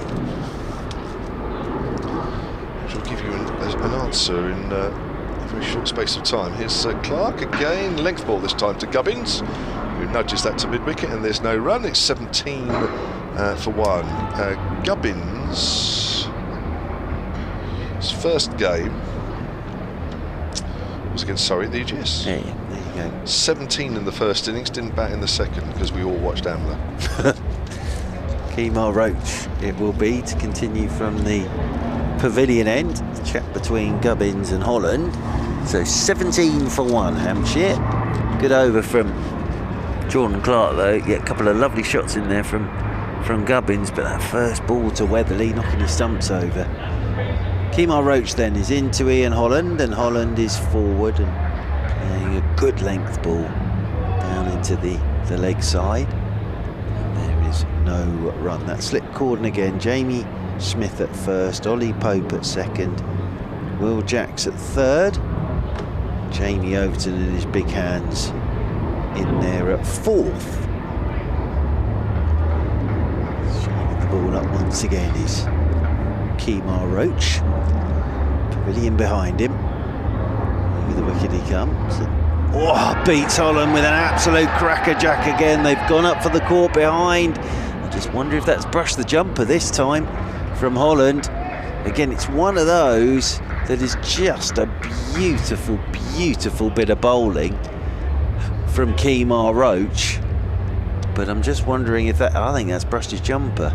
It's an absolute perler. I think he was just brushing his inside thighs. Was he? But it's an absolute beauty of a delivery again from Kemar Roach. Definite moral victory there for Kemar Roach. Just beginning to find this awkward length is Kemar Roach. Here he comes once again to Holland, and Holland, that's nicely played to get off the mark by Ian Holland. Just a roll of the wrist through the leg side, whistles off to the mid-wicket boundary rope for 4. Good battle this. Holland's off the mark with the boundary, and Hampshire move on to 21 for 1. Well, I think we're seeing here that Surrey not frightened to pitch the ball right up. I think that's probably something Hampshire didn't quite do enough of, certainly early on yesterday, at the risk of being driven. But Surrey can afford to do it, of course, because they have that mammoth total to defend. It's a little bit different when you started off the game. Roach in once more to Holland, and Holland again just working this one leg side. Chases on for Jordan Clark, and Jordan Clark, well, I said all action cricketer, he's diving full length there to try and get to that, but it's beaten him over the rope and away for 4. It's all go.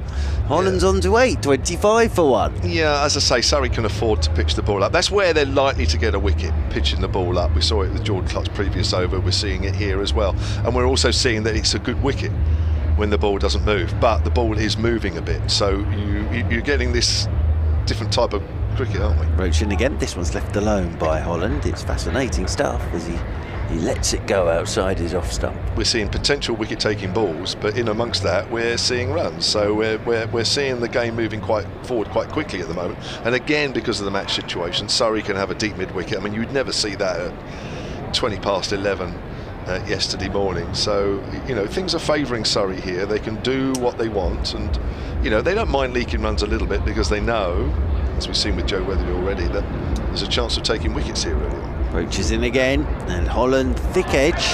It's going to run off down towards third man.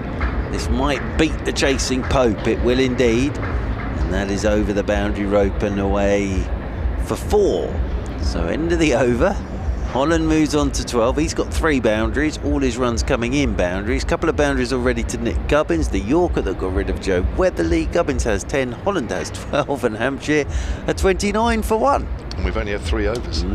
Which is flying along here.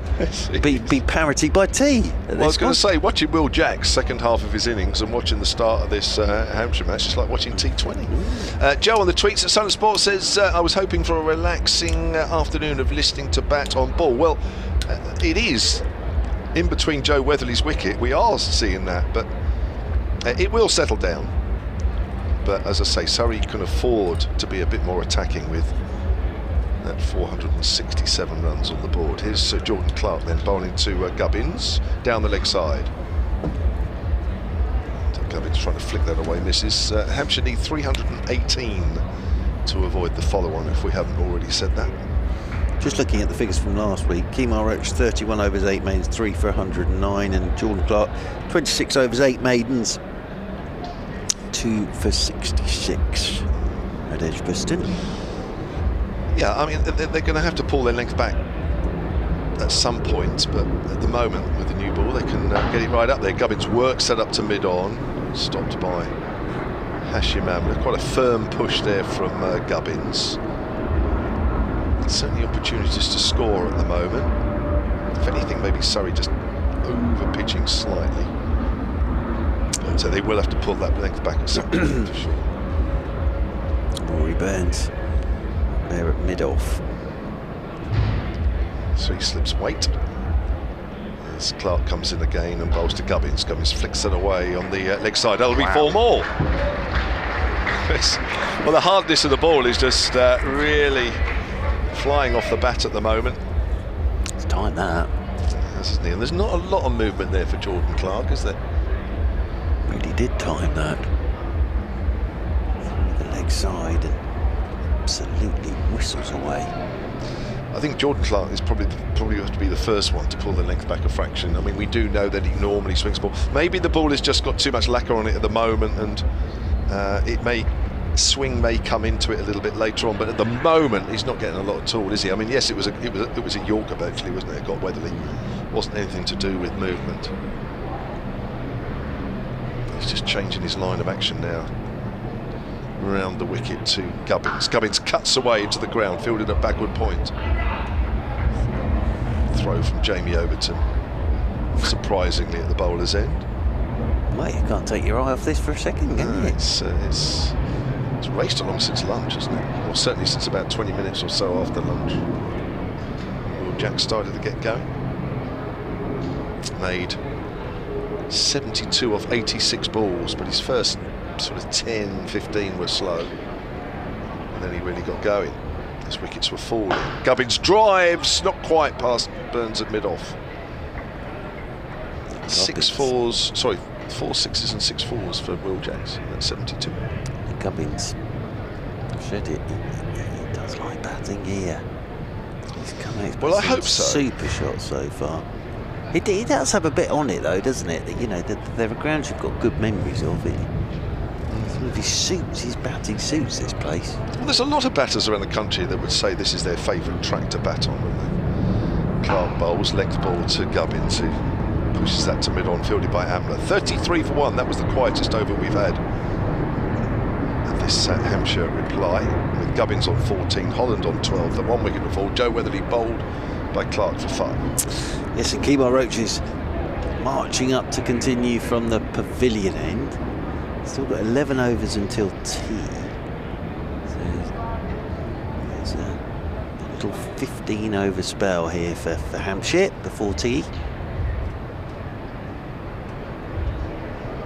We'll be fine with the weather today.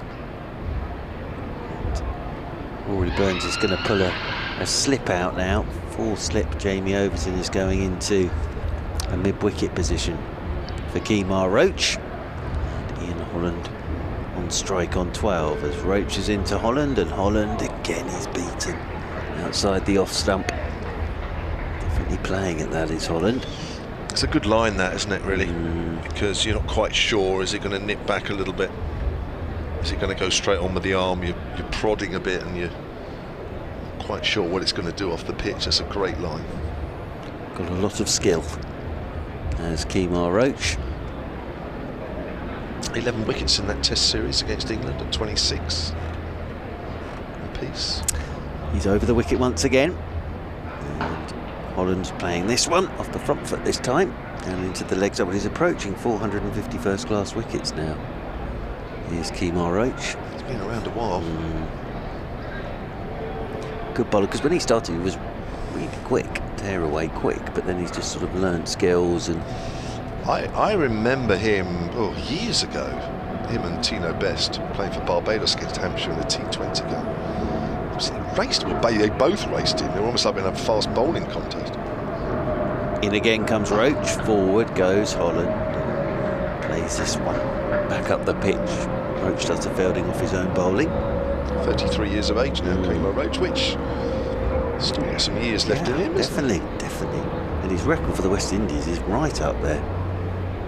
So he's an extremely skillful bowler. He's Kemar Roach.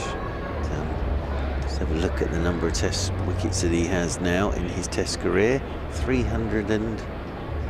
hang on, as this one's going past the outside edge. 242, apologies, 242.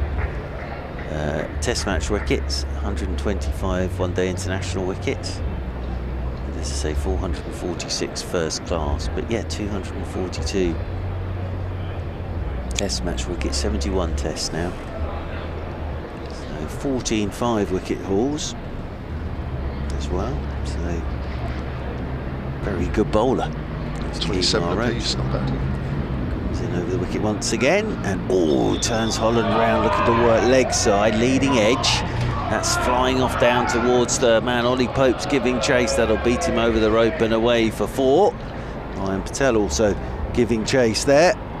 He's just looking to work that leg side. Got a leading edge, just straightened on him a touch and whistles off down to that third man boundary rope for 4 runs. Yeah, if you just watch on the live feed, the ball's going to the boundary on there, but he's got his head sort of outside the line there a little bit, and he's slightly coming across it. I think he's so sort of thinking about that line just outside off stump that sometimes your head sort of just moves over a little bit too far. Roach is in, and Holland forward he comes. And this one back up the pitch, and there is Rory Burns to do the fielding. It must be warm because Hashim Amla's removing his jumper up there at mid-off. So Hashim Amla's going to be in shirt-sleeved order. It must be warm if Mr. Amla's removing his short-sleeve sweater. Drink being brought out for Ben Foakes as well. Jordan Clark is going to continue from the Vauxhall end. Yeah, not a lot of movement for Jordan Clark at the moment. In fact, there probably wasn't a lot of movement there for Kemar Roach in that previous over. It's all about keeping the pressure on, the scoreboard pressure, as you say. 318 Hampshire need to avoid the follow-on. Still a long way to go, but they started with some quick runs. It's just settling down a bit more now as Jordan Clark bowls, and it's just works off a good length down straight towards mid-on, where Hamler's back in action, running back towards the boundary, and Gubbins will pick up 2. Just looks like Jordan Clark has now pulled that length back a fraction. Yeah, Gubbins there. Nice shot again, though. Just a nice firm punch. Straight bat. Foot, yeah. He was in decent form actually pre-season, Nick Gubbins. Most of the batters have got, they had 3 pre-season matches, Hampshire, in total. Most of the batters got a decent total. Felix Organ was probably the one that impressed the most with his scores. That's turned away behind square on the leg side by Nick Gubbins, just a single. He moves on to 17, for 1 now. The only one, as I said earlier, was Joe Weatherly, who didn't get a score in any of the games, but got 168 last week, but that didn't count for much this afternoon. First time that Holland's been on strike to Jordan Clark, I think. Thank you. Just wait for him to take guard, I guess. Jordan Clark's ready to bowl, but looks like he's taking a middle stump there. Ian Holland. Traditional guard. It is a traditional middle and leg, or 2 as it used to be. I don't know if they still say that now. 2 was middle and leg. Here comes Jordan Clark there on the line of leg stump, but that's turned away through mid-wicket by Ian Holland. Certainly getting full value for shots, although that won't quite reach the boundary, as it was just tucked away rather than hit. But they'll pick up 3 nevertheless. Throw comes into Foakes, and it is 43 for 1, and Holland going on to 19. So 1 is leg stump, 2's middle leg. I never heard anybody say 3, it was always middle. And in those days, really, nobody batted sort of middle and off like they do now, or they did last season when everybody was batting middle and off on off stump. Jordan Clark wicket with his first ball, and then he runs off most of the others. Well, he's not getting any movement at all, no, Jordan Clark. If he is, it's very minimal. So he got it right up there in his first over or so, and then he's just had to pull that length back a little bit, otherwise he was getting driven a little bit too much. Comes in and bowls to the left-hander Gubbins. Length ball, Gubbins is forward. Pushes that up to Burns at mid-off. And you see a helicopter over at 2 o'clock as we look, 1 o'clock. That's probably leaving. He's come over the ground from Battersea helipad, I would have thought. Here it is, on the live feed. Nice colours. Very nice. Blue and white. Great camera work. Very good. Producing. Very good. Brilliant stuff. Hayden there and behind us. Trying to cut that one, Gubbins, a little bit too close to him, just guides that to backward point. Still hovering around that helicopter. Looks like it's landing now. Do you reckon? Is it finding a suitable place? Yes, indeed. Somewhere behind the pavilion. What's over that way? I'm not very good geography-wise. Is that past the river? No, the river's on your just behind you to the right. Yes. That's back towards sort of Crystal Palace way, and Croydon. Oh. That way. Streatham. Yeah. There's Jordan Clark outside the off stump, and that's left alone by Gubbins. End of the over, 43 for 1. Hampshire replying to that. Surrey, sizable first innings total of 467 all out. Looks like we're going to get Jamie Overton into the attack. I wonder if this will be Kemar Roach having a go from the Vauxhall end. But, it's not happening for Jordan Clark at all. It isn't. Really, that first ball was perfect, Yorker, but then since then nothing swung or anything for him. So just wonder whether Kemar Roach might come and have a go from this Vauxhall end, which is where he did his damage from last year. So Jamie Overton is into the attack. His brother's had a good day. He picked up 7 for Somerset. Craig Overton. So Jamie into the attack for the first time this season for Surrey. Holland will be the man on strike. Saw him having a long old session with Azam Mahmood up at Edgbaston last week. Jamie Overton. 2 slips and a gully for him.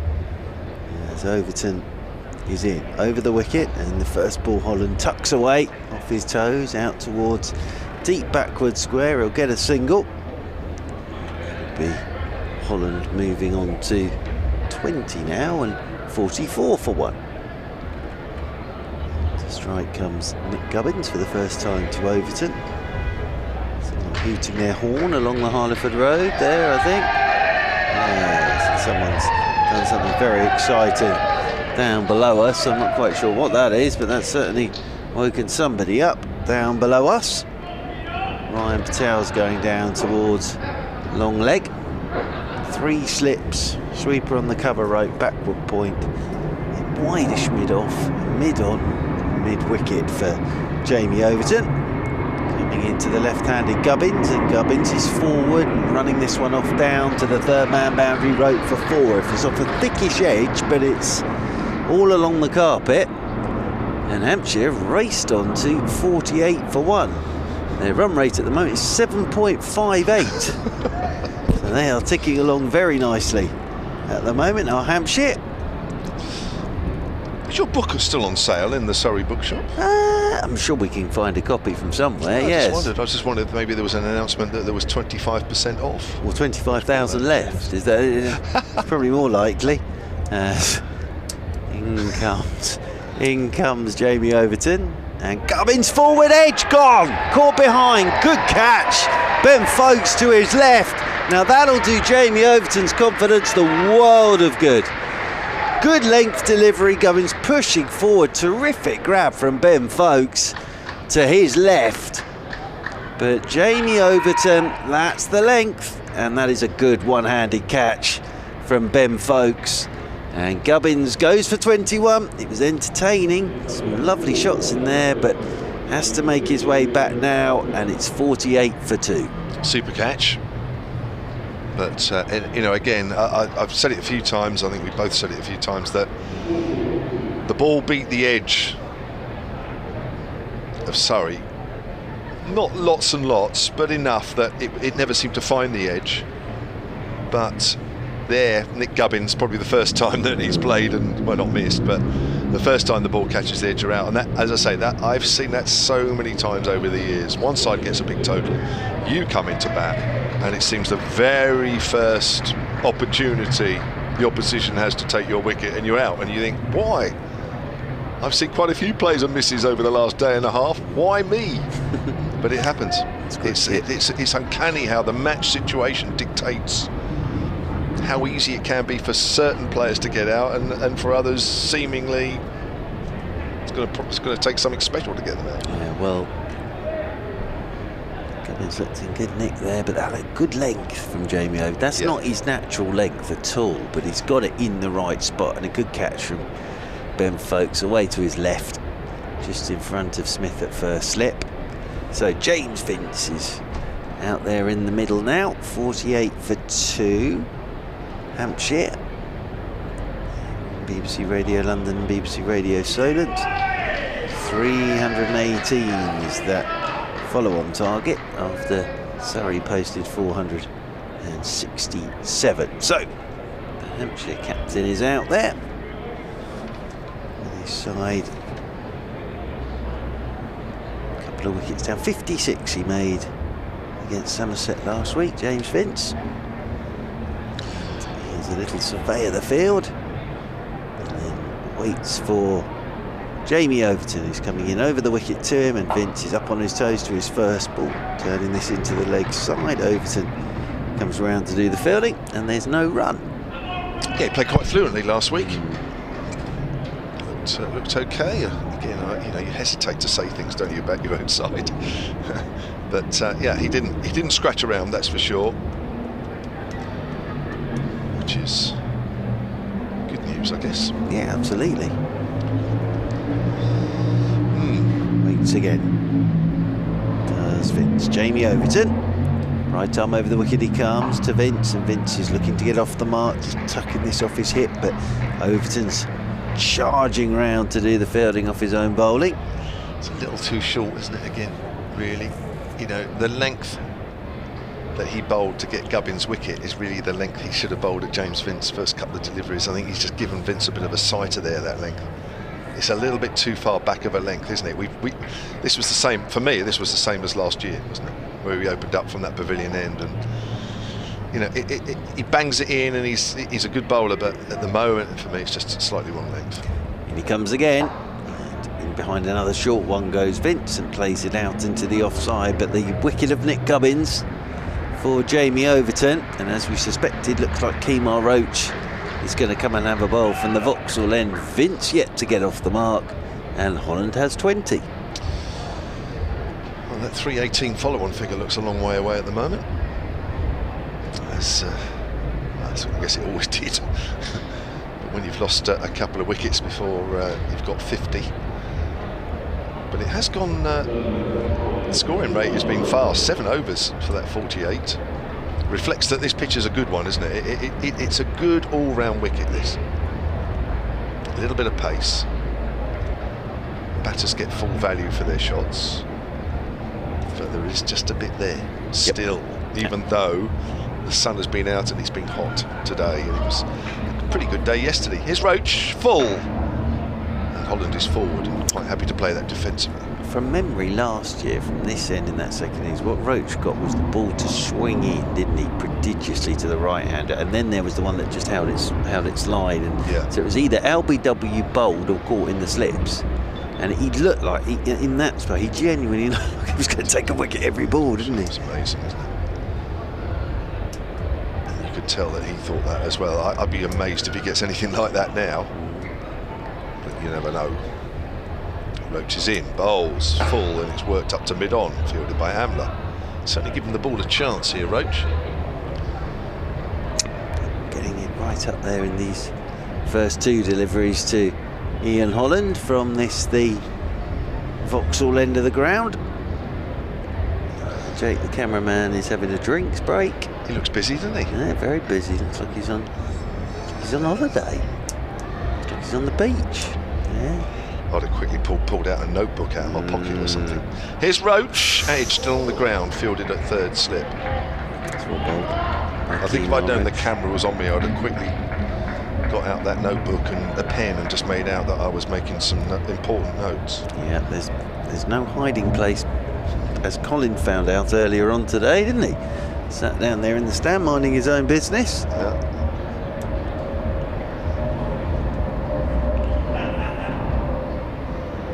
It's a bit like a fan cam, that, wasn't it, going on, Jake, the camera?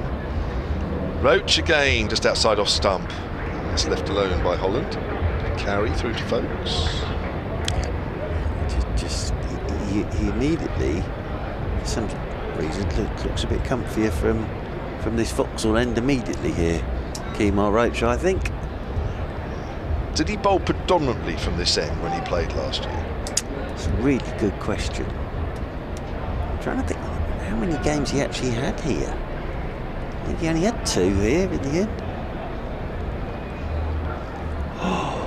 As Mrs. Sorted to play inside the line, have a look at the live feed if you've got that facility and have a look. Yeah, I think it was only a couple of games he had here, one against Hampshire. I'm trying to think who the last one was, but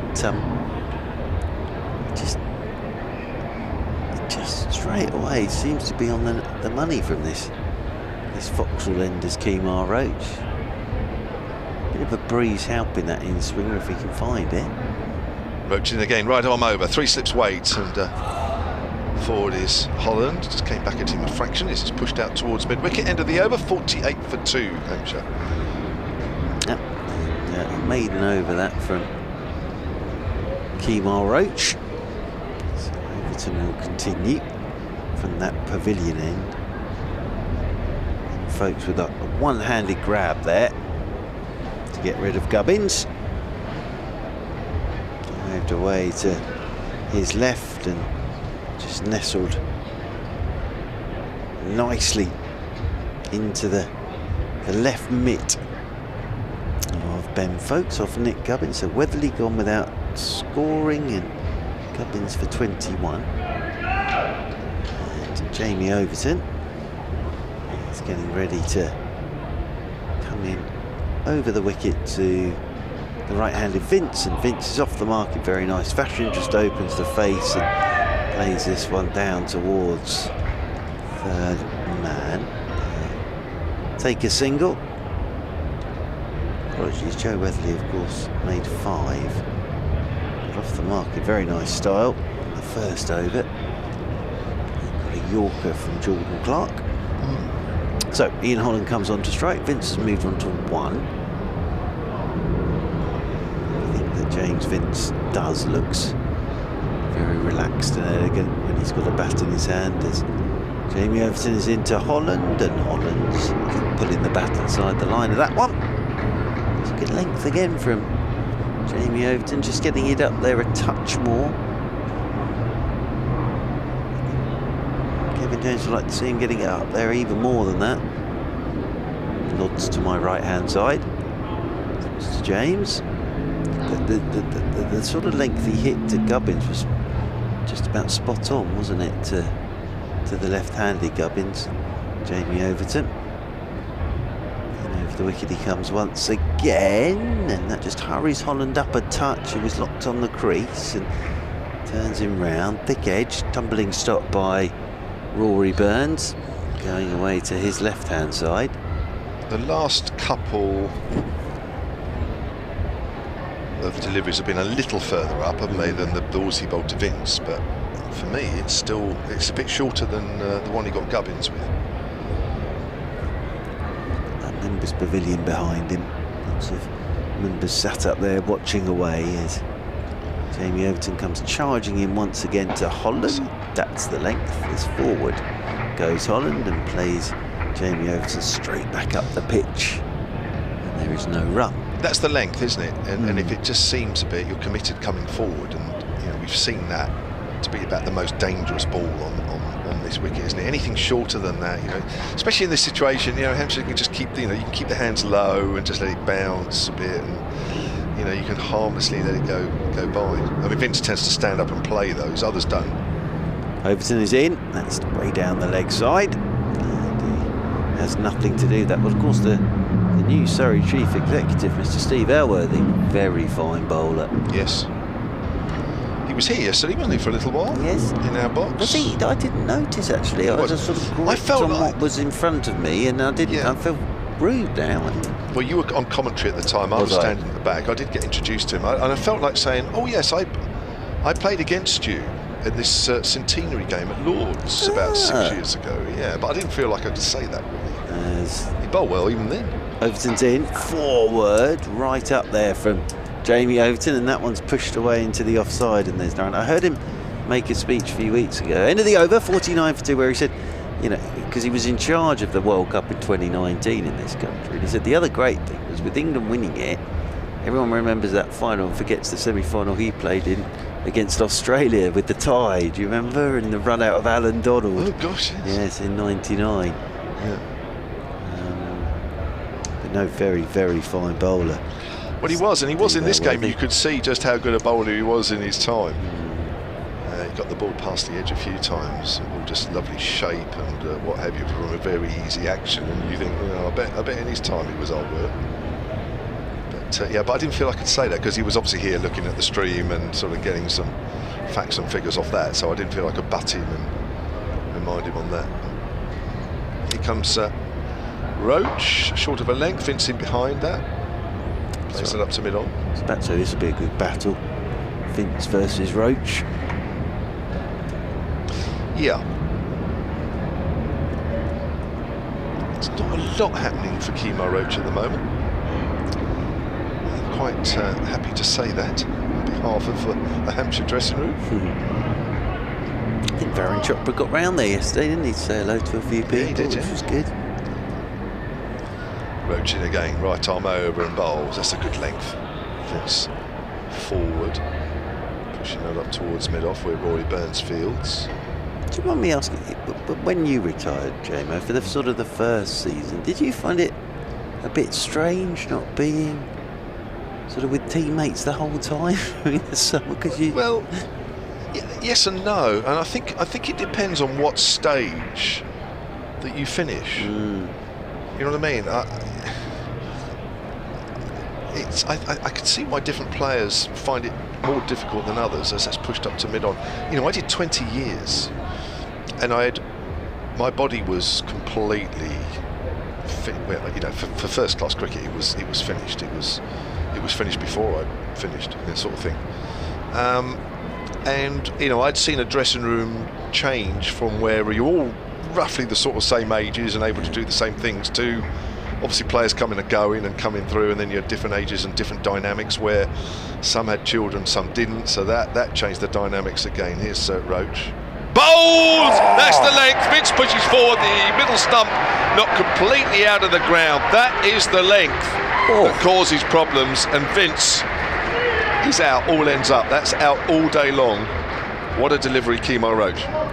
Deary me, this is an absolute perler. Play that, James Vince. Absolutely brilliant piece of bowling and knocking out James Vince's middle stump, and you see it again and you just think, well, James Vince has just got a wonderful delivery there, and knocks the middle stump out the ground, and Vince has gone, and it's 49 for 3. Vince out for 1. That's a good delivery, isn't it? It's just angled in a fraction, and it's just hit the deck and just straightened a fraction. It didn't need to do a lot. That is the length. And the balls won't always do that. As Hampshire found, it doesn't always do that, and you do run the risk of being driven. But that's the length of taking wickets. And I was saying, going back to the Jamie Overton situation, Jamie Overton's back from that, isn't he? And it's, it's not creating the same pressure. Having said that, he'll probably go and take 3 or 4 now. But that is the length that's causing problems. That is an absolute jaffer of a ball. When you see it again, as you said, it's just come in a touch, pitched, straightened. Vince is playing a perfectly good defensive shot. He's just had his middle stump knocked out of the ground. Wonderful bit of bowling from Kemar Roach. It certainly was. So yeah, just going back to that, it's. So I had all that, and by 20 years, and my body absolutely useless. In my head, I'd had enough. Although I loved the game, I just had enough because I knew I couldn't play anymore. So the following season, yes, I missed it to a point, but knew that it's silly because I wouldn't have been able to get through it or do whatever. I didn't want to play anywhere else. Here's Roach, bowls to Dawson. He's pushed it out square on the left side. Others, of course, either get released or whatever, and they're in their 30s or whatever. I mean, I was 38. If you're in your early 30s or late 20s, and you feel that there are still some more seasons in you, then I guess you'd miss it even. You'd miss that more because it would get to April, and you think, gosh, I could be looking forward to a season here, and I could still do a job. So that, there's a lot of cricketers around like that who. So that they would miss that more. And I was lucky as well. I went straight into a job. So it keeps you occupied, doesn't it? And when you're learning new stuff, as Roach bowls, it's full. Nicely time shot by Liam Dawson, wide of Amler at mid-on, just touched into the gap rather than hit. And Dawson will come back and take Amler's throw on, which is a pretty good, shrewd decision. And he'll keep the strike at 14. That'll be 52 for 3. Dawson on 3. So, yeah, I think it's important to have. I mean, I enjoyed doing this job. We didn't do commentary. I know you've been doing it longer than we have, but I still moved into local radio sport. A few months after I gave up, well, a bit more than that. But so that keeps you occupied. Yeah. And I think if you're not occupied and you haven't got a regular, 9 to 5 job, if we're going to put it like that, I think it leaves you more time to dwell on what I used to do. Yeah. Whereas thinking forward, I was too busy learning about new skills. Stuff. Yeah, absolutely. Now, and the other thing I've always thought is, you are with your teammates for so much of the time, aren't you? As Jamie Overton from the pavilion end is coming in over the wicket to Liam Dawson. Phew, that's come back. Big lead from Dawson. That looked a bit quicker actually from Jamie Overton. It really did. And that's Jag back, and that's well taken by Ben Foakes. But Jamie Overton, he's quick when he gets it right. But seeing this again, yeah, that did come back a long way. Kept swinging as well. It's one of those that kept swinging after it's gone past the batsman. Good length because it brought Dawson forward. 52 for 3. Hampshire in reply to Surrey's 467. As Jamie Overton comes charging in once again, and bowls Dawson. That's the length, and that looks a beauty because Liam Dawson has ended up with both feet pointing straight down the wicket with his bat full face pointing back towards the bowler. And Jamie Overton, that is a purling delivery from Jamie Overton. Just swung in, pitched and hit the top of the off stump. Not too much that Liam Dawson could do about that really. He's only just got out there. Dawson goes for 3 and Hampshire are 52 for 4. Well, there's been a lot of good balls bowled today. I would say that's in the top 3. I'm not sure what you do with that with Liam Dawson. Your feet aren't really moving. You've only just got out there, and as I say, it's hit the top of the off stump. It's a beautiful piece of bowling from Jamie Overton, and it means that Ben Brown is out there, and it's 52 for 4. So we've seen a couple of absolutely terrific deliveries. One from Kemar Roach. Jordan Clark's Yorker as well was pretty good. Yeah. But that one from Kemar Roach to get rid of Vince was a good, and that one from Overton. But I'm not sure what you do about that if you're Liam Dawson. I'm also not sure it's a ball you associate with Jamie Overton. It's that length. The shape, the length, the shape. I mean, I'd video that. If I was Jamie Overton, I'd have that on my phone. That delivery. for the rest of my life. Just lovely shape on the ball, and that would have got many batters out. The Overton boys are having a good day, because Craig picked up 7 for Somerset earlier, but yeah, no, that's a good delivery. Great delivery from Jamie Overton, and Liam Dawson gone for 3, so it's trouble now for Hampshire. Surrey with their tails up, and Ben Brown, very fine player, Ben Brown, out there in the middle now. Weatherly gone for 5, Gubbins for 21, as Mr. James got to nip next door and do an update. As in over the wicket comes Overton to Brown, and that's too short, and Brown will get off the mark, just tucks this off his hip, down towards long leg. Hashim Amla does his best to get across to that, but Ben Brown is off the mark, and away for 4 it goes, and Jamie Overton will just be looking for that delivery that he bowled Dawson with again, because as I say, it was an absolute ripper from Jamie Overton. He's got a couple now, Gubbins and Dawson. 3 slips and a gully. Jamie Overton is in to Brown, that's full of length. Brown is just pushing a touch away from his body there, and round comes Rory Burns to do the fielding. So Joe Weatherly was the first to go, bowled by Jordan Clark for 5. Then Gubbins caught by Foakes off Overton for 21. Vince bowled by Kemar Roach, knocking his middle stump out the ground for 1. And then Liam Dawson bowling, bowled by Jamie Overton for 3. Overton comes towards us, is into Brown, and it's a length delivery which Brown is driving, but there's nothing wrong with that from Jamie Overton. It's up to the bat. The chase is on from James Taylor, but nicely paid by Ben Brown. He'll move on to 7. Ian Holland's been watching all of this from the non-striker's end, and he'll come on to strike on 20. 59 for 4 now. Hampshire, we've got 4 overs until tea after this over from Jamie Overton. Smith, Pope, Jacks in that slip cordon. As Jamie Overton is into Holland, and Holland covers up and plays this one down in front of him. It actually rolls behind him, and there is no run. So successful over again there from Jamie Overton. 2 for 13 for Jamie Overton off his 3 overs. Kemar Roach will continue from this Vauxhall end of the ground. Good afternoon to David and Egham. So it's a pity not to be able to get today. Well, David's saying that helicopter was the air ambulance, so fingers crossed nothing too serious that we saw earlier.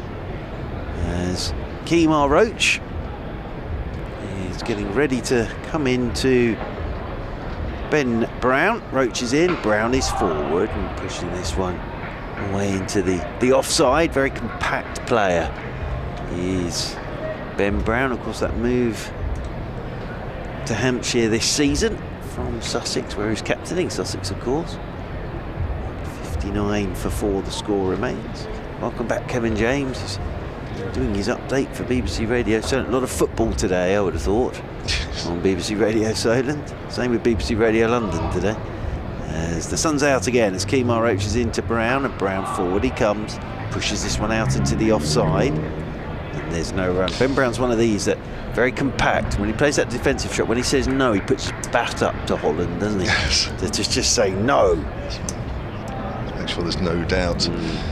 Well, it's interesting, isn't it, really? I mean, Ben Brown definitely bolsters the Hampshire batting, comes in averaging 40 in first-class cricket, which is, I mean, it's good for just a batter only, let alone a keeper. But the man he replaced, Lewis McManus, who's currently on loan at Northamptonshire. He's in again, over the wicket goes Roach, and that's left alone outside the off stump by Brown. You may remember in the second innings when Hampshire put up a little bit more of a fight from the first innings last year, and they got 179 when Roach got those 8 wickets.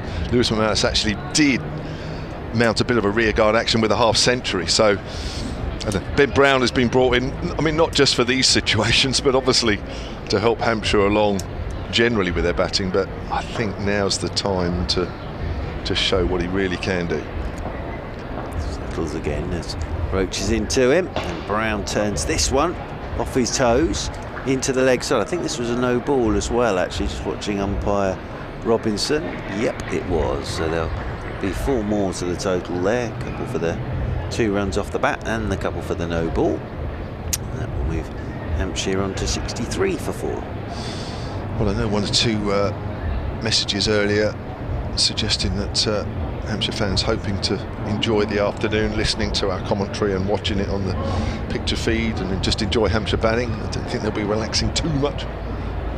Roach goes wider of the crease. Brown is check driving this one. And Ryan Patel does the fielding in there.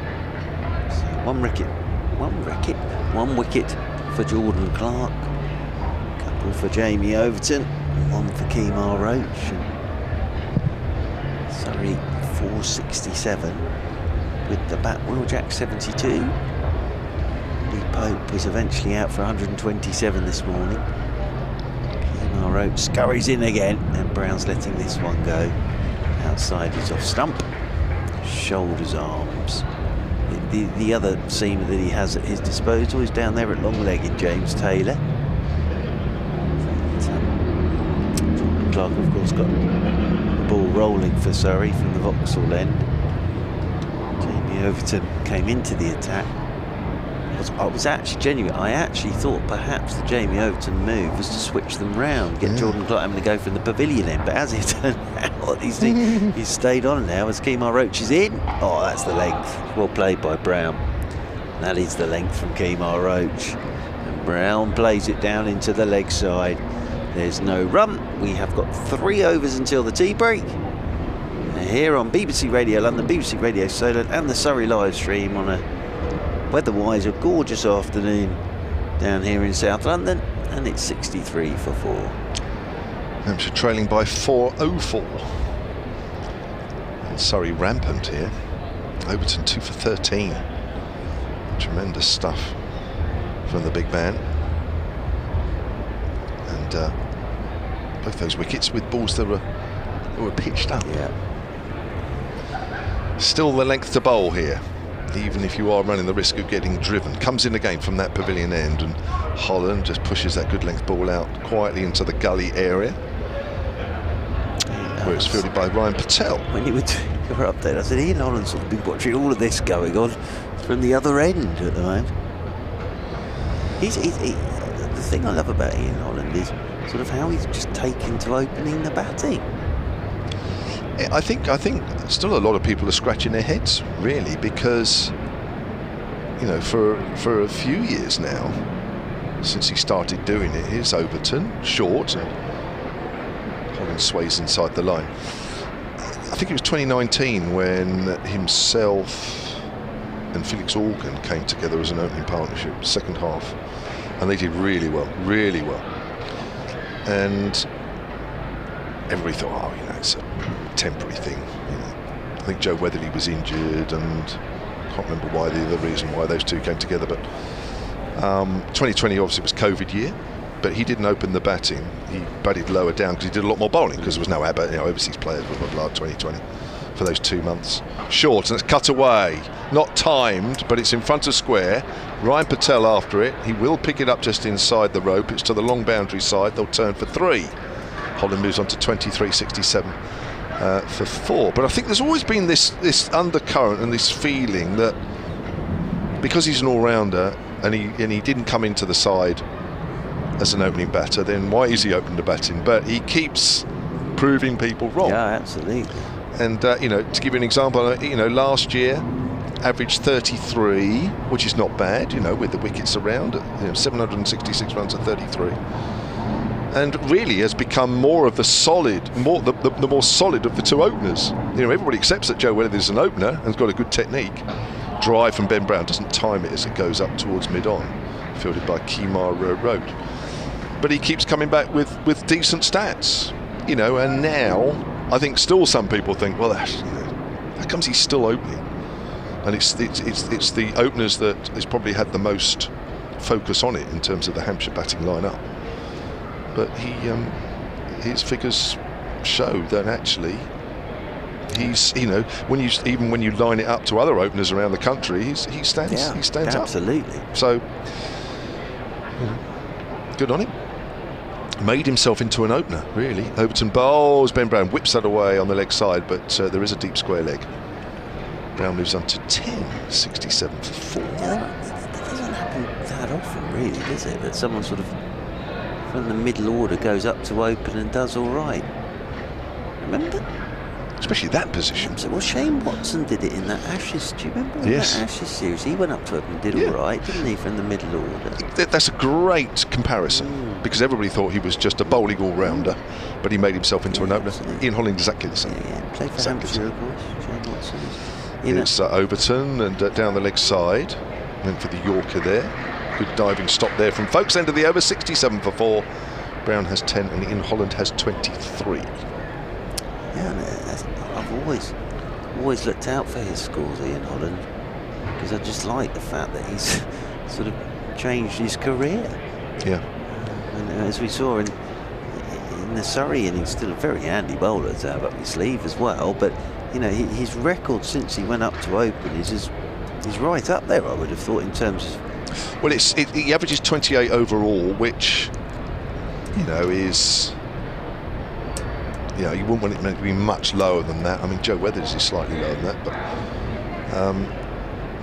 but when you put it in the context of last year, 33, which is pretty healthy for an opening batter. I think if you're batting 5 or 6, and you're really coming in with softer balls and what have you, then their averages should be higher. I mean, when all the focus is on English cricket and pitch is this, pitch is that, and you're opening against a new ball, I think you'd expect your average to maybe not compare to some others, but that is perfectly acceptable to me. Yeah. Oh no, absolutely. And the thing is as well, he scores hundreds as well opening the innings, does Ian Holland, and just sort of gives it a solid attack. Now we're getting the ball changed here, so the umpire's getting a ball change. So 13 overs gone. I think so. I'm quite happy with that one, but.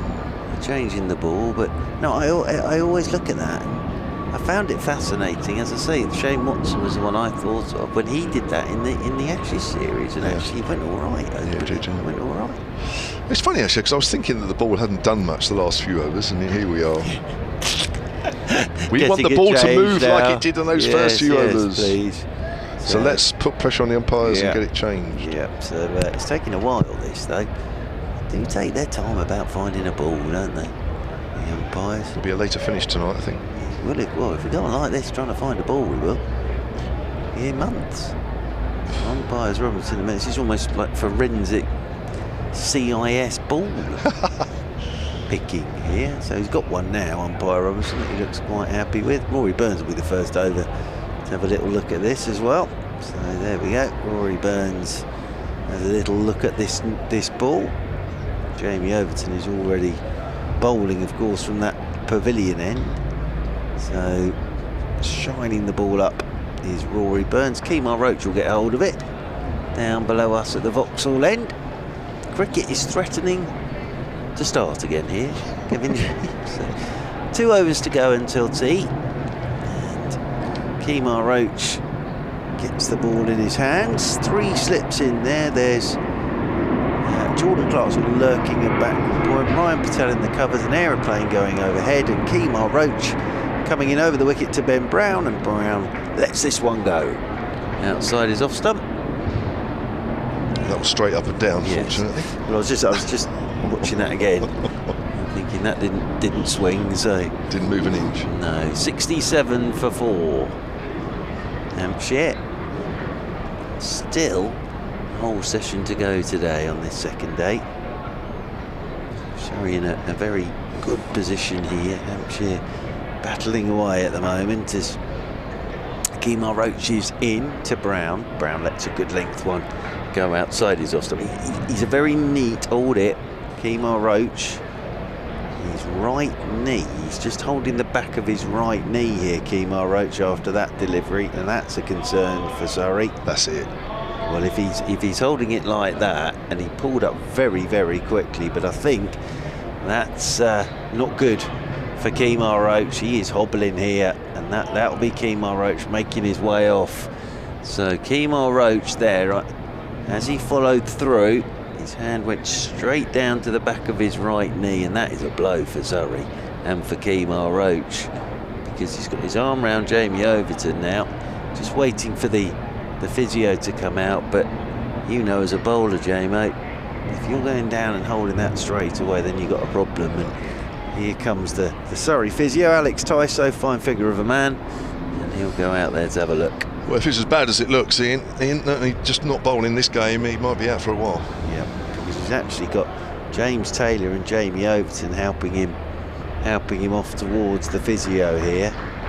So yeah, this is a real shame to see that, because Kemar Roach, that ball that bowled James Vincent, as I say, he's become a very popular player in his time at Surrey, but now he's having to hobble off, and Jamie Overton's going to give him a hand as well. So you hate to see this, you really do. And the Hampshire physio is going to come out as well, just to help Kemar Roach off, I think. But yeah, I wonder, it looks as if they're calling for a helmet and things. So Will Jacks, I think, will bowl the remainder of this over for Kemar Roach from this Foxhall end, but that does not look good for Kemar Roach, Kevin James. No, out for a while for me. Sadly, sad to say that. Yeah. I suppose seeing the change of ball not move at all for 2 balls probably didn't help. That's been slightly cynical, of course, but you know what I mean. He's struggling to get off the pitch, let alone do anything. He is. As I say, he's being helped off. Still being helped off at the moment, Kemar Roach. So yeah, the game will continue in a few moments' time. I think that'll be off for a scan straight away. Yeah. Listen, you wouldn't wish that on anybody, of course not, but I think from a Hampshire point of view, in the situation that they find themselves, that's one less problem to have to deal with, because if they are going to bat, probably for the most of the rest of the game, if not all of it, to save it, no more Kemar Roach is going to help. Yeah, well, without a doubt. And just fingers crossed for him, it's not going to keep him out for too long, because he's got international cricket, all sorts coming up. But real shame that for Kemar Roach, and sort of heading him off towards the medical room at the moment, away to our right hand side. So it will be Will Jacks who's going to have to complete this over, and Surrey down to 10. I'm not quite sure there's a 12th man out there at the moment. This is all happening as we speak. As here is Jacks then into the attack, and Brown turns this one down into the leg side. James Taylor has to come round from deep backward square to do the fielding. Yeah, Nico Reefer is out there, 12th manning. He's sweeping on the cover boundary rope. So Brown moves on to 12. 69 for 4 as Will Jacks bounces in over the wicket, and Brown nudges this one down into the leg side, and they will pick up a single. So yes, it looks as if Surrey are going to have to find the rest of their wickets in this game, at least without Kemar Roach. So someone's going to have to do a bit more bowling for Surrey here, but that didn't look good for Kemar Roach. It really did not look good at all. Be surprised to see him if Surrey need to bowl again.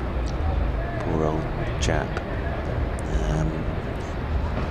As forward comes the right-handed Holland, and this one's down into the leg side. As Jacks is in over the wicket once again, and forward goes the right-handed Holland. Plays this one down into the leg side, and there is no run. 70 for 4. Brown 13, Holland 23, and dear old Kemar Roach is I think they'll probably just get him straight off for a scan. now. And that, it looked to be sort of the back of his knee, didn't it? That he was holding. I know nothing about what muscles are muscles at all. Whatever it was, he felt it straight away on his follow through, and he immediately signalled straight up. And you know, whatever that is, the fact he's been helped off the field to play as well by teammates is never a great sign, is it?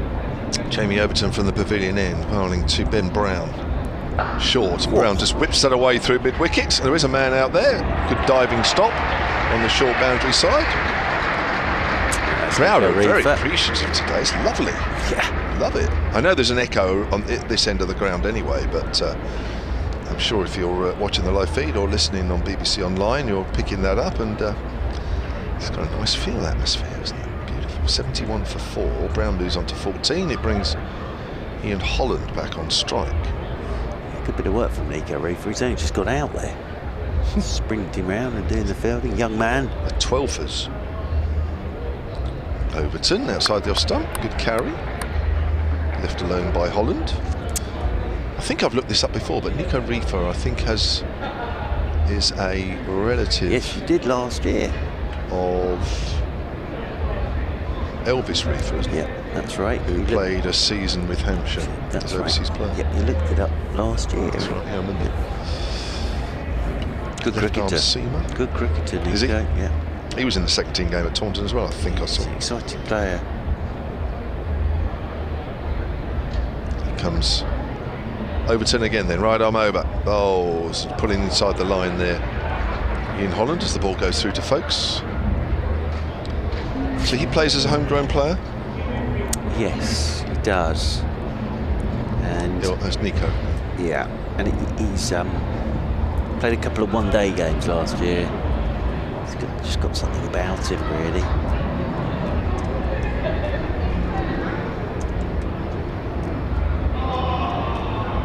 Overton again then.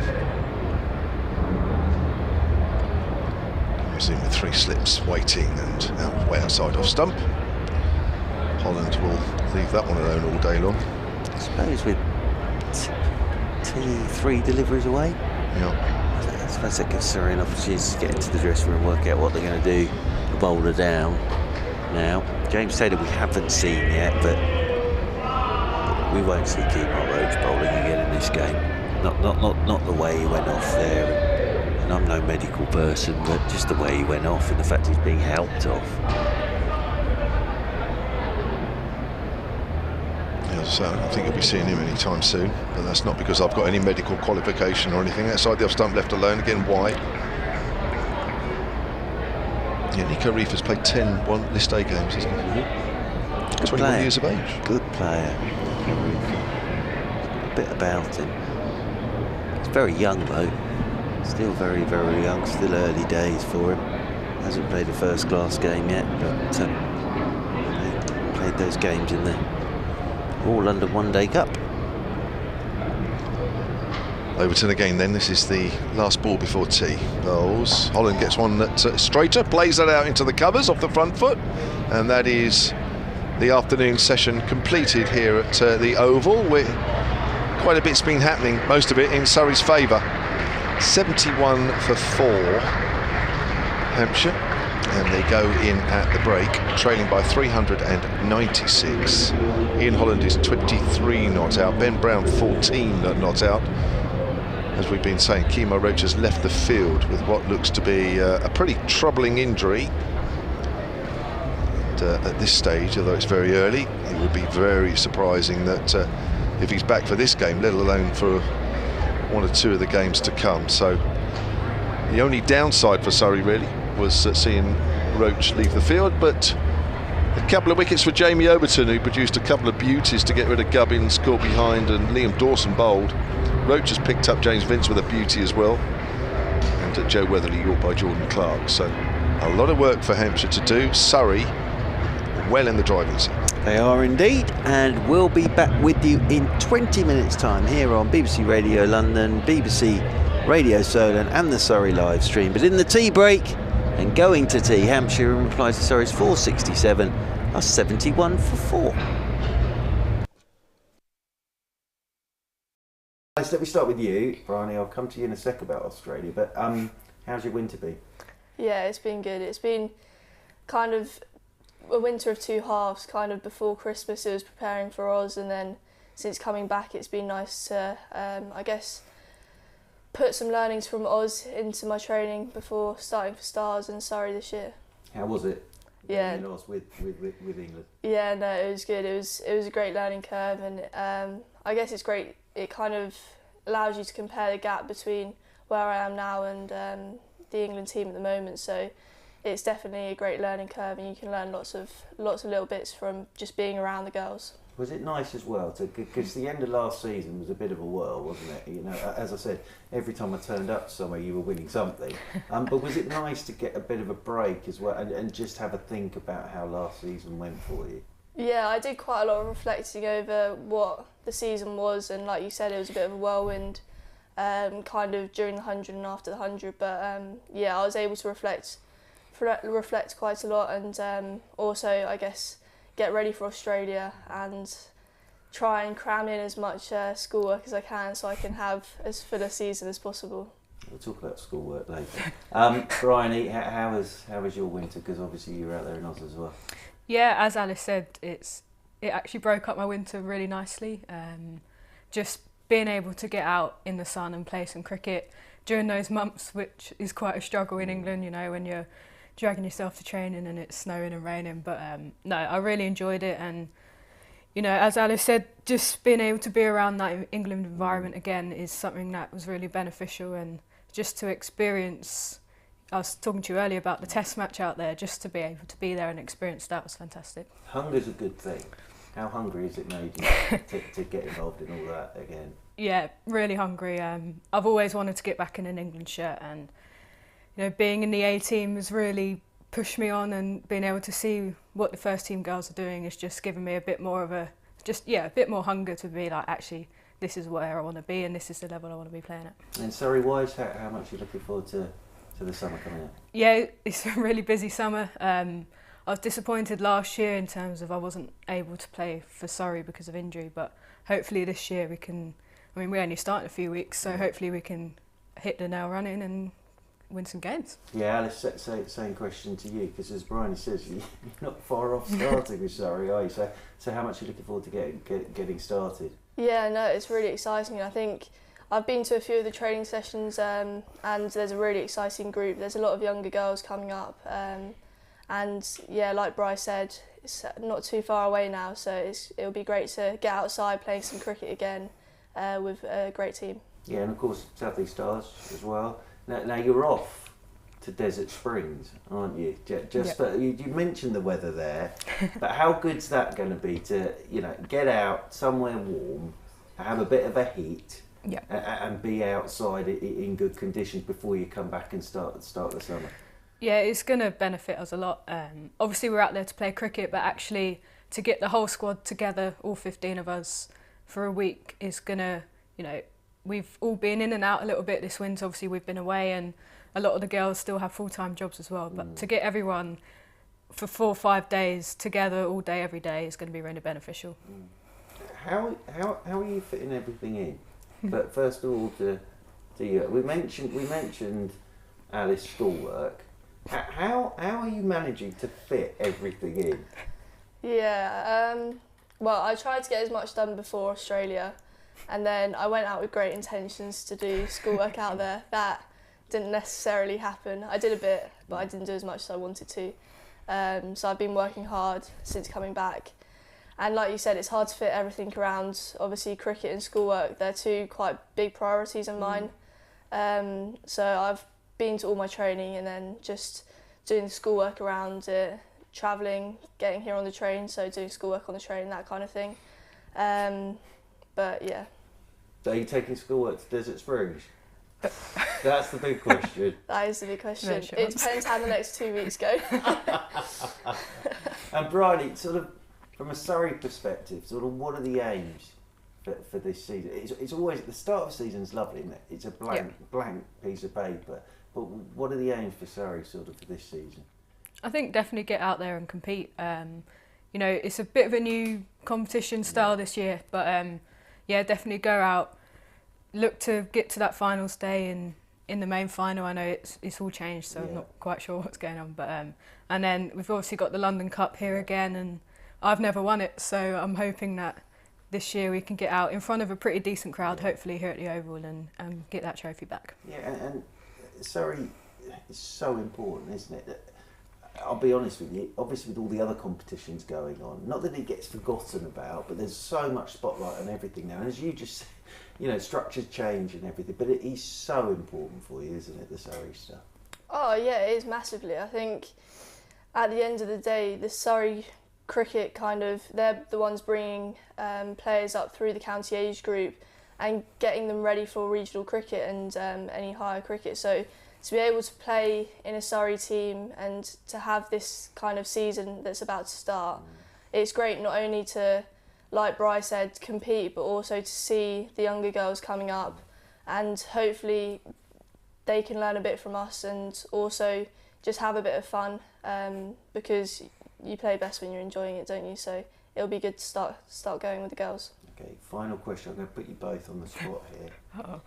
Alice Capsey, talk me through Bryony Smith and what a player this one is. So just talk me through Bryony Smith, please, Alice Capsey.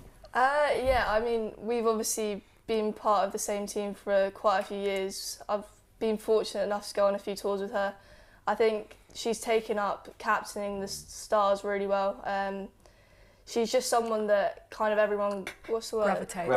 Gravitates towards, just because of her kind nature. And yeah, she's just really easygoing, but hardworking. You can see the hunger and what she really wants to achieve in her training. So no, it's great to be able to train and play with her. Bryony Smith, talk me through this one. Because come on, last year, talk about going from there to there. That's exactly what this one did. Talk me through Alice Capsey, please. Oh, she's a bit of a superstar, isn't she? You know, I've known her since she was, well, in my eyes, she's still about 12. So she's just the way she approached the 100 last year. I found it really impressive. I remember watching the first game on TV I was with the Fire, so I had new people around me, and I was like, it won't faze her at all. And you saw first ball, I think you came down the wicket and hit Hartley over her head for 4. So, you know, for me, I've also coached her, so we all knew what she could do. But to be able to show it on the big stage like that was fantastic. And, you know, she won games for us for the Stars, and she's been a big part of the Surrey system as well. So I'm sure she's all right, isn't she? Lovely.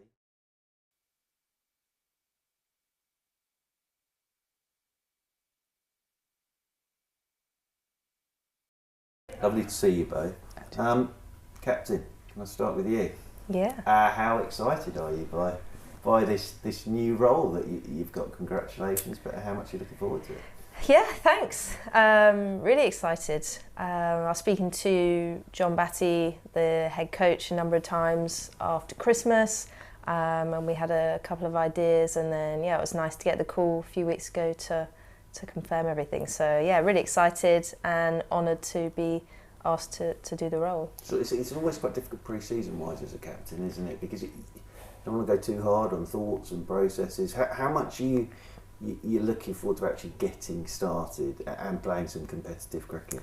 Yeah, massively. Like you said, there's a lot of sort of thought processes that go in behind everything, but actually as soon as you get out on the park, everything can kind of change. So for me at the moment, we've had a few sort of changes in the squad, and a couple of the younger girls have come up. So for me, it's just more learning, you know, about them and looking at what they can do and seeing how or where they all fit into the squad and how all the pieces fit together. A few more meetings? Few more meetings, yeah. We've got a training session this Sunday. So again, I'll be sort of going down with my notepad, having a little look around and yeah, but it's great. Got a really good relationship with John Batty as well. So yeah, we've had a number of phone calls and just sort things out like that. Yeah, with JB, it's an interesting one, isn't it? Because he obviously captained here. So to have a guy like that as well, who knows the pressures and knows the, you know, because at times you can get caught up in so much of other people's stuff, you forget about your own game. So he's an ideal guy to have alongside, isn't he? Yeah, and he's super calm as well, really level-headed. Anytime you're sort of feeling stressed about things, he's a really good person to go to, just grounds you, and that's just performance-wise. So, yeah, definitely really handy to have someone like him on board just to talk through certain things, certain ideas, and I think as long as we've got both of our plans kind of married together, yeah, I think hopefully it'll be a successful season. Danny, under contract now. What difference has that made for you? Or already, what sort of difference has that made? Mainly the contact time. Obviously in training a lot more now than I was on the pay-to-play contract. So just having that time with the coaches and with the other players, especially these guys, has been so beneficial, obviously learning from them. And even just asking the questions of the coaches, just having been able to have those conversations about my game is obviously only going to help that improve. Obviously more time bowling the ball, more time hitting the ball, obviously catching the ball. It's just been really beneficial, especially for my confidence, knowing that I've got the full backing of them and the team, and just that training time. Hopefully I can obviously put performances in the match. Yeah, we spoke about this earlier, but obviously bowling, batting, catching is important. Massively. But also it gives you a chance to concentrate on fitness and other parts of your game that you wouldn't have had the time to do before. 100%. Obviously the physical side is a massive side of it. Without that, we're not going to be able to put the performances in on the pitch. Obviously when you're under fatigue, you need to be able to still perform. So obviously having that time in the gym and the time to do my conditioning sessions, yes, it may be gruelling. Guy puts us through our paces, but I definitely say I'm in probably the best physical shape I've been in for a while. So hopefully that benefits me on the pitch. Hamish, there is so much cricket for you now, in so many different competitions and everything. How important is it to sort of, it's one of these buzzwords these days, isn't it? Compartmentalise. But compartmentalise each form of the game that you're going to be playing. Yeah, it's definitely a challenge, and I think last year was a challenge that me personally I didn't deal massively well with. I think we were moving between 50 over and 20 over within a few days, and then sort of switching back between the two. But it was a great learning curve for sure, and I think, you know, now you've got the 3 different formats, 3 different teams. We've got the Surrey Women, South East Stars, and then people go off to the 100. I think it's quite nice, quite refreshing going into that new team and then just having to reset your mindset and everything. But I just think it makes you better as a cricketer. I mean, every team that I play in, I've got a different role, so that can kind of be challenging. You know, in one team I'm opening the batting, in another team I might be batting at 4, and it sort of, yeah, it's something that it just makes you develop into a better cricketer over time. I think, like I said, last year it didn't work out massively well for me and I was struggling with it, but then I learnt so much from that I'm hoping this year I can, you know, take what those learnings forward, and hopefully it will be a bit of a better season. Danny, the thing I've always thought with all of you is you're incredible at juggling so many different things that are going on, and obviously now under contract, but and the same with Ailish, you know, there's plenty of other things that you're doing going on. How beneficial is that you're so used to juggling so many different things, going into one comp and coming out of another? Yeah, it definitely makes a big impact. Obviously juggling my university studies alongside the cricket has made me got to be very organised, and obviously keep those communication channels open with everyone so they know obviously what's going on. So in terms of quick switches between formats and that kind of thing, you're definitely prepared for the unknown effectively. So yeah, it definitely gives me an advantage on that one. Okay, I'm going to put you both on the spot with a final question.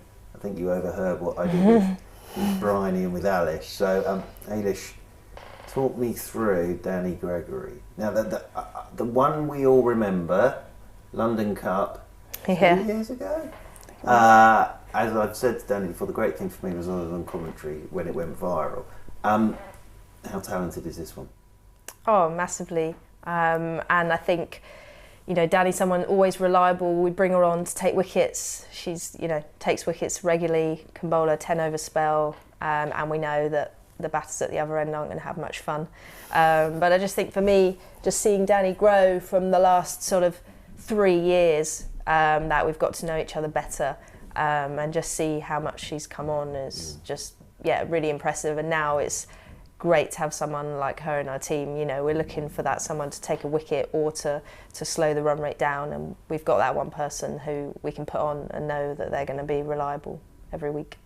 Danny, I always describe your new captain as the glue in the side when I'm on commentary. There's always that calmness when she walks out to bat, and when she's at backward point, you know, don't go either side of her. How would you describe your new captain? I think you've hit the nail on the head, to be fair, with the glue in the team. She's very calm and level-headed, especially when she goes to walk out to bat. We all have full faith in her. You know, even if it's a sticky situation in the match, she'll get you out of it. And she's a very diligent person, very professional around the squad. So she's a great person for the younger girls to look up to, really good role model. So very much so in the new captain spot she's got. I think she'll do a very, very good job.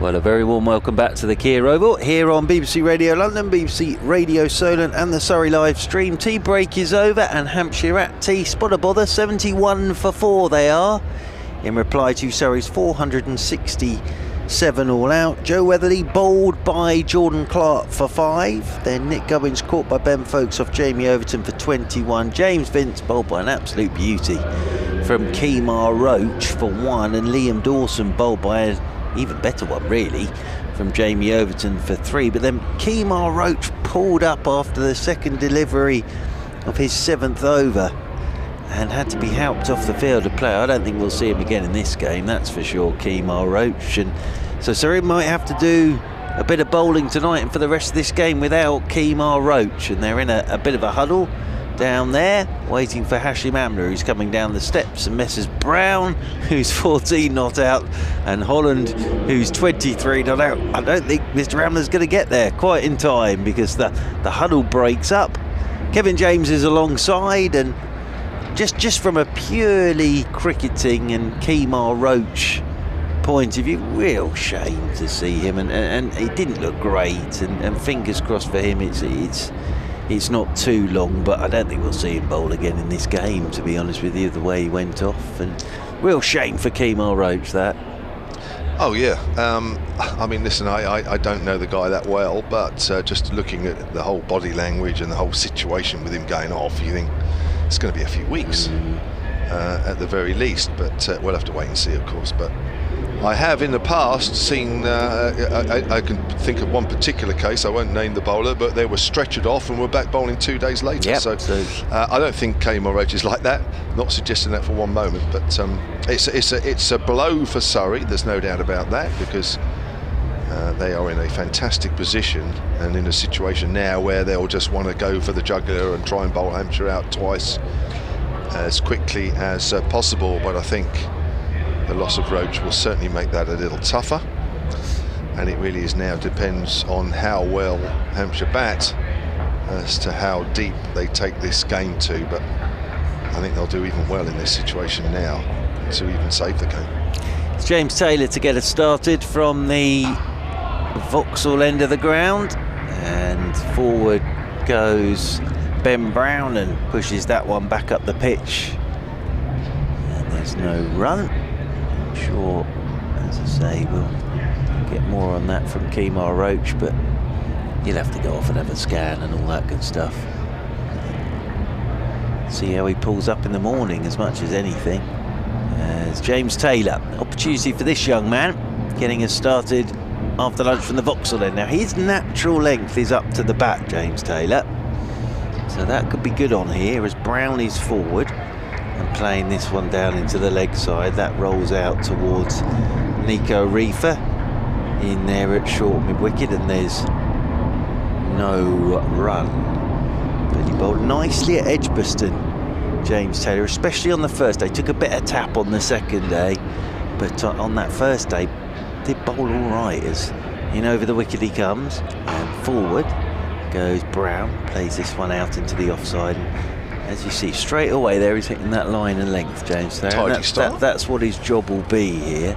This is what he did at Edgbaston. He's bulked up a bit during the winter. Yeah, he's got a good future ahead of him, as James Taylor. So he came to you guys from Derby? Yeah, a couple of years ago now. Yeah. A couple of years, but he's worked really hard over the winter. And you can see he has bulked up as in over the wicket he comes to Brown and beats him on the outside edge. That's a great length delivery. And Ben Brown's having a little nibble at that one outside his off stump, but see, that's the length, and as I say, this is the natural length for James Taylor. So he will get this ball up to the bat, and Brown definitely had a little nudge at that one. Good length from Taylor as another aeroplane flies overhead. As in again goes Taylor, and Brown's letting this one go outside his off stump. Seems to be about Jordan Clark's pace, would you say? Very similar. Yeah, what I've noticed straight away with him at Edgbaston, and I didn't see him in pre-season at all, was the fact that he's just got bigger, and he's a bit quicker than he was. And on that first innings, when he bowled with a lot of control, his first sort of 13 overs, bowled with a huge amount of control. As here he comes to Brown, and Brown's playing a shorter length ball this time, off the back foot out into the offside. Maiden over, tidy start that from James Taylor, and 71 for 4. Hampshire. Brown has 14, and Holland's on 23. So he's only 21 years of age, was at Derbyshire. So what was the story then? He came down here, what, in search of his fortune, or what? Yeah, I think he came down to Surrey, had seen something in him, and work in progress. And I think he's had those sort of 2 years of playing a bit of first team stuff, but from all accounts he bowled really nicely during pre-season, and he was picked ahead of Jamie Overton for that first game at Edgbaston. And as I say, he's definitely, they always talk about adding a yard, I don't know whether he's added a yard or not, but he's definitely bowling quicker, and he's bulked up, and he just bowled a really disciplined spell up at Edgbaston. And he can bat. Yeah. Formerly England under-19 player as well, isn't he? Mm-hmm. So it's going to be Jordan Clark from the pavilion end. Picked up that first wicket of Joe Weatherly with a Yorker. Bowled for 5. Here he is into the attack, and Holland's playing inside the line maybe. Looks from here, maybe he had a little think about playing it. Difficult to tell sometimes with batters, whether they're just holding the line or whether they are actually playing at it. But good start there from Jordan Clark, who actually was a little bit expensive, 3 overs 1 for 20, despite picking up that wicket. But Surrey do have that luxury, of course, of being well ahead, having scored 467 in their first innings. Here's Clark then runs towards us and bowls. That's wider. Good carry, but the line was wrong. So 318 is the follow-on target. Won't get anywhere near there tonight, but something to keep an eye on as we go through the next couple of days, and whether Surrey can bowl Hampshire out fairly cheaply, which I think the decision's already made for them. But as we've seen a lot in the last few years, where sides are a bit reluctant to enforce the follow-on. Holland plays that late, plays that along the ground to backward point, fielded by Jacks. I suppose the other thing with that will be Kemar Roach, bowler down. If you get close to that Hampshire, that follow-on, the bowler down, your bowlers would have done an awful lot of work. So yeah, it's very interesting dynamic now in the game. Yeah, changed the thought process a bit, doesn't it? But it really depends on how long this first innings lasts, as Holland drives out towards extra cover. I suppose Surrey, assuming Hampshire do put up a bit of a fight, Surrey might just bat for a little while to give their bowlers some respite, and then come back again. I think the trouble, you get to a point in a game where you are so far ahead that almost a draw feels like a loss. So I just wondering if we are at that point, actually. Surrey would expect to win it with awful lot of time left in the game outside the off stump, and that's left alone. It's a very disciplined start this straight away after tea though from Messrs Clark and Taylor. Clark's getting that ball up to the bat. Taylor, that opportunity for James Taylor. As I say, he was impressive at Edgbaston. He's going to have to do some bowling here. He's in the team for his bowling. So James Taylor here has a chance tonight. Clark again then, right arm over. Bowls to Ian Holland, length ball, Holland's in behind that one. Haven't really seen Clark have any real joy of any movement. I mean, you know, you associate him with that lovely away swing. And then sort of from time to time that one that's angled in. But hasn't really had any of that so far in the overs he's bowled. Hampshire, 71 for 4. Yeah, nothing added since the tea break. Nico Reefer out there again for Kemar Roach. So he's doing the 12th man duties in at mid-wicket, number 27 on his back, and James Taylor below us with 25 on his back. Continuing from the Vauxhall end, coming over the wicket to Ben Brown, and first runs after tea as Brown just works this one off his pads down towards long leg, and Jamie Overton as always sprints round, dives full length, and great bit of work from Jamie Overton down there, saves a run.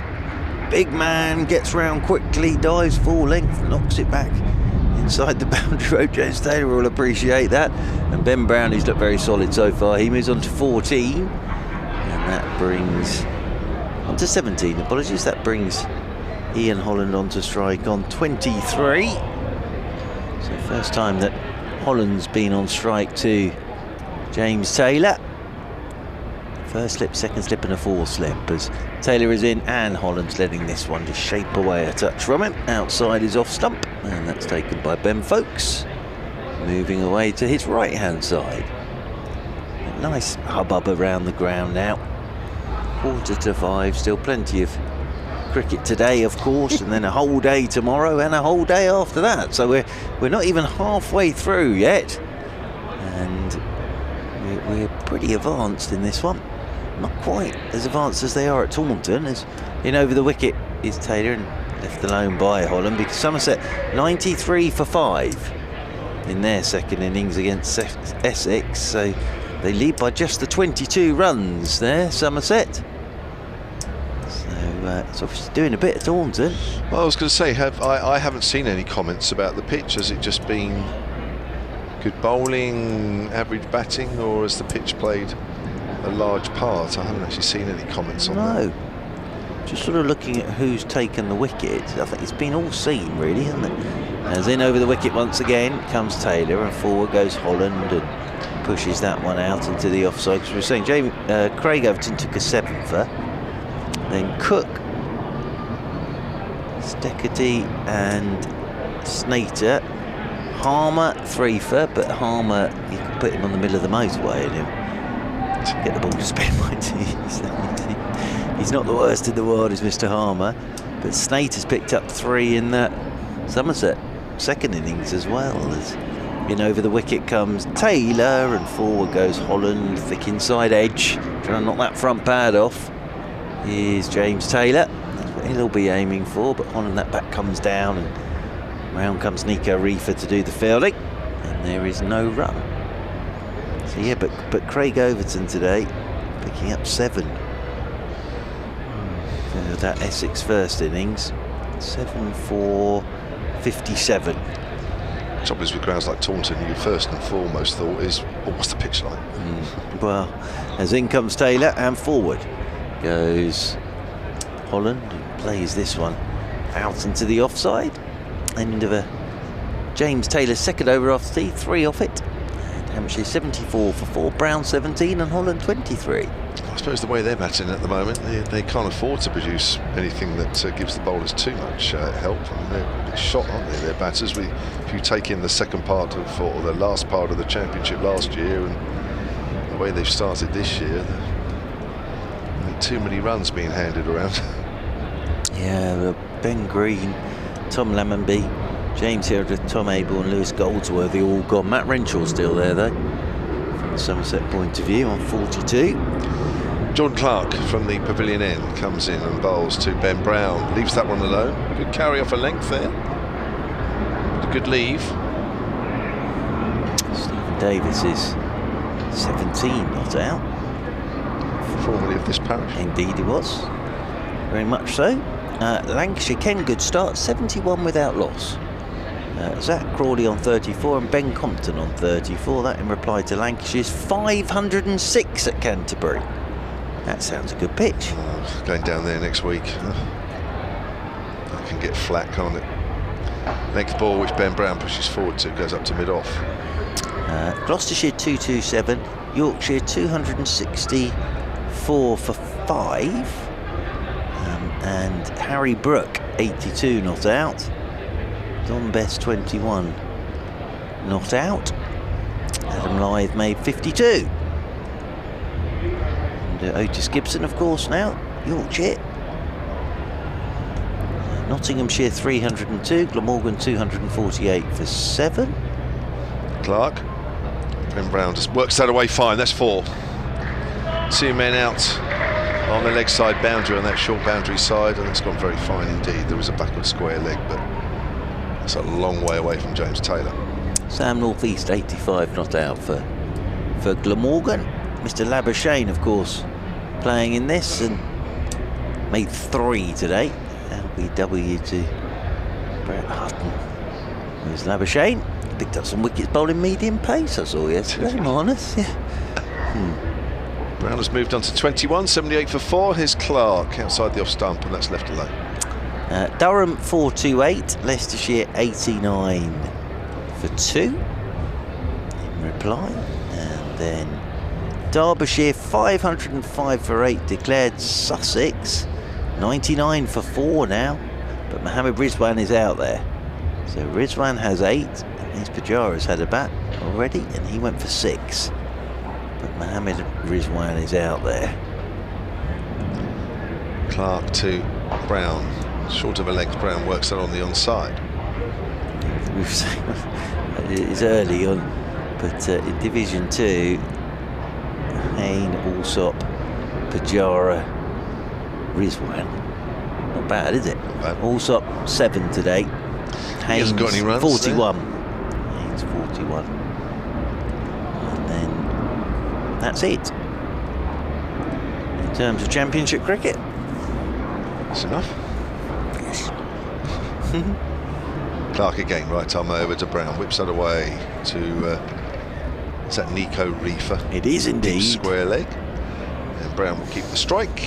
Moves on to 22, and it's 79 for 4. Hampshire trailing by just a small matter of 388. And James Taylor it will be to continue down below us. From the Vauxhall end, Brown and Holland, 27. Their partnership is worth. That delivery though that Jamie Overton bowled Liam Dawson with, oh dear, superb, absolute perler. It really was. As you say, you save that one and leave it on your phone, don't you? As over the wicket then comes James Taylor to Brown, and Brown is forward, plays it very late.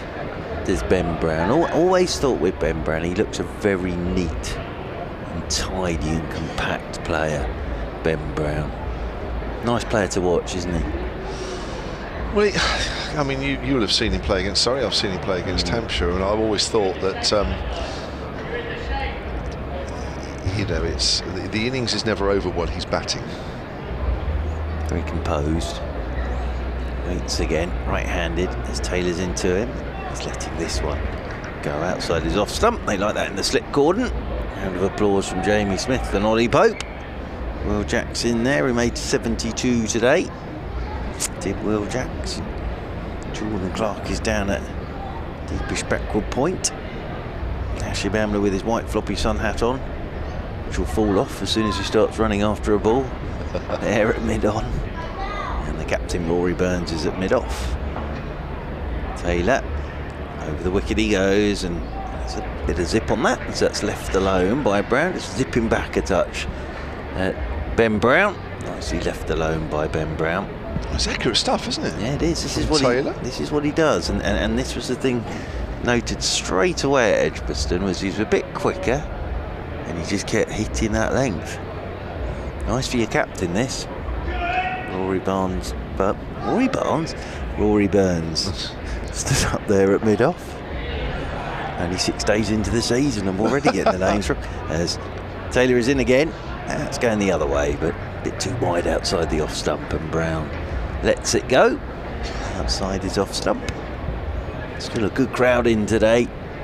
Be more in tomorrow as well, because obviously we're on the bank holiday weekend, so sort of 4 days off. For some. Friday, Saturday, Sunday, and bank holiday Monday. Very nice. 2 slips and a 4th slip as Will Jacks. Taylor is right arm over the wicket to Brown, and Brown's letting that one go. Climbs into the gloves again of Ben Foakes. Foakes taking a very nice catch to get rid of Nick Gubbins. Watched it all the way into his left mitt. Did Ben Foakes. 45 for him with the bat. Today got a good one from Carl Abbott. Just nipped back and bounced on him a touch and ended up bowling him. Brown on 22, Holland 23 as Taylor is into Brown, and Brown is forward again. Solid looking defensive shot. Just pushes it away into the offside, but it's a maiden over from James Taylor. So 3 overs, 2 maidens, none for 3 thus far for James Taylor. Brown remains on 22, Holland 23, and Hampshire 79 for 4. Yeah, and congratulations to Emily Windsor, who we know well, and of course will be playing for the Oval Invincibles in the 100 this year, having transferred from the Tread Rockets. He's a Southern Viper, because down at the Aegeus Bowl on the nursery ground today, the Vipers and the Vipers Academy, basically they were 2 sides mixed up, playing a 20-over game and a 10-over game today. Outside the off stump from Jordan Clark, left alone by Ian Holland. Emily Windsor captaining one of the sides, and they won both games. Excellent stuff. So well done to her. She's actually the Vipers vice captain. And we always like to give her a mention when we can. Just needs to run her batting. Sorry? Just needs to run her batting. I have actually texted her that, we said earlier, because we watched on the live feed, we watched a video where she scored runs in the first game, but was run out by a country mile outside the off stump, left alone, although it nipped back. But I think if the camera hadn't been straight up and down, it was one of those where if the camera had been square, she wouldn't have been in the frame for the round. Absolutely nowhere near. But then near. we texted her to say, well batted, but we both agree that, have you ever been told to run your batting? She has yet to reply to that text. Well, yeah. As but we she will. Said on commentary, you always know how she's got on the day before. Not the first time I've seen her run out. But well done to her. Didn't bat in the second T10 game, actually. Forward is Holland. Quietly pushes that out into the covers. Game's just got a little quieter now, which it was a frenzied start from Hampshire, wasn't it? Runs came fairly easily as the Surrey bowlers pitched the ball up and gave it a chance to nibble and swing. And the Hampshireans, I think they had 29 or something off about the first 3 overs, or 20 odd anyway. But wickets did fall. But now, as the ball's got a little older, even though we've had a change of ball, as Jordan Clark bowls, and normally he's trying to play on the up there, Holland, the ball just followed him there a little bit as the ball goes into the ground and bounces and goes into the gully area.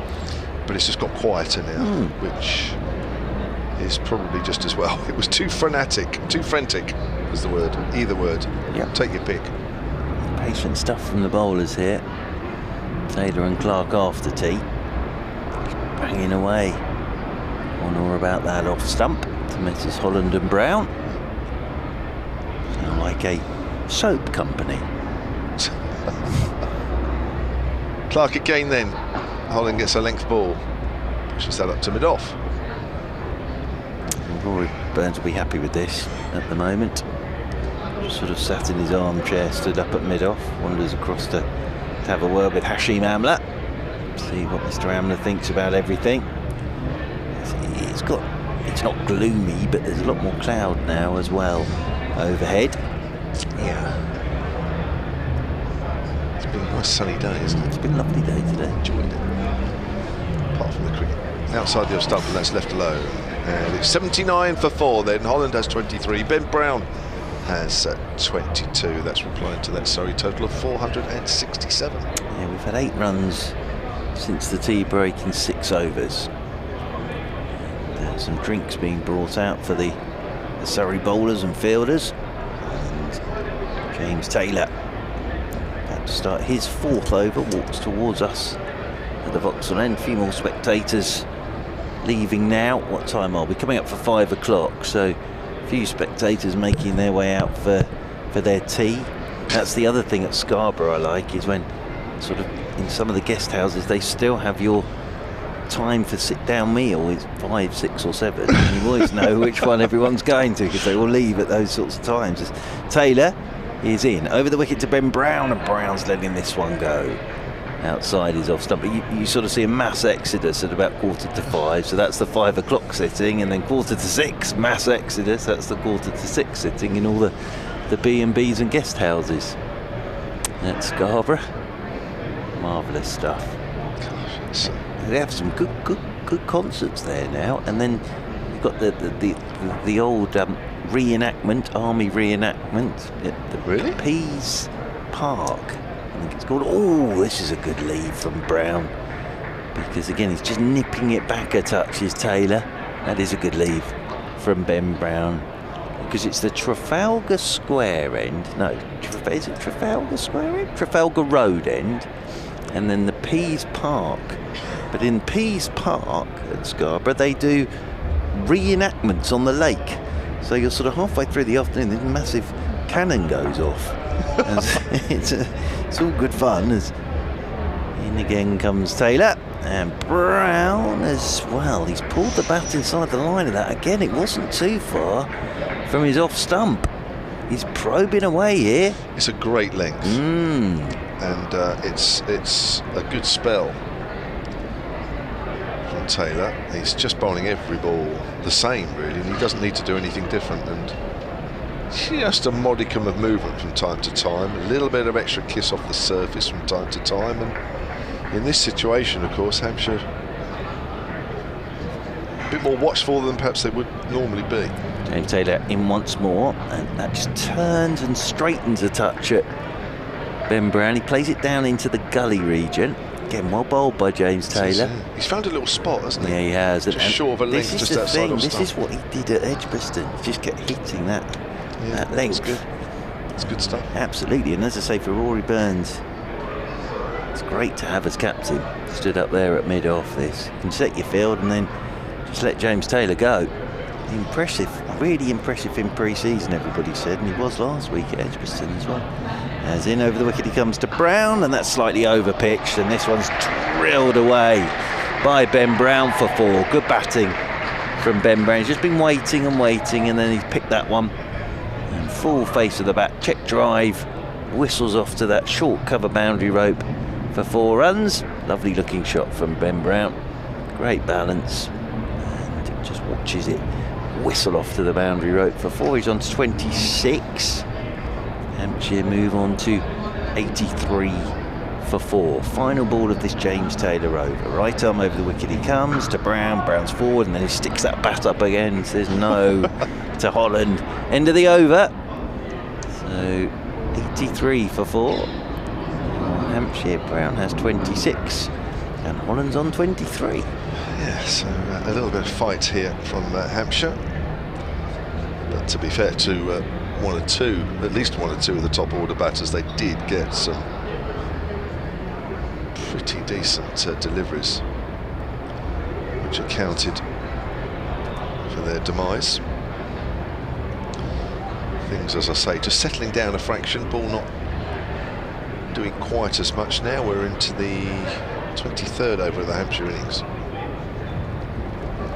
Jordan Clark will continue from that pavilion end. Fine leg being moved a little finer to away to our left. Sunshine coming back out, although not as strong as it has been. A lot more cloud around. More planes around in the sky. Here comes Sir Jordan Clark, length ball driven up to mid-on. Hashim Amla doesn't field it cleanly, but he's in behind it. He's got his jumper back on, although it's a short sleever. His temperature's dropped by a degree or two since tea. So Hashim's got his short sleeve sweater on again. The other thing I always thought with Ian Holland is he's obviously very good at switching on and switching off. There's Clark again, short, well, just wide of off stump. And I think Holland initially was thinking about cutting it, but what does it go by? Powers of concentration. Ian Holland's got his own way of doing things. It needs Amla-esque concentration in this situation. Now you see, in this situation, I wouldn't mind somebody in the Hampshire lineup playing that sort of innings. Yes, you'd like a Ian Holland, I'd enjoy 37 that. Not out. Off 580,000 balls. Here comes... Oh, he's playing a miss in there. He's trying to play off the back foot square and it bounced on him, and fortunately it goes past the outside edge, top of the bat really. But again, we just see that extra bounce from time to time. You've got to pick your shot. And Holland there, guilty of just playing slightly the wrong shot to that delivery. But he survives. Yeah, and they've left that big space between that full slip and backward point down to third man. Clark in again. Length ball, which nips back, hits him high, and he's out. Oh, now I'd love to see that on the live feed. I don't think Ian Holland is particularly enamoured by that decision.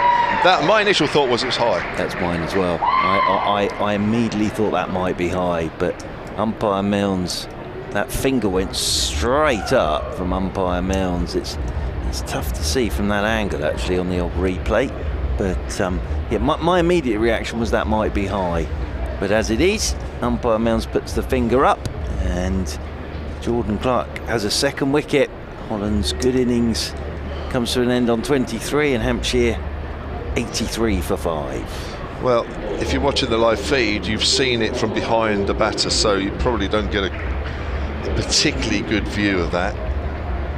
I'm going to hold back for the moment.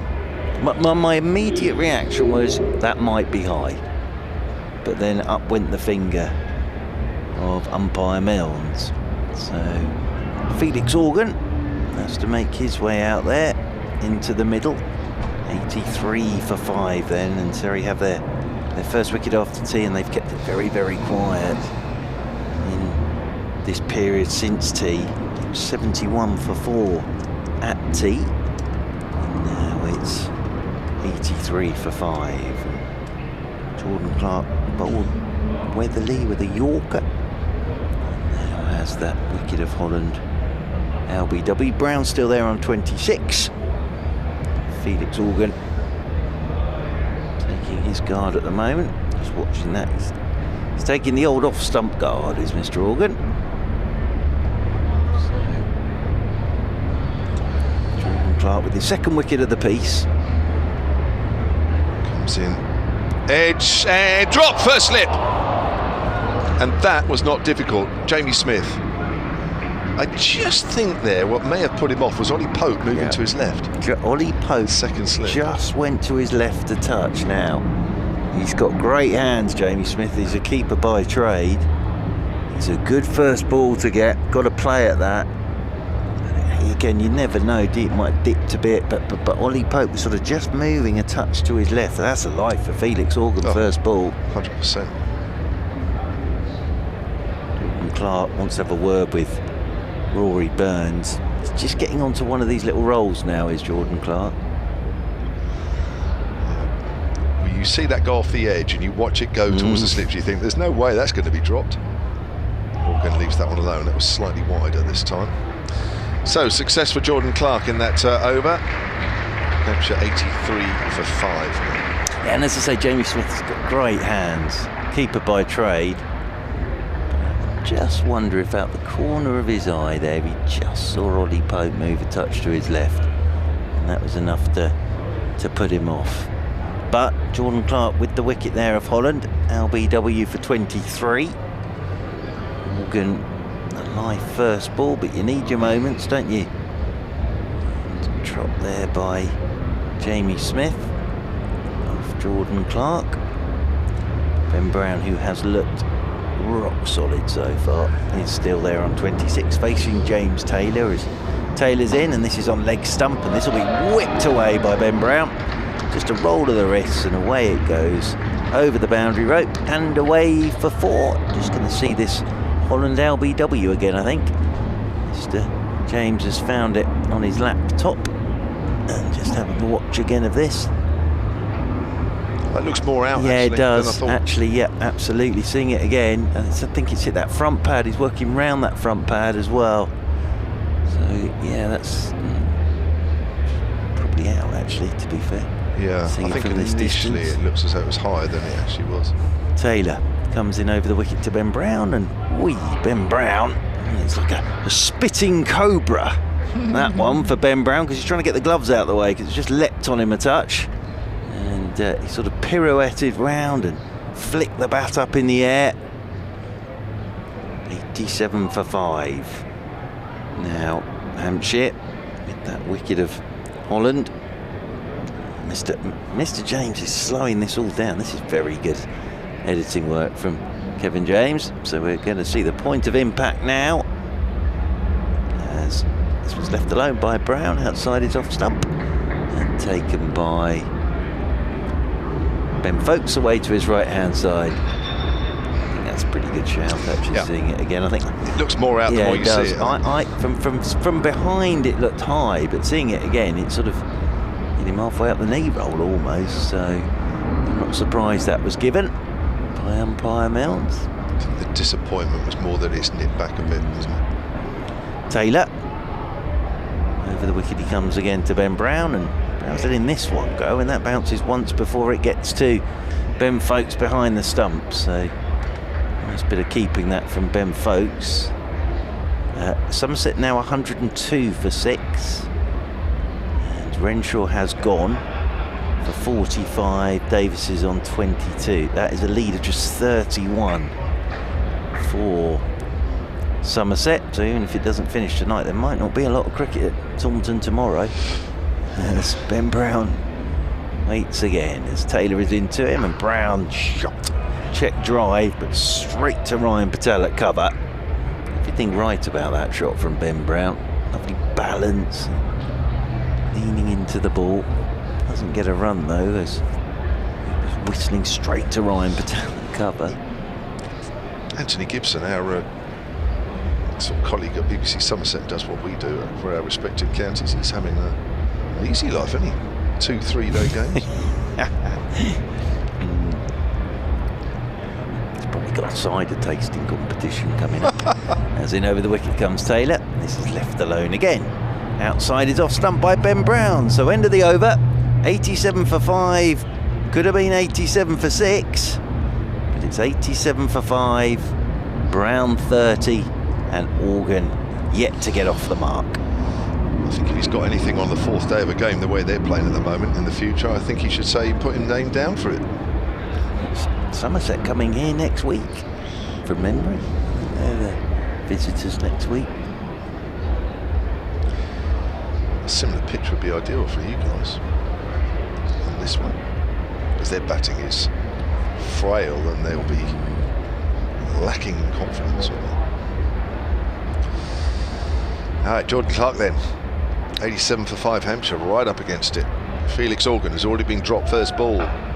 Gets a length ball as the sunshine shines a little brighter as that ball goes out square on the offside. Mentioned earlier, Felix Organ, probably the one Hampshire batter that had scored consistently pre-season. His heart would have been in his mouth with his first delivery. You'd have thought, oh no. And down it went at first slip. Not sure how often Jamie Smith spilled it at first slip. As I say, Rory Burns is not doing that job because he took a bit of a blow to a finger at Edgbaston, so he's staying out of that slip cordon. As I say that, he's running into fourth slip, but he's not in at first slip. And Rory Burns, Jamie Smith doing that job.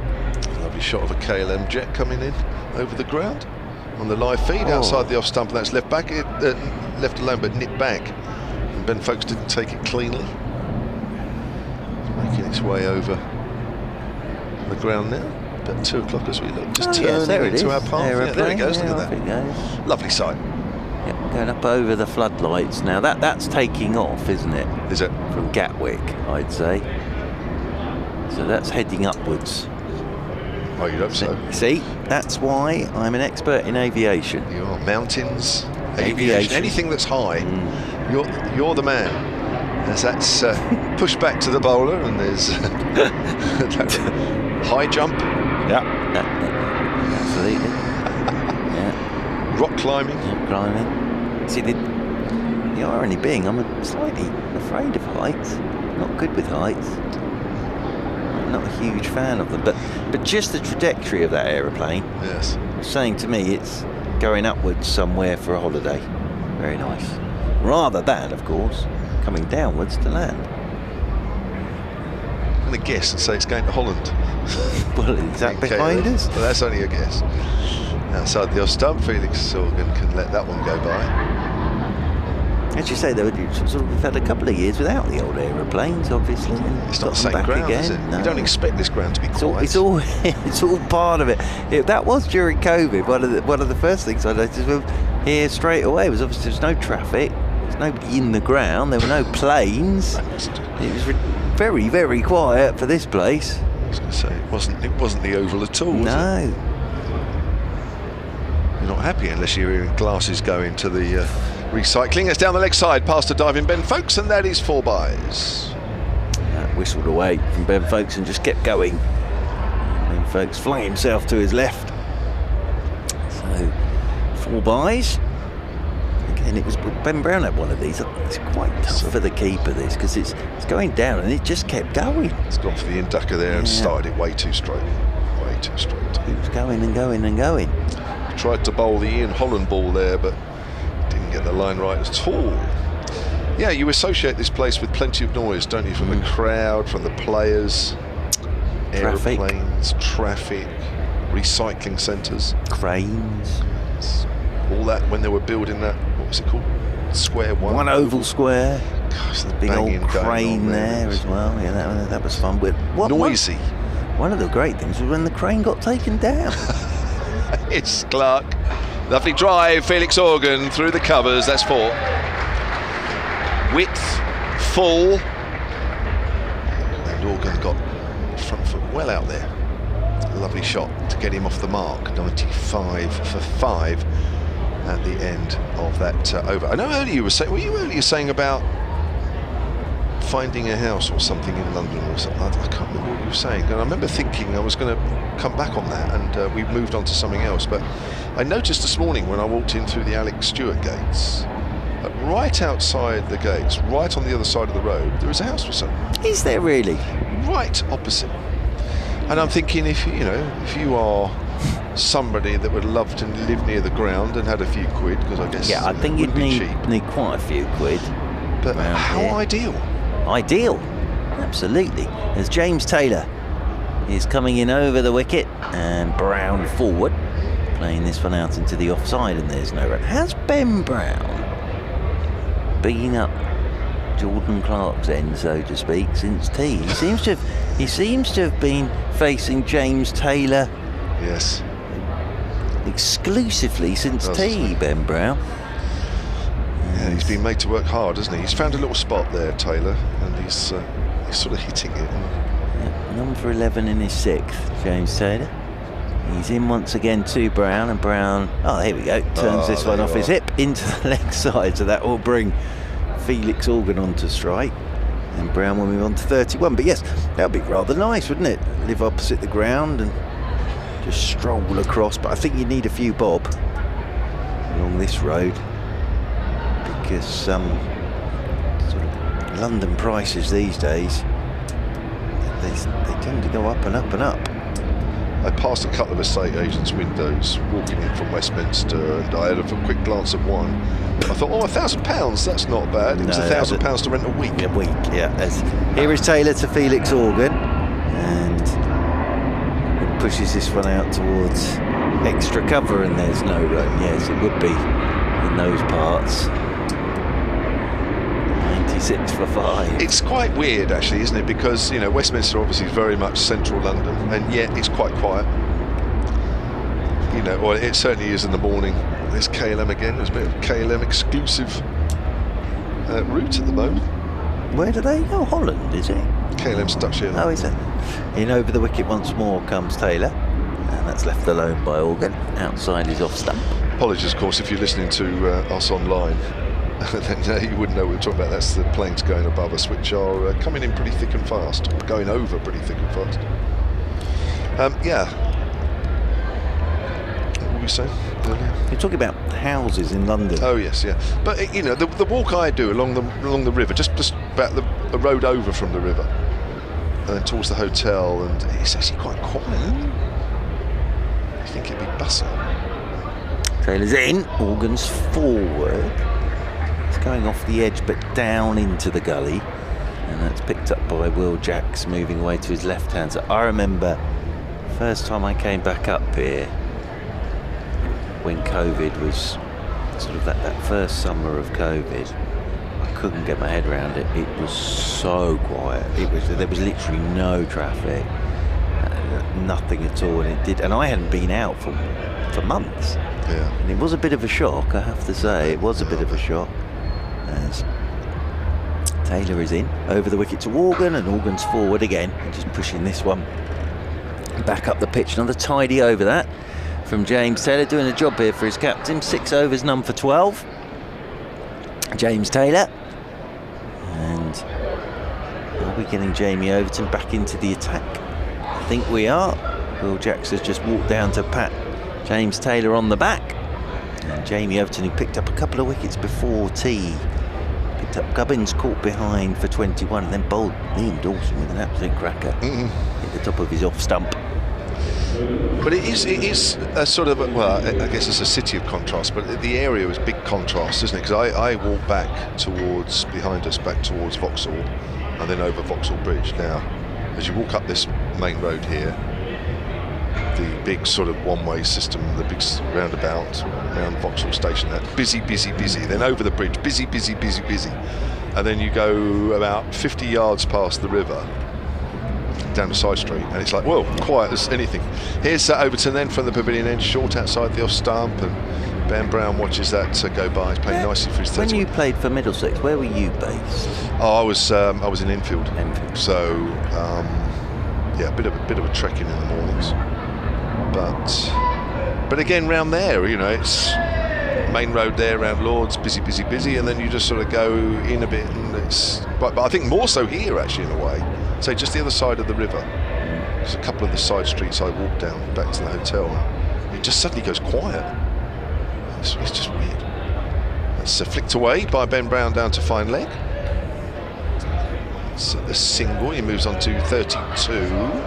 97 for 5 here, Hampshire, trailing for the record by 370. Yeah, as you say, it's a contrast, but obviously with COVID, that even with everybody back, there's still a lot of offices that are empty, or people are coming in for 3 days a week. Yeah. But the trains are busy again. Are they? The underground's busy again, yeah. I must admit, that was the one thing I didn't really want to go on when I came back. I'm still a little bit, put myself too much in the COVID firing line, as that's a length ball which Felix Organ plays back to the bowler. I haven't come back from Barbados a few weeks ago. Gosh, when you got back to the airport, it's like all huddled up into the that tram thing that takes you from Terminal 5, and you think, oh! But I was all right, so touch wood on it. I took a test a few days later and I was all right. So good. 97 for 5, sunshine out again as Overton comes in. It's slightly short, and Organ works that up towards Amler at mid-on. There's a bit more of a breeze now. Now look at the Surrey flag above the. Now here we are. See, me with me aeroplane knowledge. Yeah. Martin says, sorry to correct you, but that flight was inbound to London City from Amsterdam. Yeah, KLM. Yes, yes. The Gatwick takeoff route doesn't take any flights over London. Overton. Morgan gets a leading edge there, goes out square on the offside. He finds the gap. More by good luck than good judgment. They want to, but can't take it. Is that Nico Reefer again? It is, yep. Nico Reefer on the chase. Substitute fielder. So thank you for that, Martin. Yeah, very good. Well, that was quite a big jet to come into London City, wasn't it? But it's coming from Amsterdam. I don't think I've never been to London City Airport, but I wasn't sure the runway was that long to take a jet of that size. But obviously, my aviation knowledge is not that good. Here comes Overton. Short, who's trying to pull that, misses as it goes through to Foakes. Too high to be hooking at that one, especially in this situation, but he gets away with it. And Ben Brown survives. He's on 32. Organ has 5. 98 for 5. Just the 1 wicket since tea. Ian Holland, LBW, to Jordan Clark, a nit backer for 23. Just a reminder, no Kemar Roach for Surrey. Pulled up after the second delivery of his 7th over. Kemar Roach, 1 for 30. So wait to see what the news is on that, but it didn't look great. To be helped off the field of play. Now, Jordan Clark's switching ends. He's going to replace James Taylor. And now come in and have a bowl from the Vauxhall end. 2 for 29 for Jordan Clark. And Felix Organ will be on strike. There's a first slipper, second slipper, fourth slip. Cover point, the cover, mid off, mid on, mid wicket. And then the long leg down in front of the dugout. As Jordan Clark over the wicket, he comes to Organ, and Organ's forward, driving up towards mid-off, and there's Rory Burns to do the fielding. Now, my London City Airport knowledge has just increased massively because the most recent aircraft, this is back in April 21, the most recent aircraft to get certification to operate at London City Airport is the Airbus A220-100. Well, that sounds big. Now, that probably would explain why that big jet was going. As over the wicket once again comes Jordan Clark, and Felix Organ drives. Patel will do the fielding. At cover, and there's no run. The planes I like, not that I've been on a plane for many, many years, but the planes I always like are the ones that have the stairs up to that bubble bit at the top as well. Not that I've ever been allowed up to the bubble bit at the top, but I don't know why, because you're high enough as it is, you're in the air. But for some reason, you sort of want to go up and have a look from there, don't you? It's like at the top of the bus. As Jordan Clark is in over the wicket, and Organ's forward, turns this one off the stumps into the leg side. James Taylor goes scampering across to do the fielding. Organ will pick up a single. He moves on to 6. 99 for 5. I'm still waiting for that day where I get there and they go, no, Mr. Church, left. I'm always going right. What, out the door? Turning me round and, no, Mr. Church, you go back to passport control, please. I'd like to go left on the plane. Always to where? Through that curtain. Oh, right, to like business class and that bit. As in over the wicket once again is Clark, and that just hops a touch on Brown. He plays it with soft hands and diving, tumbling stop from Will Jacks. There's definitely a spot there, isn't there? Just short of a length where there's a bit of extra bounce from time to time. Well, Surrey have been really good since tea, in the fact it's 28 for 1 since tea now. We're into the 13th over since the tea break, so they've kept it very, very tight since tea. It was all pretty frenetic before tea. Jordan Clark in the sun, over the wicket he comes again, and Ben Brown forward he goes, pushes this one away into the offside, and there's no run. I bet you've turned left on the plane, Jay, mate. Well, a lot of the planes I get on now, actually, they're left is like first class, and then you sort of go through. Well, I say most recent ones, I've only been on one flight, obviously probably like most people, hardly any over the last few years, but only once have I ever been upgraded. The rest of the time I'm in the cattle class, don't worry about that. Because you don't want to get off at the other end. As in over the wicket comes Jordan Clark, forward goes Ben Brown, plays this one back up the pitch. Was it a long flight? Because I'd be really annoyed if I got upgraded like for an hour. If it was like 8 or 9, you could settle in. It was, you? yeah. Oh, lovely. It was between Auckland and Houston. Ooh, very nice. Am I right in saying that you get sort of proper plates and sort of it was a long time ago. knives and forks and napkins and things? I think now most of the time you get on a plane, and this certainly was when I did 3 weeks ago, is that you go through this area. I don't know if it's business class or it's just premium economy. I don't know what it is, but it's certainly better than what I see. Where you now sit in these sort of tubes, don't you? And you. Yeah, but it's a little bit like a bed, isn't it? Yeah, it's a bit weird. Very nice. I mean, it looks comfortable, but it looks a bit weird. Depends who you set opposite, I suppose. Yeah. Jamie Overton, organ on the back foot, plays that out just a few yards in front of him, square on the offside. I mean, I always look at it.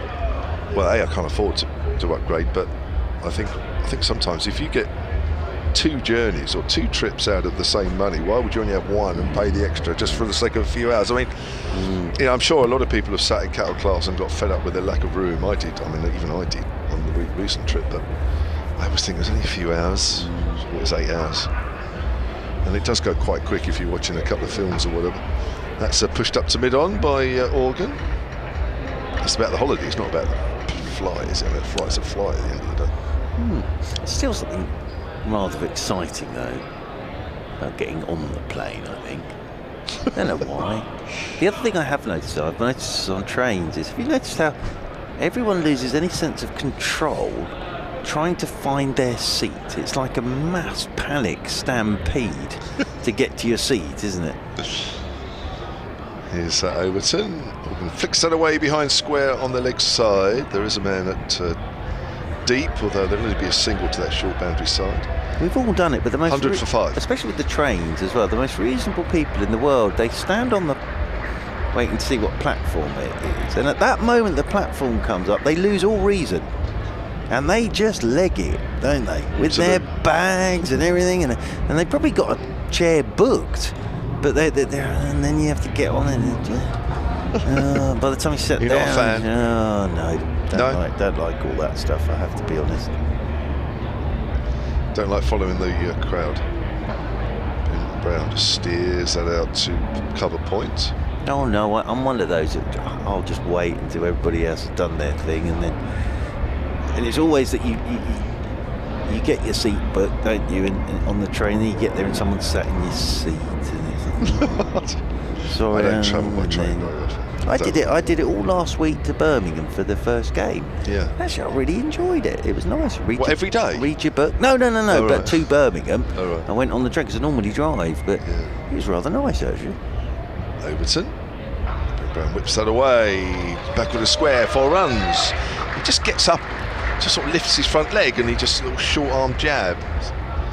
So it goes away for 4, away to our left. 104 for 5, Hampshire, and Ben Brown moves on to 36. He's not the tallest of men, Ben Brown, but yeah, great puller of the ball. Taking that off middle stump. Helped it off his hip. Lovely shot that from Ben Brown. But no, I rather enjoyed the old train. Yeah. You get plug now as well. You can get plug, stick your phone in, charge that up with your laptop, do some work at the table. Wi-Fi good enough? Wi-Fi was good. Yeah. It's Overton again then. Bowles and Fuller this time, and Brown just works that out wide of mid-on, jogs through for a single.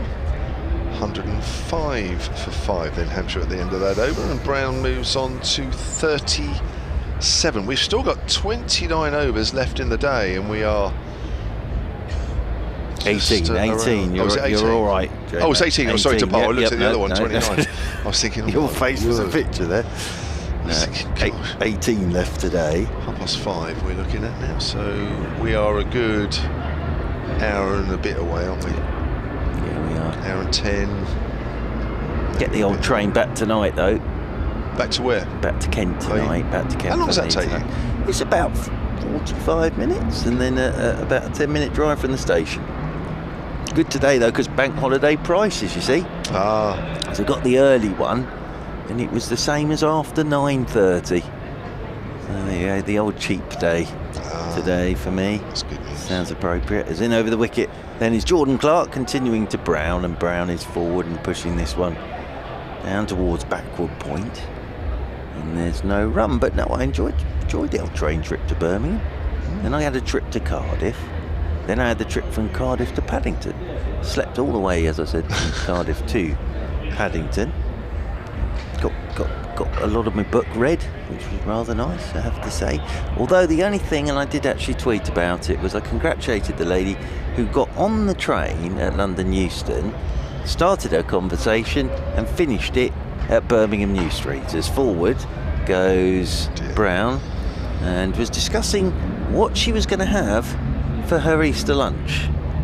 And that took the entire 2.5 hours from London Euston to Birmingham New Street. And there was that awful moment where she lost reception, and I thought, oh, thank goodness, excellent. And then she rang them back and said, oh, sorry, just went through a tunnel, but I'm back now. And so yes, that was a good effort. You didn't have the earphones with you then? No, I didn't have earphones with me. But if I had, I'd have offered them to her. As in over the wicket once more comes Jordan Clark forward, goes Ben Brown, plays this one out into the offside, and there's no run. But then I'm not a modern man, JMO. I'm not a modern man. Well, on the contrary, I think you are. No, I don't think I am. I look at you as an example of that.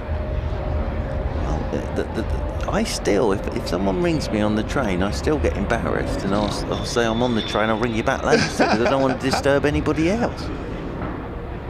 Lovely evening out, sun's out as Clark is into Brown. Oh, Brown looking just to work onto the leg side, hits the pad. He sort of ended up standing up straight playing that to Ben Brown. Just nipped at him a touch, I think. And they'll pick up a leg bite. So 23 added, just a reminder if you're coming in to join us that the wicket to go after tea was that of Ian Holland, and then Felix Organ was dropped first ball by Jamie Smith. That first slip off this man Jordan Clark. So Organ's now been out there for 21 deliveries for 7. Jordan Clark chatting away to his captain Rory Burns, stood up there to his left at mid-off. Do they think of changing the field? No, I think they'll keep it as it is. As Jordan Clark is over the wicket, and that's a good leave by Felix Organ. Outside is off stump. Good pace from Jordan Clark again. Oh, I don't think that's like this morning where all the wine bottles were being dispersed. I think that someone's just dropped a bottle down below us. It's my old microphone, the old effects one. I've had her for about 15 years, and still doing a terrific job. Yeah. Seen better days, I think it's fair to say, but still picks up all the stuff you need. Waiting once more is Felix Organ, and Clark's into him, and Organ's forward. That's the length. And he's playing that one up towards Hashi Mamla at mid-on, so keeping it pretty tight at the moment, Surrey. And 17:35 on the scoreboard in the old 24-hour clock. Mr. James has got his binoculars out now. It's 106 for 5 and 17 overs remaining in the day. I just noticed Jimmy Adams walking around the ground to our left and just shook hands with somebody in the crowd. So I was trying to work out who that is. I can't, actually. Might be Colin. No, it's not Colin. No, it's not Colin. I recognise Colin, but it's not him. So 106 for 5 here. Hampshire, they've lost 1 wicket since Ian Holland, and batting looks a fraction easier than it did earlier on. Hampshire still trail by 361. Here's Jamie Overton. Again, there's that little short arm pull that's gone for 4. Doesn't need much on that leg side. Too short from Jamie Overton. And Brown moves on to 41. Just helping that. This is not. Simon's been in touch on Twitter at Back and Across at Solent Sport. This to me though, not to you, Kevin Jones. No. Just turned on my telly after a busy day at work. Next time you fly out of Heathrow, give me a shout. And subject to the seat being available, I'll have a word with the crew for you, and I'll help you turn left. Really? Simon, thank you, sir. There you are. Now, the chances of me ever flying out of Heathrow are very slim. Really? Yes, but Oh, there you are, you see. There's an offer. Overton. Brown on the back foot, cracks that to backward point where it's fielded by Jordan Clark. That was uppish. That was uppish from Ben Brown. Well, all I can say to you there, Simon, is thank you very much, sir. That is a lovely offer. Cheers. If Simon was going as well, he could sit next to me and I could tell him all about Hashim Amla's 37 not out of 200 and whatever deliveries, you see. As long as he wasn't flying the plane, we'd be fine. He'd be asleep after about 5 minutes. Foolish. Ben Brown works that out into the covers. 8-hour flight, that would just about cover it, wouldn't it? Ball by ball account of his innings of last year at the Ageas. First ball of the day, let go.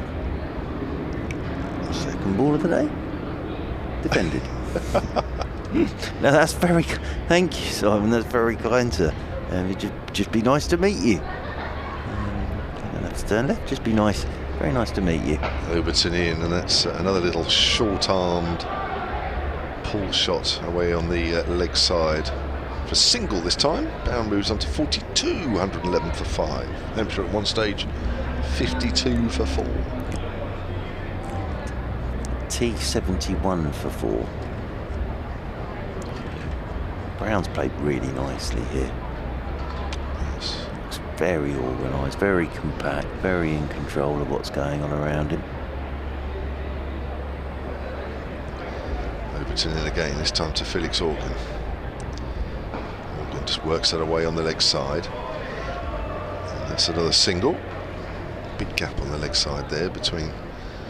Well, Amla's the only one on the leg side saving one, and that would be debatable. Organ moves on to 8. 112 for 5 now. Hampshire, it's quiet, and that's what Hampshire want. Yep. Quieten the game down. Nothing too alarming. Quite a few people are still sitting on the left-hand side of the ground. That's what's in the sun. The right-hand side is in shade. Not so many. Short, and that's pulled away by Brown. That'll be 4 more. And I think he can play that shot. He certainly had ample opportunity to in the last few overs. 46 he moves on to, 116 for 5. Yeah, Jamie Overton knows that's too short. And nicely put away again. It just stands up. That front knee goes up in the air and just helps it on its way. It's a nice shot from Ben Brown. End of the over, 116 for 5. Overton with a couple of wickets today. Jordan Clark having a chat with his captain, Rory Burns, about tactics here to Felix Organ on 8. Still batting to come for Hampshire. As Organ waits with that bat raise as Jordan Clark is into him, and that's left alone. Outside his off stump. It's off towards square leg. I still, even on the flight, it's pathetic, isn't it? But I still get excited when they bring the lunch round or the dinner. And they give you a choice. It's either chicken or fish normally, isn't it? It's always a chicken and something. Yeah, nice. Yeah, you get a roll, don't you? A roll. A bit of cheese. Yeah. Some butter. Salad. Over the wicket once again comes Jordan Clark. It's left alone again outside the off stump by Felix Organ. He wanders off towards square leg.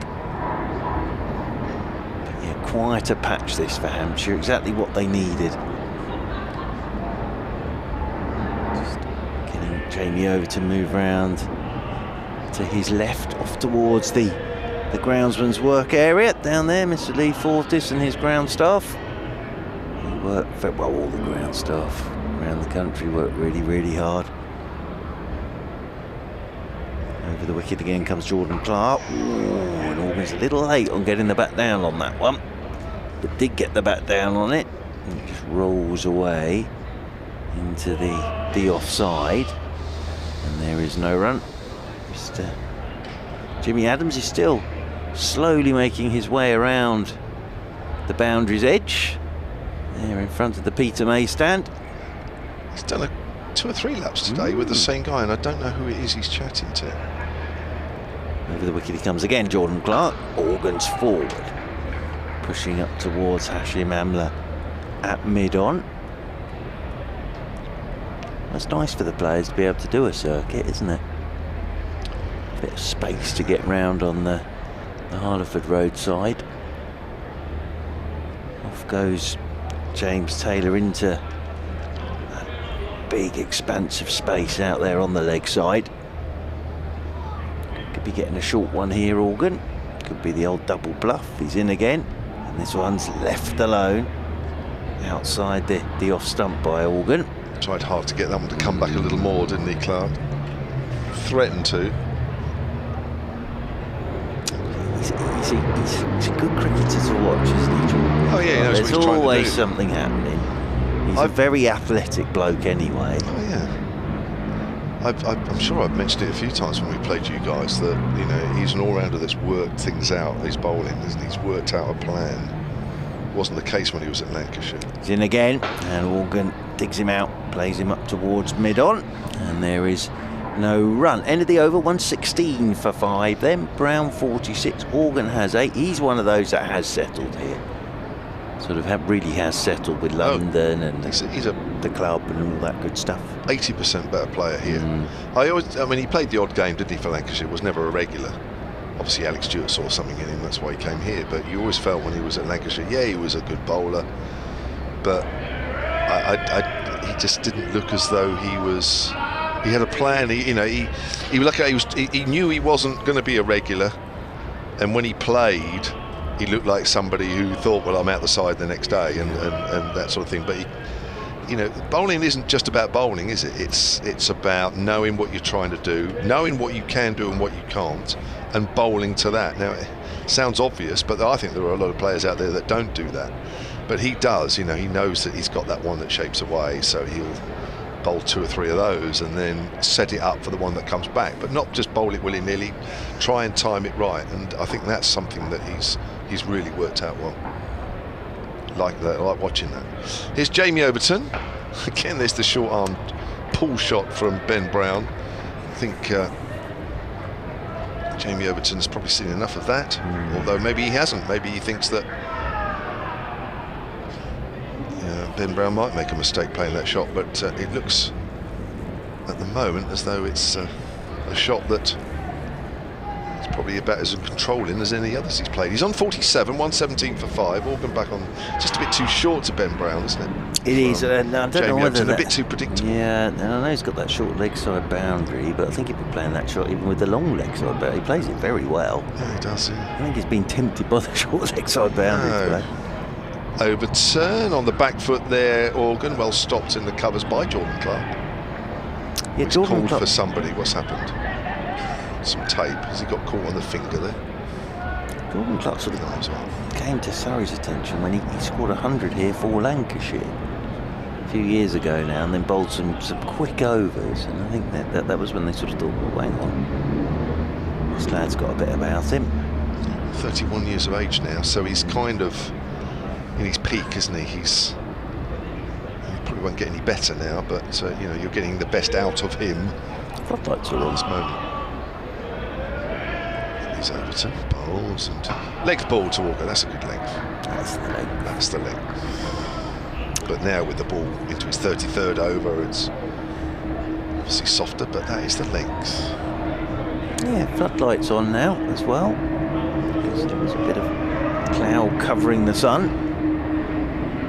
Don't think the umpires will get twitchy just yet. Natural light and artificial light. Overton again then. Certainly see the shadows, can't you, as that's hit out into the covers again. See the shadows from the players, can't you? Yeah, we can. That's why I just mentioned that old natural light, artificial light thing, because we've got blue sky away to our left, but obviously we've got all this cloud now that's cutting out the sun. So never know, the umpires might get a little twitchy with it at some point soon. Here's Overton. giving it everything as he always does. That's on the line of leg stump, and that's worked through mid-wicket by Felix Organ, but there'll only be a single. Again, it's gone quite near the boundary rope, but as we've said many times, it is a short boundary to that left-hand side. 118 for 5. I've got to do an update in about 2 minutes, if that's all right. Of course, absolutely. And someone's had a good day. Yeah, it's good. Some of the great hymns. Here he is again, Overton. That's Fuller this time, and it's driven but not timed by Ben Brown out towards Rory Burns at a wide mid-off position. End of the over. We've got 14 to do tonight. Hampshire 118 for 5, replying to that Surrey total of 467. Yep. And just having a look. Is Will Jacks coming in for a bit of a go? Yep, he is. So we're going to get some off spin into the attack now in the shape of Will Jacks, who made 72 today with the bat. But yes, you can hear the local choir are in now, just going through their Easter renditions at the moment. It seems to only have a couple of words to it, but being beautifully sung. I haven't heard too many of that in church, but well, Will Jacks, who had to come in and finish that over from Kemar Roach when poor old Kemar Roach had to hobble off. So he's got these strange old figures of 0.4 overs at the moment, as Will Jacks, because he completed Kemar Roach's over, but bowled a lot of overs at Edgbaston last week with his off breaks. Will Jacks 36.5 overs, 7 maidens, 1 for 93. Will Jacks, I personally think he's better than a part-time off spinner. I think he's an off spinner now. He's Will Jacks, still a bit of a work in progress with the ball, but he gives it a proper old rip. He really does. So Jacks will be coming into Felix Organ on 9. Jacks is in. That's a bit too short, bit of a loosener that. And pushed away by Felix Organ into the offside. He'll take a single. Kevin James is nipping next door. Doing his update for BBC Radio Solent. Jacks is in, tosses this one up, and Brown is driving out to the sweeper on the cover rope. James Taylor out there, so they'll just take one more to the total. Ryan Patel's getting warmed up as well, so might get a bit of swing bowling from Ryan Patel. As Jacks is over the wicket, and forward goes Organ, plays this late. It goes off a thickish edge, sort of bustles off down towards third man the ball, and off goes Hashim Amla in hot pursuit. He'll pick up a couple. That'll be 2 more to the total, 2 more to Felix Organ. He moves on to 12, and Hampshire move on to 122 for 5. Here comes Jacks again. Forward goes Organ. There's this one back up the pitch. Jacks does the fielding off his own bowling. Jacks in again, gives this one a bit more air. He's got a nice action. Will Jacks is a tall lad anyway, so he does give it a genuine rip. Organ drop first ball. Now on to 12 as Jacks is into him, and Organ's driving up towards Nico Reefer.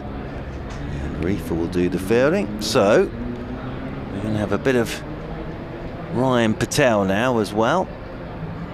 Whether this has got anything to do with the light, because as we were saying, we're seeing the star shadows of the players from the floodlights now. So we've got off spin from one end, and then we're going to have the medium pace of Ryan Patel from the other. I've got absolutely no idea what's causing the screaming down to our right hand side. So it's going to be Ryan Patel into the attack. So Ryan Patel into the attack from that pavilion end. And we have got 13 overs remaining in the day's play today.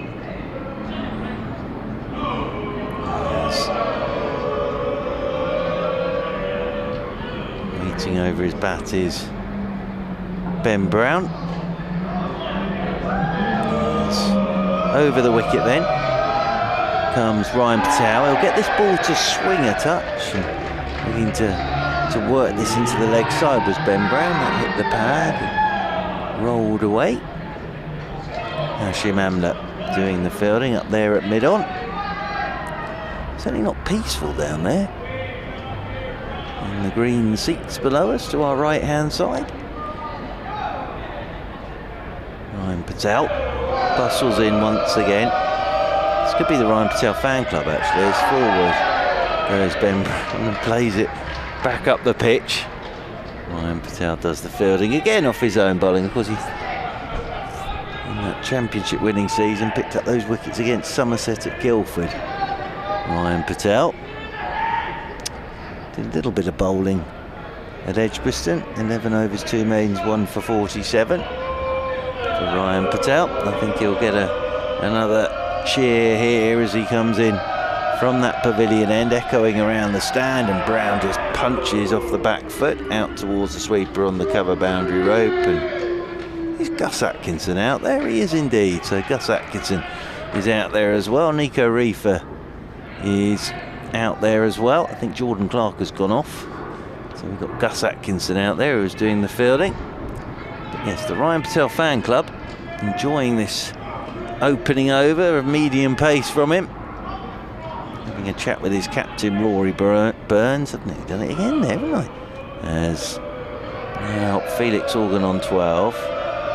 Over the wicket comes Ryan Patel to him, and Organ's forward and pushing this one away into the offside. Jamie Overton doing the fielding. Kevin James is back, and I think that is, yes, in that corner is the Ryan Patel fan club. Yes. They're very excited that our Patel's bowling from the pavilion end. Still trail by 344 here, Hampshire. As final ball of this Patel's first over to Organ, and Organ looks for the on drive, and it comes off the toe end of his bat. I can't count up to 6 because there's still a ball to go. Jordan Clark is getting ready to come back on. So yes, Gus Atkinson is stood out there sweeping on the cover rope. Ben Foakes having a bit of a stretch behind the stumps. A couple of helmets behind him, of course, for Will Jacks's off spin. As here is Patel, and Organ's forward and pushes this one up towards mid-off. Tidy first over from Ryan Patel, just a single off it. End of the over, 12 to go tonight. 123 for 5. I was wondering, yes, I know Kemar Roach is off the field of play, but also I was wondering if we're getting a bit of Patel and a bit of Jacks because of the light as well. Maybe. Yeah. Maybe. Ryan Patel doesn't bowl lows, does he? I noticed No. he didn't get any championship wickets at all last year, although to be fair, it wasn't that many overs he bowled. It was that 2018 season and his little spell at Guildford against Somerset. Yeah. And I think it was a record, quickest at the start of any spell, quickest ever to 5 wickets. It's 11 balls. All right. He just wobbled it, and they kept nicking off. So, yeah, that's that golden arm, mate. Yeah, it was. It was genuinely golden arm time. So here's Jacks with his off spin. Forward is Ben Brown out on the onside. These two have put on 40 now for the 6th wicket, which is the highest partnership of the innings so far. Needs to be about 140 before Hampshire can start to... Oh, he's bowled! Driving! He's played down the wrong line, or maybe yorked himself, but Ben Brown has gone. Just flighted and tossed up there by Will Jacks, and that's a surprise. Brown's gone for 49. He does spin it. He does give it a rip. And this has hit his leg stump. He's tossed it up, looked to drive that, turned and hit the leg stump. That has been the proper turn from Will Jacks. As I say, does give it a genuine rip. And that one he's driven, it's beaten the inside edge of the bat and hit the leg stump. So it's a nice bit of bowling from Will Jacks. And that's a good delivery to get rid of Ben Brown, because he was looking very good, but just threw it up there. It's a nice bit of bowling, just threw it up there just above his eye line, went for the drive, spun back, beat the inside edge and hit the leg stump. Yeah, it wasn't quite there to drive, was it? Not quite. It invited the drive, and Ben Brown accepted it, but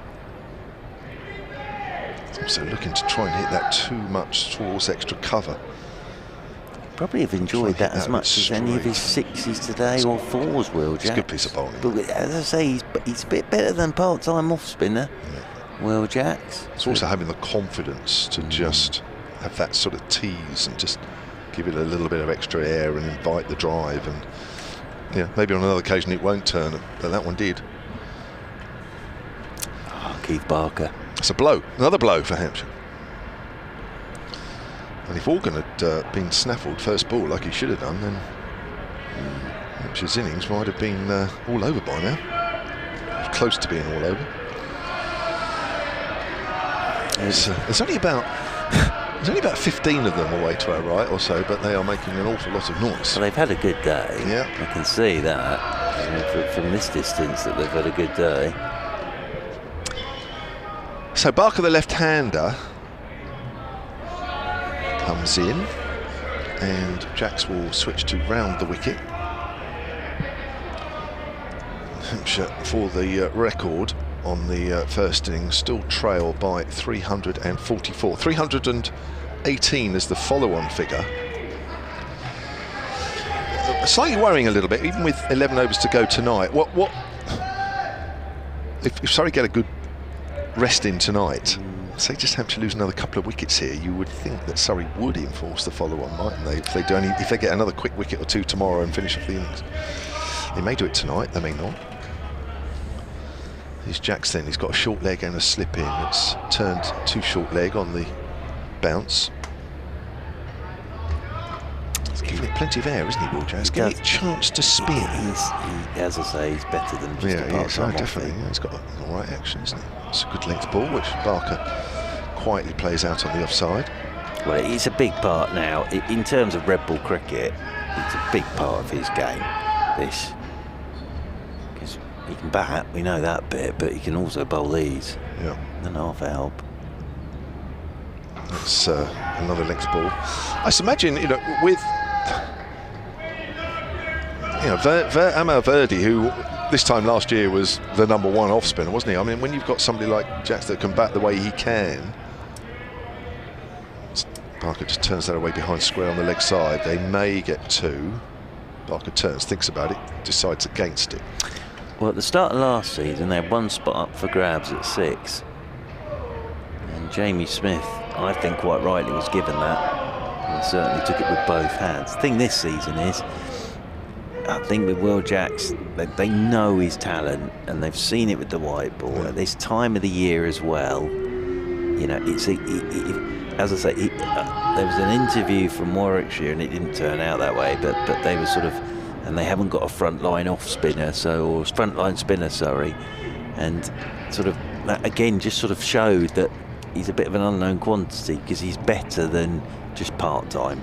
Is Will Jacks. So it's at this time of the year, it's a great bloke to have, because Verdi and Moriarty will come into it at some point this season, but you can also, Will Jacks will still be there, and he can bowl you some really good overs of off spin. So hugely talented boy, Will Jacks. But it's still early days as regards his bowling. I mean, he's still only taken 6 first-class wickets, so I mean, it's very, and they're at 70 apiece. So I think we are, maybe getting slightly work in progress, but I think at this time of the season, what I'm saying is, he got 11 overs out of him at Edgbaston. He's going to get some overs out of him today, and he's picked up a wicket. It's handy. Jordan Clark from the pavilion end, and that's short. And Keith Barker is ducking that, so umpires must think the light's all right, because they've turned it around with Jordan Clark now coming in from the pavilion end, and he's banged that one in there at Keith Barker. But yes, I think it's a big part of the game for Will Jacks. Get low on him as well, didn't he? He had to get low down. It's a good bouncer, though. Charges in once more, comes in over the wicket to Barker, and Barker checks this one down the ground. He picked up his first-class wicket in the game against Gloucestershire here last year. Will Jacks, so very much the work in progress, but I think it also gets him into the team. bat at 7 and bowl you a few overs of off spin. Ideal, really. And we saw what he's like with the bat today. 72 he made. Now that wicket of Ben Brown as Jordan Clark is in, and Barker takes this off the stumps and works it down towards fine leg. That'll whistle away down to the boundary rope for 4. Keith Barker, as previous against Surrey, mainly in a Warwickshire shirt with the bat. I remember seeing him get a couple of hundreds against Surrey, but good player. He's taking that off around about middle, but full face of the bat on it, and down to the fine leg boundary rope for 4, and it's 128 for 6. Won't be a very long day tomorrow at Taunton, in the fact that Somerset are 143 for 9, so that's a lead of 72 against Essex. Over the wicket comes Jordan Clark to Barker, who's driving uppishly through the covers and away for 4. So Keith Barker, positive shot there from him, in the air but right in the gap, and whistles off to the cover boundary rope for 4. Barker's on to 9, and Hampshire move on to 132 for 6. Nice positivity. Well, again, he's a good fella to have coming in at 8. Keith Barker. Not sure how he got on with the bat last week, but can bat as Jordan Clark is into him. That's short. He's gone after this. The uppercut, that's gone past the edge. God dear, he was looking to, well, put that out the ground. There was Keith Barker. Really did lean back and go after that, didn't he? Yeah, if it's there, he's going to go, isn't he? 18 he got last week. I think averages around near 30, does he? 28 career in first class cricket. Chat between Rory Burns and Jordan Clark. They're going to post Nico Reefer out onto the cover boundary now. So Nico Reefer goes out to that cover boundary. Still trailing by 335, Hampshire. Just waiting for the field to settle. There's Keith Barker, quite rightly, and then he's ready now as Jordan Clark comes round the wicket to him, and Barker lets this one go wide outside his off stump. End of the over. So we've got 10 to go tonight. Barker 9, Organ 12, and 132 for 6, Hampshire. I'm talking of Barker's average last season. He averaged 27, so he's pretty much true to type career-wise. Harry Jones has emailed silentcricket@gmail.com, says, I've just arrived in Derby after a near 5-hour drive from Epsom to watch my beloved Fulham play. Thanks for keeping me company throughout the journey. They're obviously up there. Hoping Hampshire continue this fight back. That may just have been, actually, yes, before Ben Brown's dismissal. As I will be at the Oval tomorrow. Hope Kemar Roach recovers soon. That's from Harry, a Surrey fan, currently a long way from home, he says. Here's the off spin of Jack's length ball to Organ. Quietly plays that back on the onside. Yeah, that's a long old drive to Derby. I think I'm right in saying, with my footballing knowledge, if the mixture and the ingredients go right tonight, it's played out on the onside again by Organ. Fulham can get promoted to the Premier League. Right. I think I'm right in saying as well, if all the ingredients and fixtures come out the oven in the right way, Derby could get relegated tonight.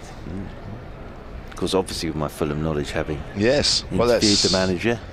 It's impressive off the top of your head as Jack's bowls 2 men now short, and hits Organ on the pad as he comes forward. It's well forward though. So there is a leg slip in, and there is a short leg, and there is a slip for Will Jacks, who's it's nice to see a spinner giving it a bit of air and giving the ball a chance to turn. Comes in again, and Organ gets right to the pad. Is there an inside edge? Yes, he has caught it short leg. Well bowled, Will Jacks.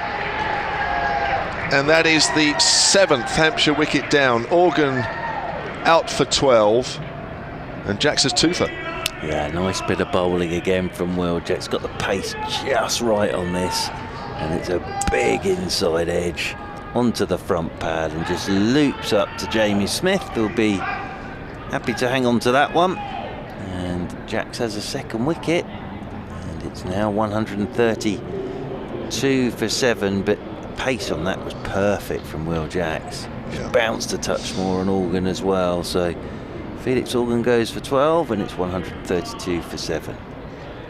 Yeah, it's difficult for the batters because ideally they'd want to come down the wicket a little bit and sort of get to the pitch of the ball. But in this situation, you know, if you're Felix Organ is a proper batter, even though he's coming in at number 7. He has opened, as we mentioned earlier on in the day, has opened the batting on a number of occasions for Hampshire, especially back in 2019, and looks to play sort of properly. But when you've got the spinner giving it that extra bit of loop, you know, and that extra lack of pace in a way, it makes it difficult when you've got 2 men around the bat, and it's putting pressure on Hampshire even more now.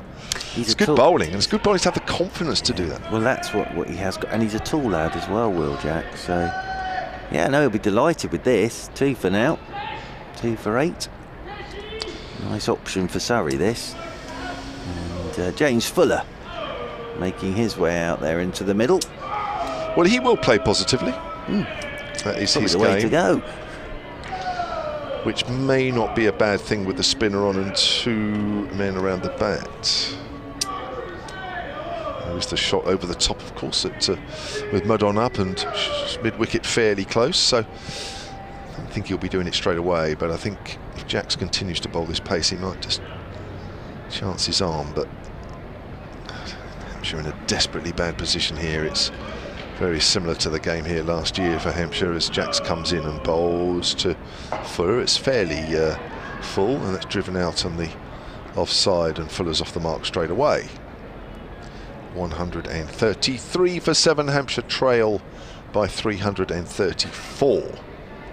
9 overs left in the day's play after this next delivery. 10 past 6 just about here, showing on the scoreboard clock. Maybe about 20 to 7, aren't we, if we get the whole lot in? But it's a little bit more gloomy, but there is quite a bit of blue sky above us, which is holding the gloomier clouds to our right at bay. Foolish to Barker, who drives it back to the bowler. Will Jacks, 2 for 9, I make it. Yeah. Not bad. 4, no, absolutely. And it was 2 lovely bits of bowling from him. Ben Brown just overreaching on the drive, and it's spinning back and hitting the leg stump, and then that one, Felix Organ, just pushed forward, hit the glove, and looped into Jamie Smith's hands at short leg. 133 for 7, so Fuller will be on strike here to Jordan Clark. A couple of slips in the gully. So yeah, 72 with the bat as well today. Will Jacks was the last one to go, but to get that scoreboard ticking as over the wicket comes Jordan Clark to James Fuller, and Fuller will just tuck this off his hip. Jordan Clark looks disgusted, and that's whistled off down to the boundary rope for 4 runs. So James Fuller moves on to 5. Hampshire move on to 137 for 7. Kyle Abbott can bat. Mohammed Abbas, not so. But we'll wait to see. Still a way to go before those gentlemen. As in over the wicket again comes Jordan Clark. Oop, that's hopped on Fuller. He's done pretty well to keep that down as Fuller, but that did really hop on him. And that has rolled down towards Jamie Overton. A backward point, and there's no run.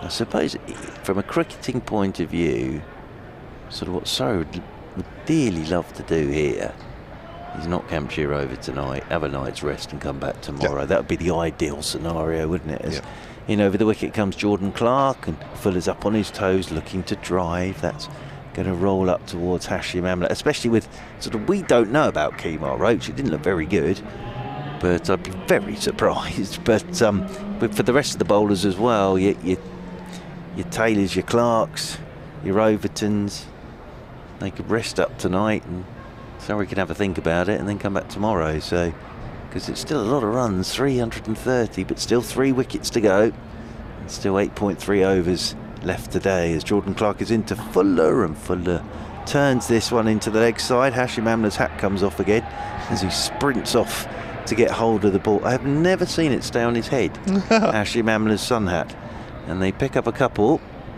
2 more to the total. And I don't know whether they only do it in one size, because a smaller size might be. He's some string, doesn't he? Might be. Oh yes, of course, yes. There's Fuller on 7. Jordan Clark is into him. Oh, beats the inside edge. It's a nice bit of bowling. Fuller just pushing forward, looking to be positive, and that one just nips back and beats the inside edge of the bat. Taken by a tumbling Ben Foakes, low down to his left. So things still happening out there. 8.1 overs to go today. The Ryan Patel fan club still in good voice. I think they're fans of anybody who's bowling, actually. As Jordan Clark is in over the wicket to Fuller, who's driving on the up towards Rory Burns, who's doing the fielding up there at mid-off end of the over. James Fuller is on 7, Barker has 9, and Hampshire here on BBC Radio London, BBC Radio Solent on the second evening in reply to Surrey's 467, a 139 for 7. Well, at the moment you wouldn't rule out a 3-day finish here. The umpires are having a chat, presumably about the light. You'd have thought so, yeah. Maybe, although they're not making a real conscious effort to judge it. Maybe they're talking about something else. Where they're going for tea this evening. Be busy for them tonight. Friday, Good Friday. Will it? London. You'll be alright, Jamie. Where I'm going, it won't be busy. If you're anything like me at the moment, it's a My local hotel petrol room. station on the way back. That's right, yeah. Local convenience store. New over from Jacks. That's played back to him by Barker. He's got a short leg. The right-handers have 2 men in close on the leg side. Barker just has the one, being a left-hander. As Jacks is round the wicket, runs away from us. Barker prods forward. Behind square on the offside. There are 7 overs to do after this over. I had a very naughty night this week. Oh, did you? Packet of chocolate biscuits and a sandwich. It's lying on my bed. There's Jacks again, gives it a bit of flight, and Barker smothers it back to the bowler. Did you? A whole pack of biscuits? No, I didn't eat the whole pack, but I had a bit of a dive into the pack. There's Jacks bowls.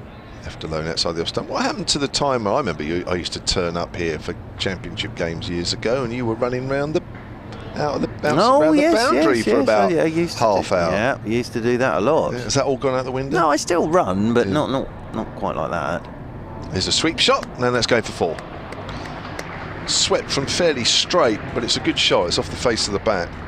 Barker moves on to 13, 143 for 7. Yeah, nice bit of batting that from Keith Barker, with Jacks coming round the wicket to him. Anything on the stumps, he's pretty confident with that. He's taking that from about off stump, I reckon. He's getting that front leg down there and then just paddling it for 4 on the angle, and he gets a almost vicious punch of the gloves there with James Fuller.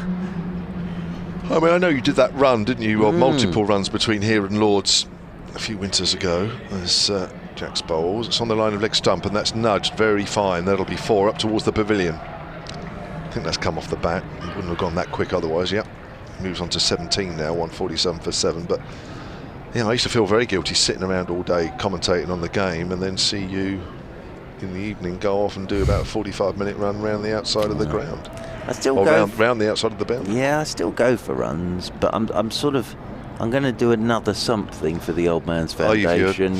But I haven't quite decided what yet. But it's also actually, I'll be honest with you, that it's been a pretty busy winter, and sort of commuting up and down again. Does sort of take 3 or 4 hours out the day, you find. But no, definitely think of something at some point to do again. But I am partial to the odd chocolate biscuit, I must admit. Well, you can James. If you're running. I don't think that's a problem, is it? It's not a problem anyway, but if you're running. Jordan Clark coming in over the wicket to James Fuller, and that's nipping back at Fuller, playing that one down into the leg side. He'll take the single. There'll be 1 more to the total. 148 for 7. Barker comes back onto strike on 17. Yeah, I just wonder if they were possibly discussing the light there, the umpires, because again, even though we've got a huge patch of blue sky away to our left, we are now covered in cloud, and the floodlights are really, again, just taking hold out there. And that's when they always get a bit twitchy, the umps, as Jordan Clark is round the wicket again to Keith Barker, and Barker just opens the face and he's flashing this one down to third man for 4. Good hand this from Barker at the moment. He moves on to 21. That's the 150 up for Hampshire, 152 for 7 Hampshire. It's been a struggle. He's gone for the bouncer there, Jordan Clark, put everything into it, and it just hasn't bounced on at all. Not got up anywhere near where Clark was hoping. So I think Somerset are all out. Yes, they are. Somerset all out for 154, so it means Essex need 84 to win. As round the wicket comes Jordan Clark. This one's left alone outside the off stump. There's still a bit of time to go today. There'll be a bit of cricket tonight at Taunton, and then that one will be done either way by lunchtime tomorrow. Gosh, they lost. It wasn't even the middle of the afternoon on the third day against us last week, and here they are, probably going to lose by what, lunchtime, before lunchtime tomorrow on the third day. Unless, I suppose, Craig Overton does 8 for 15 or something like that.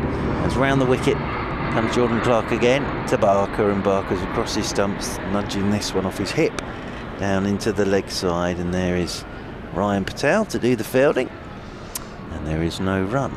I'm sorry, me another chat. Yeah, I think this will be the light, definitely, because look, he's pointing at his own shadow at the moment. It's that stars. So if you're watching on the live stream, you can see the stars of the umpires at their own feet and the stars of the players, and it's because the artificial light is taken over from the natural light.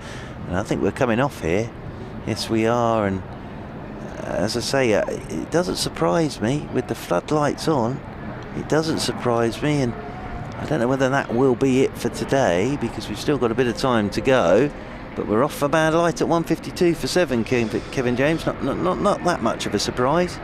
No, it's not, but I haven't seen a light meter used.